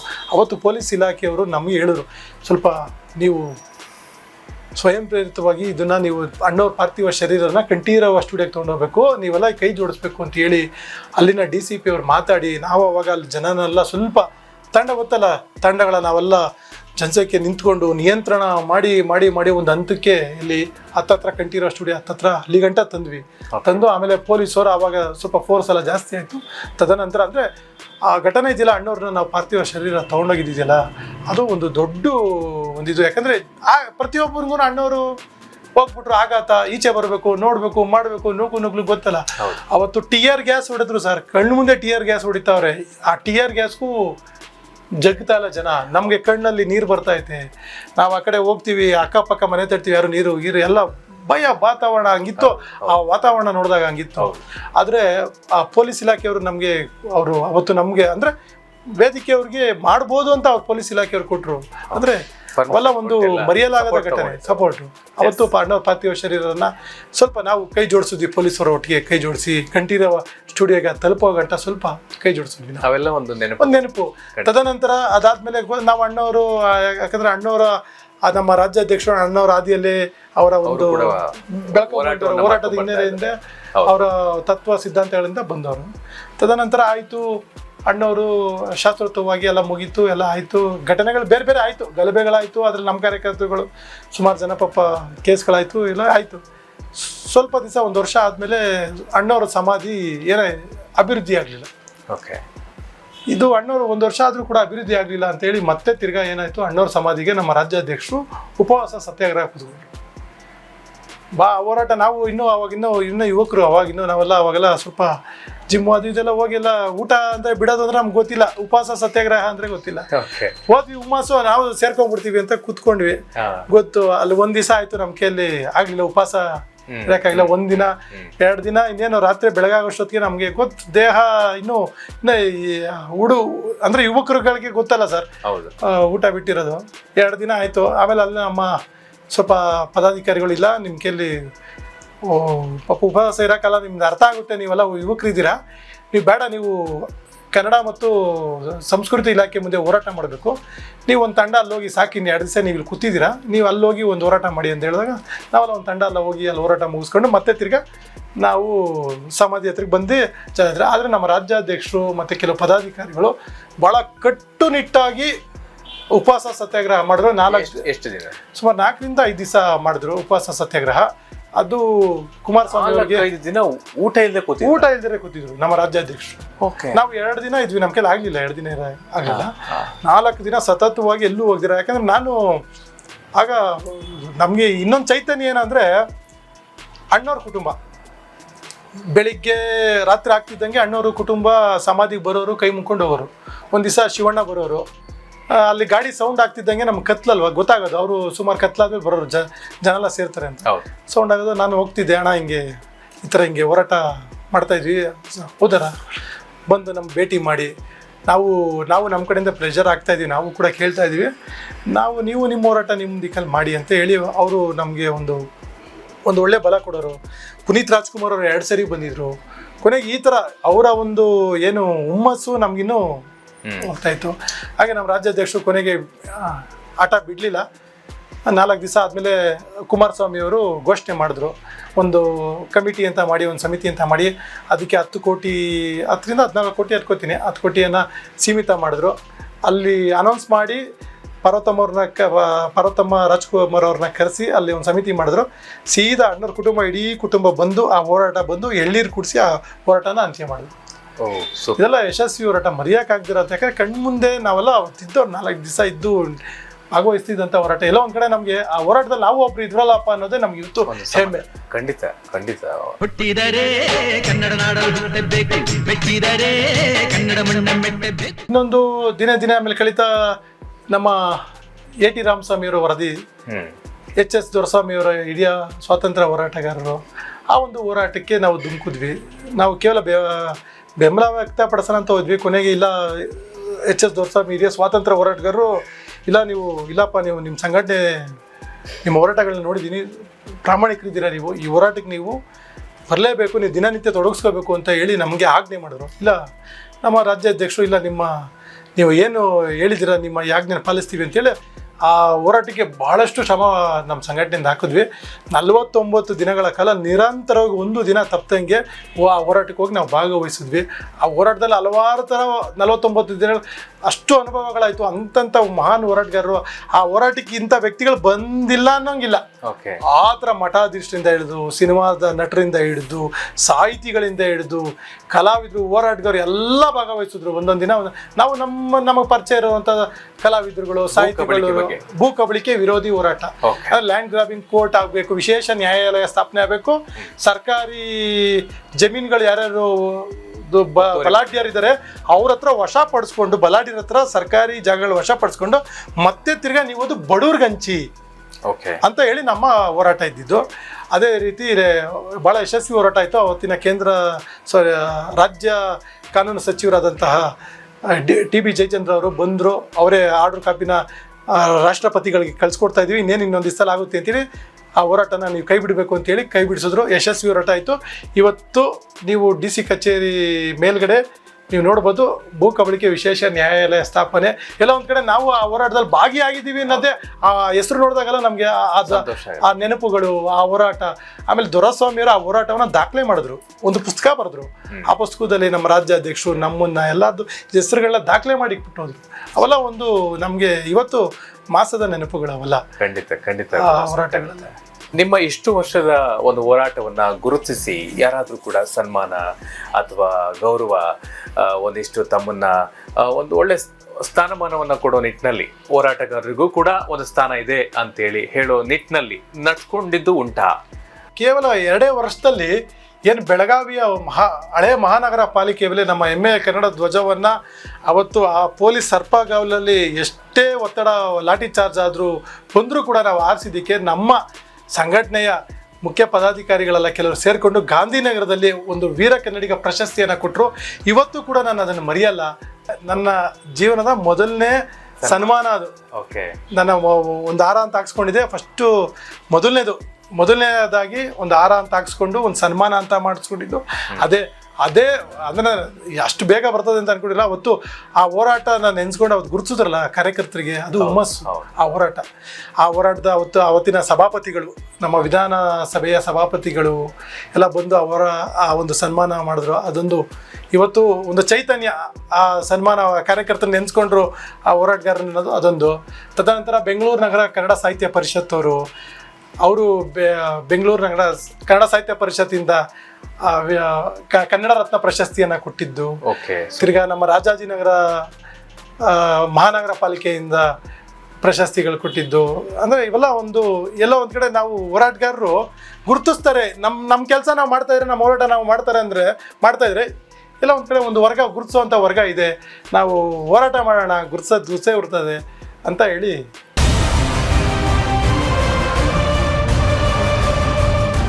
ಕಾವೇರಿ ಹೋರಾಟ ಮಾಡ್ಬೇಕಾದ್ರೆ ಕನ್ನಡಿಗರನ್ನ ರಜನಿಕಾಂತ್ ಅವರು ವಿಷ ಜಂತುಗಳು ಅಂತ ಹೇಳ್ತಾರೆ. ಹೋರಾಟಗಾರರು ಕಲ್ಲು ಹೊಡಿತಾರೆ, ಇವರು ವಿಷ ಜಂತುಗಳು ಅಂತ ಹೇಳ್ತಾರೆ.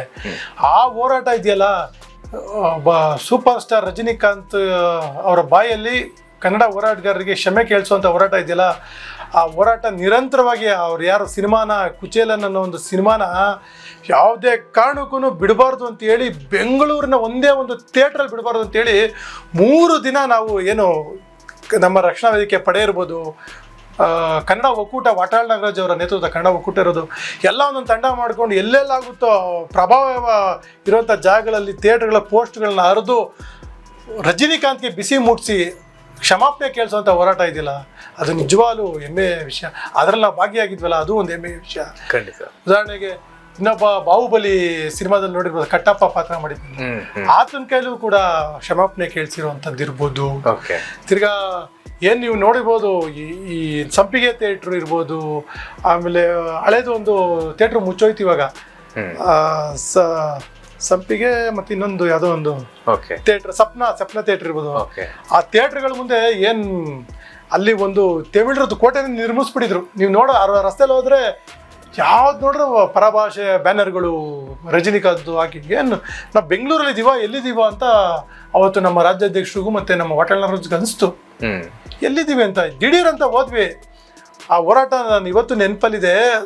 ಅದು ಒಂದು ಹೋರಾಟ, ದಿಢೀರ್ ಅಂತ ಹೊರಟ್ಬಿಟ್ವಿ. ಅಲ್ಲೆಲ್ಲ ಕಾರ್ಯಕರ್ತರು ಮಾಗಡಿ ರೋಡಲ್ಲಿ ಹೋರಾಟ ಮಾಡಿದಾಗ, ಮಾಗಡಿ ರೋಡಲ್ಲ, ಅದು ಮಲ್ಲೇಶ್ವರಂ ಮಂತ್ರಿ ಸ್ಕ್ವೇರ್ ಅಂತ ಇವಾಗ ಏನ್ ಕರಿತೀವಿ ನಾವು, ಅಲ್ಲಿ ಥಿಯೇಟರ್ ಮುಂದೆ ಹೋಗ್ತಾ ಇದೀವಿ ನಾವು. ಆಗ್ತಾನೆ ನೀವು ನೋಡಿರ್ಬೋದು ಅದು ಫೋಟೋಸ್ಗಳು ಆ ಪೇಪರ್ ಎಲ್ಲ ಬಂದಿತ್ತು. ಈ ಒಂದು ಸುಮಾರು ಒಂದು ಅರ್ಧ ಕಿಲೋಮೀಟರ್ ಫುಲ್ ಆ ಸುತ್ತಮುತ್ತ ಬ್ಯಾನರ್ಗಳು, ಎಷ್ಟು 100 ಅಡಿ ತಮಿಳಲ್ಲಿ ದೊಡ್ಡದಾಗಿ ನಿಲ್ಸ್ಕೊಂಡು ಎಲ್ಲಿದ್ದೀವಿ ನಾವು. ಅವತ್ತು ನಮ್ಮ ನಾಯಕರುಗಳ ಒಂದು ಕರೆ ಕೊಟ್ಟರು, ಇನ್ನು 1 ಅವರಲ್ಲಿ 1 ಗಂಟೆ ಒಳಗಡೆ ಇದೆಲ್ಲ ಬಿಚ್ಚಬೇಕು, ಇಲ್ಲ ಮುಚ್ಚಬೇಕು ಅಂತೇಳಿ ಗಡುವು ಕೊಡ್ತಾರೆ. ಇಲ್ಲ ಸುತ್ತಾಕ್ತೀವಿ ಅಂತೇಳಿ ನಿಂತ್ಕೋತೀವಿ. ಅವರು ಪೊಲೀಸರು ಅವತ್ತು ಮನವೊಲಿಸಕ್ಕೆ ಭಾಳ ಪ್ರಯತ್ನ ಮಾಡ್ತಾರೆ, ಅದು ಬಿಡಲಿಲ್ಲ. ಒಂದು ಪೋಸ್ಟ್ ಹಚ್ಚಿ ಯಾವ್ದು ತಮಿಳಲ್ಲಿ ಇತ್ತದೆಲ್ಲ ಹರಿದಾಕಿ ಬೆಂಕಿ ಹಚ್ಚಿದ್ವಿ. ಅವಾಗ ಸಿನಿಮಾ ನಡೀತಾ ಇತ್ತು ಅವತ್ತು. ಅದು ಆ ಘಟನೆನ ಮರೆಯಲ್ಲ. ಸಿನಿಮಾ ಬಿಟ್ಬಿಡ್ತು. ಏನು ಗೊತ್ತಾ, ಸಿನಿಮಾ ಬಿಟ್ಟರೆ ಸುಮಾರು ಒಂದು 1,500-2,000 ಜನ ಅಷ್ಟು ಬರ್ಬೋದು ಸೀಟ್ ಕೆಪಾಸಿಟಿ ಇರೋಂಥ ಥಿಯೇಟ್ರಲ್ಲಿ. ಮುಂದೆ ನಿಂತಿದ್ದೀವಿ, ಸುಮಾರು ನಾವು ಒಂದು 50-60 ಜನ ಇದ್ದೀವಿ. ಏನು 1,500 ಜನ ಅಲ್ಲಿ. ಕಬಾಲಿ ಹೋರಾಟ, ಕಬಾಲಿ ಹೋರಾಟ, ಸಿನಿಮಾ ಹೆಸರು ಕಬಾಲಿ. ಆ ಜನಸಂಖ್ಯೆ ಬರ್ತಾವ್ರು, ನಾವು ಬರೋ ನೋಡೇ ಬಿಡೋಣ, ನಾವ ಅಂತ ನೋಡೇ ಬಿಡೋಣ ಅಂತ ಎಲ್ಲ ತೊಡೆ ತಟ್ಟು ನಿಂತ್ಕೊಂಡ್ವಿ. ಅವತ್ತು ಅಷ್ಟೇ ನಮ್ಮ ಪೊಲೀಸರು ನಾವು ಹೋದ್ವಿ, ಅದೇನೇನ್ ಮಾಡ್ತೇವೆ, ಬರೋ ನೋಡ ನಾವ ಅಂತ ಹೇಳಿ ಹತ್ರ ಹೋದ್ವಿ. ಅಷ್ಟೊತ್ತು ಪೊಲೀಸರು ಬಂದು ಮಧ್ಯಸ್ಥಿಕೆಗೆ ಬಂದ್ರು, ಅವ್ರಿಗೂ ಲಾಠಿ ಚಾರ್ಜ್ ಮಾಡಿಸ್ ಕಳ್ಸಿದ್ರು. ಆದ್ರೆ ಅವತ್ತು ನಮ್ಮನ್ನ ಗೌರವಯುತವಾಗಿ ನಡೆಸ್ಕೊಂಡ್ರು. ಅದೊಂದು ಬಹಳ ಅವೆಲ್ಲ ಮಾಸದ ನೆನಪು, ಅವೆಲ್ಲ ಇನ್ನೂ ಕಣ್ಮುಂದೆ ಇದೆ ಆ ಹೋರಾಟಗಳೆಲ್ಲ.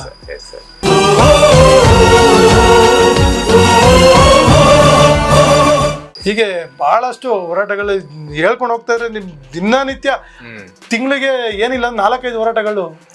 ಉದ್ಯೋಗ ಇರ್ಬೋದು, ಈ ಉದಾಹರಣೆಗೆ ನೀವು AGS ಅಲ್ಲಿ ಮತ್ತೆ ತಿರ್ಗಾ ಹೋರಾಟ ಇರ್ಬೋದು. AGS ಅಲ್ಲಿ ಬೇರೆ ರಾಜ್ಯದವರು ಮತ್ತೆ ತಗೊಳ್ತಾ ಇದ್ರು, ತಿರ್ಗಾ ಅಲ್ಲೂ ಲಾಠಿ ಚಾರ್ಜ್. ವಿಧಾನಸೌಧ ಮುಂದೆ ಯಾರು ಹೋರಾಟ ಮಾಡಬಾರ್ದು ಅಂತ ಹೇಳಿದ್ರು, ಆದ್ರೂ ಕೂಡ ನಾವು ಹೋಗಿ ವಿಧಾನಸೌಧ ಮುಂದೆ ಹೋರಾಟ ಮಾಡಿದಿರ್ಬೋದು. ಲಾಠಿ ಚಾರ್ಜ್ ಬರೀ ಹೇಳದ್ನಲ್ಲ ನಿಮ್ಗೆ, ಸುಮಾರು ಒಂದು 15 ವರ್ಷ ಬರೀ ಲಾಠಿ ಇಂಥ ಹೋರಾಟಗಳಲ್ಲೇ ಭಾಗವಹಿಸ್ಕೊಂಡ್ಬಂದ್ವಿ. Thank you Kumar sir. ಬಹಳಷ್ಟು ತಮ್ಮ ಜೀವನದ ಮಾಸದ ನೆನಪುಗಳನ್ನು ನಮ್ಮ ಸ್ವಾಭಿಮಾನಿ ಕನ್ನಡಿಗನ ಒಂದು ಅಂತರಾಳ ಕಾರ್ಯಕ್ರಮದಲ್ಲಿ ಬಹಳಷ್ಟು ಹಂಚ್ಕೊಂಡಿದ್ರಿ. ಖಂಡಿತವಾಗ್ಲೂ ತಮ್ಮ ಹೋರಾಟ ಒಂದಿಷ್ಟು ಒಂದು ನಮಗೆ ಈ ಒಂದು ಕಾರ್ಯಕ್ರಮದ ಮುಖಾಂತರ ಒಂದು ಮಾಸದ ನೆನಪು ಅಂತಲೇ ಹೇಳ್ಬೋದು ನಮ್ಮ ವೀಕ್ಷಕರಿಗೆ ಕೂಡ. ಕೊನೆಯದಾಗಿ ಏನನ್ನು ಹೇಳಕ್ ಬಯಸ್ತೀರಿ? ಏನು ಇವತ್ತು ಒಬ್ಬ ಸಣ್ಣ ಕಾರ್ಯಕರ್ತನಾಗಿ ಇವತ್ತು ಶಿವರಾಮೇಗೌಡರ ಕರ್ನಾಟಕ ರಕ್ಷಣಾ ವೇದಿಕೆಯಲ್ಲಿ ರಾಜ್ಯ ಯುವ ಘಟಕ ಅಧ್ಯಕ್ಷನಾಗಿ ಬೆಳೆದಿದ್ದೀನಿ. ಅದಕ್ಕೆಲ್ಲರೂ ನಮ್ಮ ಬಡಾವಣೆಯ ಸ್ನೇಹಿತರು ಇರ್ಬೋದು, ಅದೇ ಮೊದಲೇ ಹೇಳಿದಾಗೆ ನಮ್ಮ ಪದಾಧಿಕಾರಿಗಳಿರ್ಬೋದು, ನಮ್ಮ ರಾಜ್ಯಾಧ್ಯಕ್ಷರಿರ್ಬೋದು, ನಮ್ಮ ಕಾರ್ಯಕರ್ತರುಗಳಿರ್ಬೋದು, ಅವರ ಒಂದು ಹುಮ್ಮಸ್ಸು, ಅವರ ಒಂದು ಪ್ರೇರಣೆ, ಅವರ ಒಂದು ಸಹಕಾರದಿಂದ ಇವತ್ತು ನಾವೊಂದು ಮಟ್ಟಕ್ಕೆಲ್ಲ ಒಂದು ಕಡೆ ಈ ನಾಡಿಗೆ ಒಂದು ಸಣ್ಣ ಅಳಿಲು ಸೇವೆ ಮಾಡ್ತಾ ಇದ್ದೀವಿ ಅಂತ ಎಲ್ಲೋ ನಮ್ಮ ಮನಸ್ಸಿಗೆ ಒಂದು ಸ್ವಲ್ಪ ತೃಪ್ತಿ ಇದೆ. ನಮ್ಮ ಅಧ್ಯಕ್ಷರಿಗೆ, ನಮ್ಮ ಪದಾಧಿಕಾರಿಗಳಿಗೆ, ನನ್ನ ಜೊತೆ ಬೆನ್ನೆಲುಬಾಗಿ ನಿಂತಂಥವ್ರಿಗೆ, ಉರಿದುಂಬಿಸಿದವ್ರಿಗೆ, ಅವ್ರಿಗೆಲ್ಲರೂ ಈ ಮುಖಾಂತರ ನನ್ನ ನಮಸ್ಕಾರಗಳನ್ನ ಹೇಳ್ತೀನಿ. ಈ ಕಾರ್ಯಕ್ರಮದ ಬಗ್ಗೆ ಏನನ್ನ ಕೊನೆಯದಾಗಿ ಹೇಳಕ್ ಬಯಸ್ತೀರಿ? ಏನು ಈ ಕಾರ್ಯಕ್ರಮ ನಾಡಿಗೆ ದುಡಿದಂಥ ಅನೇಕ ಹೋರಾಟಗಾರರನ್ನ ಗುರುತಿಸಿ ಈ ಒಂದು ಸ್ವಾಭಿಮಾನಿ ಕನ್ನಡಿಗನ ಅಂತರಂಗ ಅಂತ ಹೇಳಿ ನಮ್ಮ ಸುಮಾರು ಒಂದು 20 ವರ್ಷದ ನಮ್ಮ ಅಂತರಂಗದ ಒಂದು ಹೋರಾಟದ ನೆನಪುಗಳು, ಆಳ ಉದ್ದ ಆದಂಥ ನೆನಪುಗಳನ್ನ ತಮ್ಮ ಮುಂದೆ ಹಂಚ್ಕೊಳ್ಳೋದಕ್ಕೆ ಅವಕಾಶ ಮಾಡಿಕೊಟ್ಟಂಥ ನಿಮ್ಮ ವಾಹಿನಿಗೆ ತುಂಬ ಹೃದಯದ ಧನ್ಯವಾದಗಳು. ಇದೇ ರೀತಿ ಇನ್ನೂ ಅನೇಕ ಕನ್ನಡ ಹೋರಾಟಗಾರರು ಇದ್ದಾರೆ. ಆ ಹೋರಾಟಗಾರರ ಒಂದು ಅಂತರಾಳವನ್ನು ದಯಮಾಡಿ ನಿಮ್ಮ ಈ ವಾಹಿನಿಯಲ್ಲಿ ಪ್ರಸಾರ ಮಾಡಬೇಕು ಅಂತ ಒಂದು ವಿನಂತಿಸಿ ನಾನು ಒಂದೆರಡು ಮಾತನ್ನು ಮುಗಿಸ್ತೀನಿ.